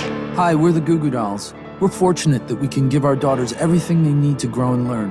But not every child can focus on classes and play dates. Nearly 13 million kids in the U.S. face hunger. That's 1 in 6. School lunch might be their only meal each day, and it's heartbreaking to imagine any child going to bed hungry.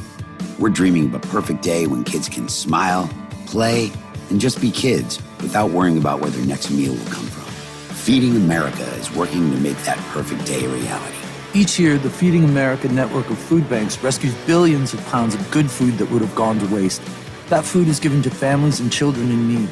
Being a kid should be about doing things that make an ordinary day extraordinary. Learning to play an instrument, building a sandcastle, hosting tea parties. Hunger should never be an obstacle to growing up. You can help end childhood hunger in your community by visiting feedingamerica.org. Brought to you by Feeding America and the Ad Council.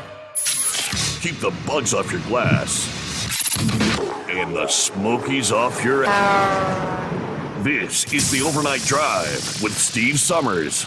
All right, for our friends out west, if you're going to be traveling as we head into and through the weekend, get ready for a bit of a temperature shock. Temperatures and freezing levels are going to plummet across Southern California by the weekend. They're talking nighttime temperatures, lower 40s for downtown L.A., both Saturday night and Sunday night. In fact, temperatures can drop low enough to maybe even challenge records in L.A. both nights this weekend. Now, forecasters are predicting a low of 41 degrees Saturday night. That approaches the record of 39, which was set way back in 1882. Sunday night forecast low of 40. Would tie the record from 1893 there. But the falling freezing levels will cause snow to fall at very low elevations.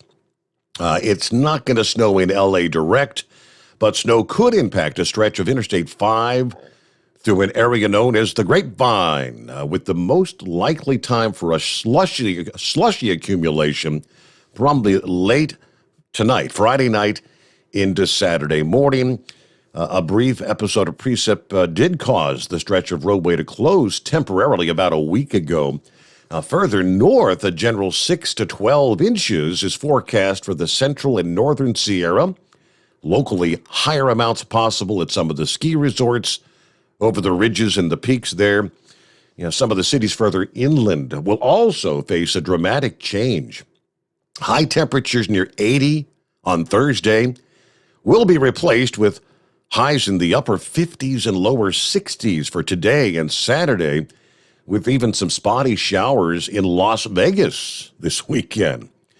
Now, that's going to represent temperatures going from one side of normal to the other. Typically, the first week of March would see highs in the upper 60s in Las Vegas. Looks like chance of rain a bit lower for Phoenix, but the cold air will even be felt in the desert. Highs, which were in the middle 80s this past day, will be replaced with temperatures middle 60s this weekend. Phoenix would normally be probably mid-70s for high temperatures this time of year. And there is some concern blowing dust may become a concern as the lower temperatures are ushered in by gusty winds. and an enhanced fire danger for our travelers out west there. All right, from the email, hello to Truck and Phil this morning. Morning, Steve. Chris Kabeltrick in the Hot Shot Secret Nation. Happy Friday. Coffee up, ready to head out to Sterling Heights, Michigan. Make that flip back to Fort Wayne. Bring on the springtime weather. Thank you. All right, Truck and Phil, Semper Fi. Question from Doughboy. Hey, Chris, on my quad four-wheeler, I'm about to change the differential fluids in it. I've got a bottle of Shift Restore. Would that be something I could put in the differentials? It holds 9 ounces. Yes. Yeah, you could put that in there. The FR3 would be optimum, but we can absolutely use Shift Restore. Okay. That'll help. You'll see cooler temperatures, a little bit less wear. But the FR3 would be more optimal? Yeah, because the FR3 has the nanocarbons in it. It's got a different base oil. I mean, that'd be my go-to. But if I had a bottle of Shift Restore in my garage and I was in the process of doing it, I would use some of that in there. No, I said it holds 9 ounces. He probably just wants like a little thimbleful or something, a shot glass or what? Yeah, probably about half an ounce. Half an ounce? Half an ounce to an ounce would do it. Just a little bit. Just a little bit. All right. I believe it is it Arthur on the line? Morning, Arthur. Yes. Good morning, Chris and Steve. Just wanted to let you guys know I've been using I just tried it, the Shift Restore. I've called in before about the Equinox. My son told me he tried it in the GMC Acadia, and he had good success with it. So helped the shifting and that. So I said, well, I'll drop fluid and add that. And definitely has helped, especially in cold weather. I've noticed a big improvement of how it shifts when it's cold. So I just kind of call them to say, thanks for your good products. I've called in quite a few times about the FR3 and the Stiction Eliminator. I also use the EDT, Everyday Diesel Treatment, and the winter stuff in the Duramax truck I have. Yeah, so what you're saying goes right along with what we were saying earlier about, the stiction gets built up inside there. Then when cold weather hits, or when it doesn't have to be cold, just cooler weather, when the oil's not warmed up enough to be thin, it slows down all those parts from sliding back and forth. So like in a transmission, you got a lot of sliding friction, not like an engine where, we've got more abrasion. So that lines up exactly with the way I would picture it to go. Colder starts, man, things are just moving better. Everything's lubed up real good. You got the nanocarbons in there. You cleaned up any stiction, just moving it forward. Yeah, so what I did was I actually put the amount of the Shift Restore in, according to the capacity of the transmission. And I've been making it a habit of every couple oil changes that I'll drop the fluid down, and it only takes about 3.5. So I'll just add enough to treat that amount of fluid I'm adding next time. Does that sound like a good plan? Yep, sure does. That's the way I would do it. Yep. So yeah, I've been listening to the show quite a bit. I always enjoy the show. There for a while, I was actually looking around for it and wondered what the world happened when he was dropped from WLW. I used to be able to get that show on my car radio at night coming home from work, all the way in Illinois. So I'm originally from Amelia, Ohio. Oh, okay. Oh, wow. Yeah. I do appreciate the show on the radio again, and I can pick it up. And also these great products you're putting out. I try telling everybody in the store. Now with the Shift Restore, I can't find that in the store, but I ordered it. But yeah, we're we're working on that.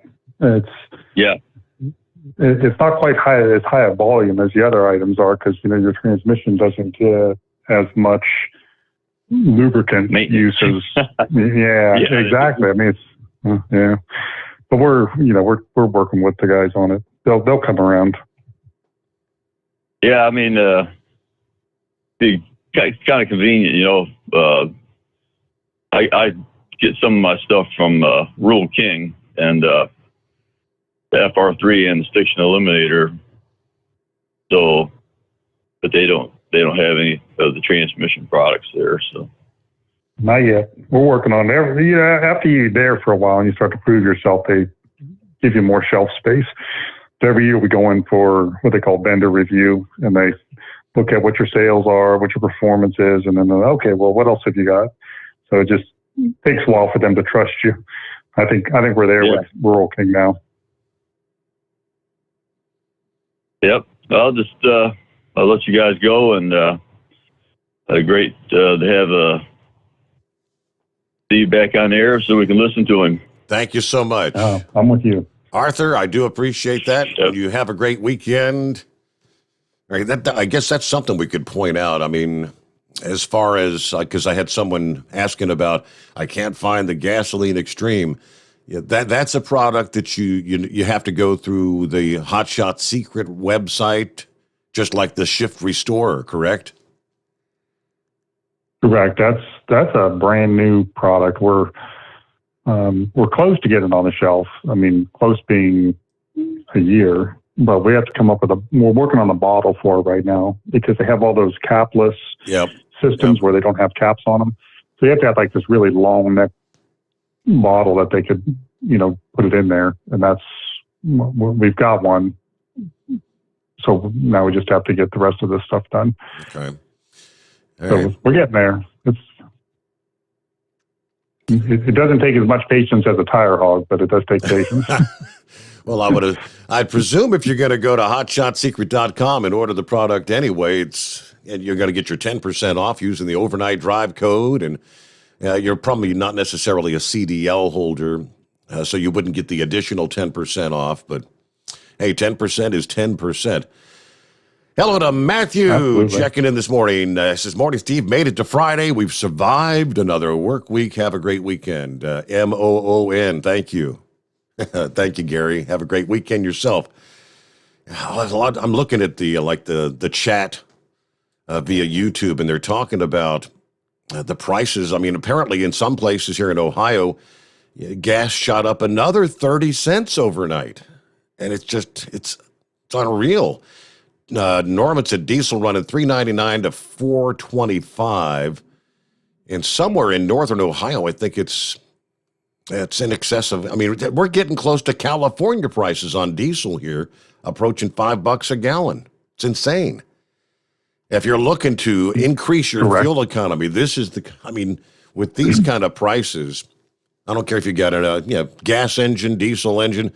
What's the first recommendation for improving the fuel economy for the everyday automobile driver? The Gasoline Extreme would be the most impact, and then the second most impact would be FR3. I mean, just both of them. Like when we did tests with the Gasoline Extreme, we sent out, I think it was 300 bottles, maybe it was 400 bottles, different formulas, and we asked Facebook users to try these and tell us what you got. The average was 7% increase with Gasoline Extreme. And then the FR3, I mean, we're almost always guaranteed a 3 to 5% increase. Just, it's never been less than that. So that would be my two things, Gasoline Extreme and FR3. Everybody out there, pay attention, because you're not going to be paying lower prices anytime soon, according to what we're hearing. Is, let's see, Anderson? Is that who we got on the line? Hey, good morning, guys. Yeah, hey, Steve, I'm a long-time listener, first-time caller, and I used to even listen to your dad back in the day, too, so I'm glad you're back on the air. I personally missed listening to you, and I listened to a lot of your podcasts. But my question to Chris, how you doing, Chris? I'm calling from Christiansburg, Virginia, down here. I have a 2010 Honda Odyssey with 289,000 miles on it. I have my own transportation company. I transport, I run, patients for hospitals because I do non-emergency medical as well as sort of like a taxi cab service, a curb-to-curb, door-to-door service. But my question is, when they're servicing my engine on cylinder number 4, it looked like that varnish look that's on it. I'm just concerned if you put that cleaner in there, if it's going to affect like the rings and stuff, it'll clean it up, and then all of a sudden I might have future problems. And then, I had my transmission cleaned through service where they flood it with extra oil and then they suck it all out and all that. So, but the van runs great. The only issues I'm having now, because I was having misfires, but I went and got it all taken care of, that part of it. But I'm having problems with the catalytic converter on bank 2 and bank 1. But anyhow, I'd like to know if I can get that cylinder 4 and maybe, that cleaned up. And basically, what do you recommend for me to do with this old engine? It has great pep and get up and go power, and I'm not making I never got that smell from the catalytic converter that you would get when they're going bad. So I'm I don't know what to do. And if you put that treatment in there, do you have to leave room for that? So those are my questions. Yeah. So what I would do if it were my vehicle is I would, next oil change, I would put the stiction eliminator in, and then put the oil, then finish topping it off with oil. You drain out all the oil, or if you take it to a mechanic, say put this in before you put the oil in, and run that for a full oil change. And at the same time, I would put the gasoline extreme into the gasoline for a full tank, and it will clean up both sides of the rings. With that many miles on it, you just got to have a little bit of varnish built up here, there, and everywhere. So cleaning it out is just going to help it all out. There's nothing damaging that will happen. It's not like you're breaking stuff loose and it's clanking around in there. It's more like dissolving it slowly, over 3,000 miles or 5,000 miles, so that it's not there anymore. On the rings especially, we want to get the carbon buildup. Now, the varnish you're talking about, is that on the side of the cylinder walls? Is that what you're describing? Yeah, there was like a discoloration in that whole cylinder there. And with these Hondas, they drop out like 2 cylinders as you're traveling, and then I guess they're notoriously always having problems with them.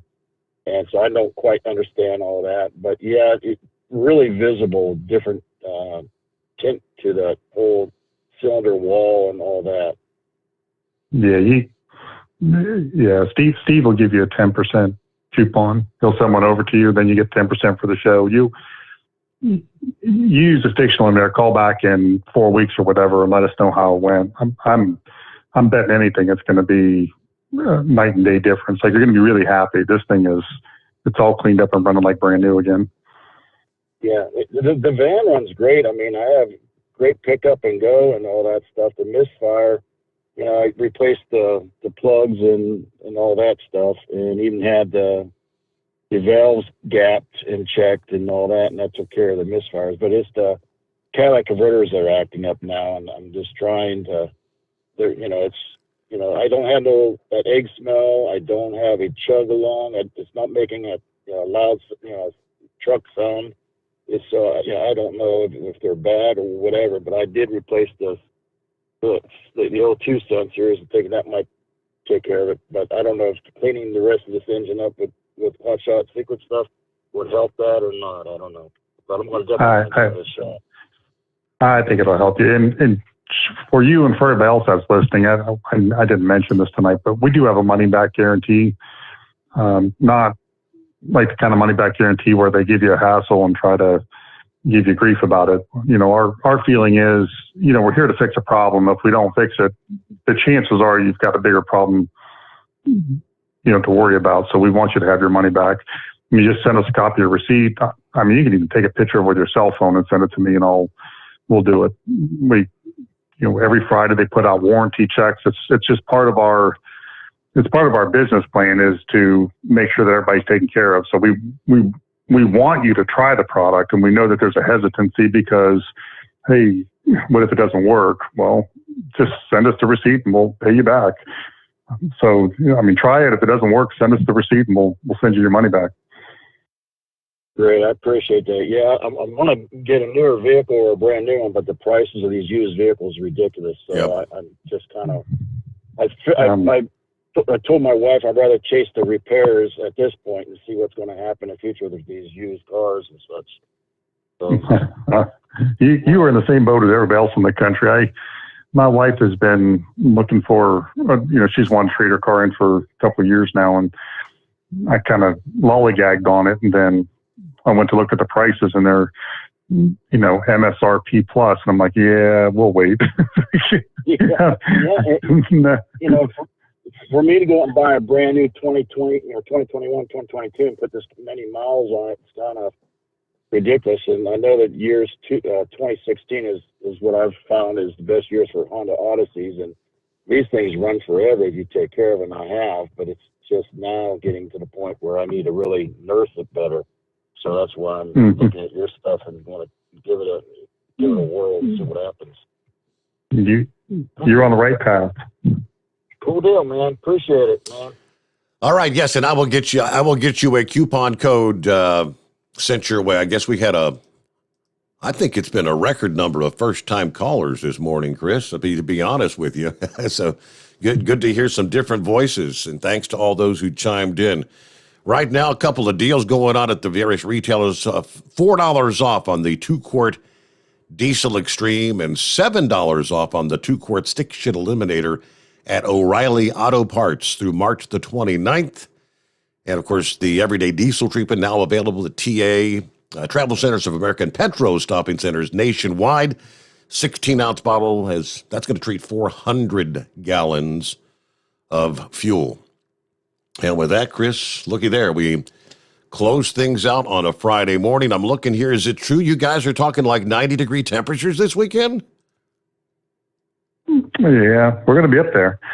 I think we'll probably get to like 82 or 83. Okay. I'm looking at a really, post really that nice. said some parts of Florida are talking possible record heat this weekend. Wow. All right.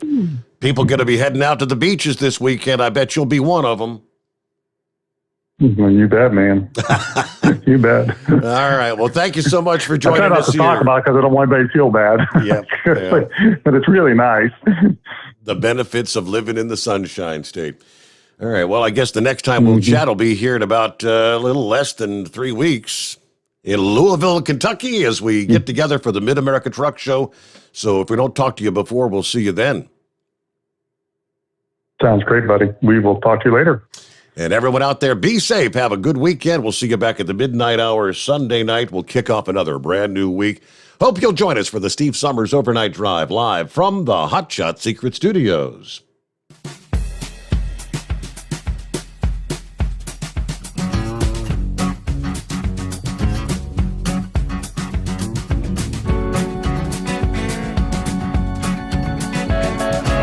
You never guess the places that I've been. You never guess the places that I've been. 'Cause everything is like a dream, yeah, but only in that dream that I live in. I'm never gonna let the day begin. Never gonna let the day begin. 'Cause everything is like a dream, yeah, but only in that dream that I live in. Oh, don't wake me up before you go, and I'll just make this bed my home. Oh, darling, please just let me sleep. Give me my dreams.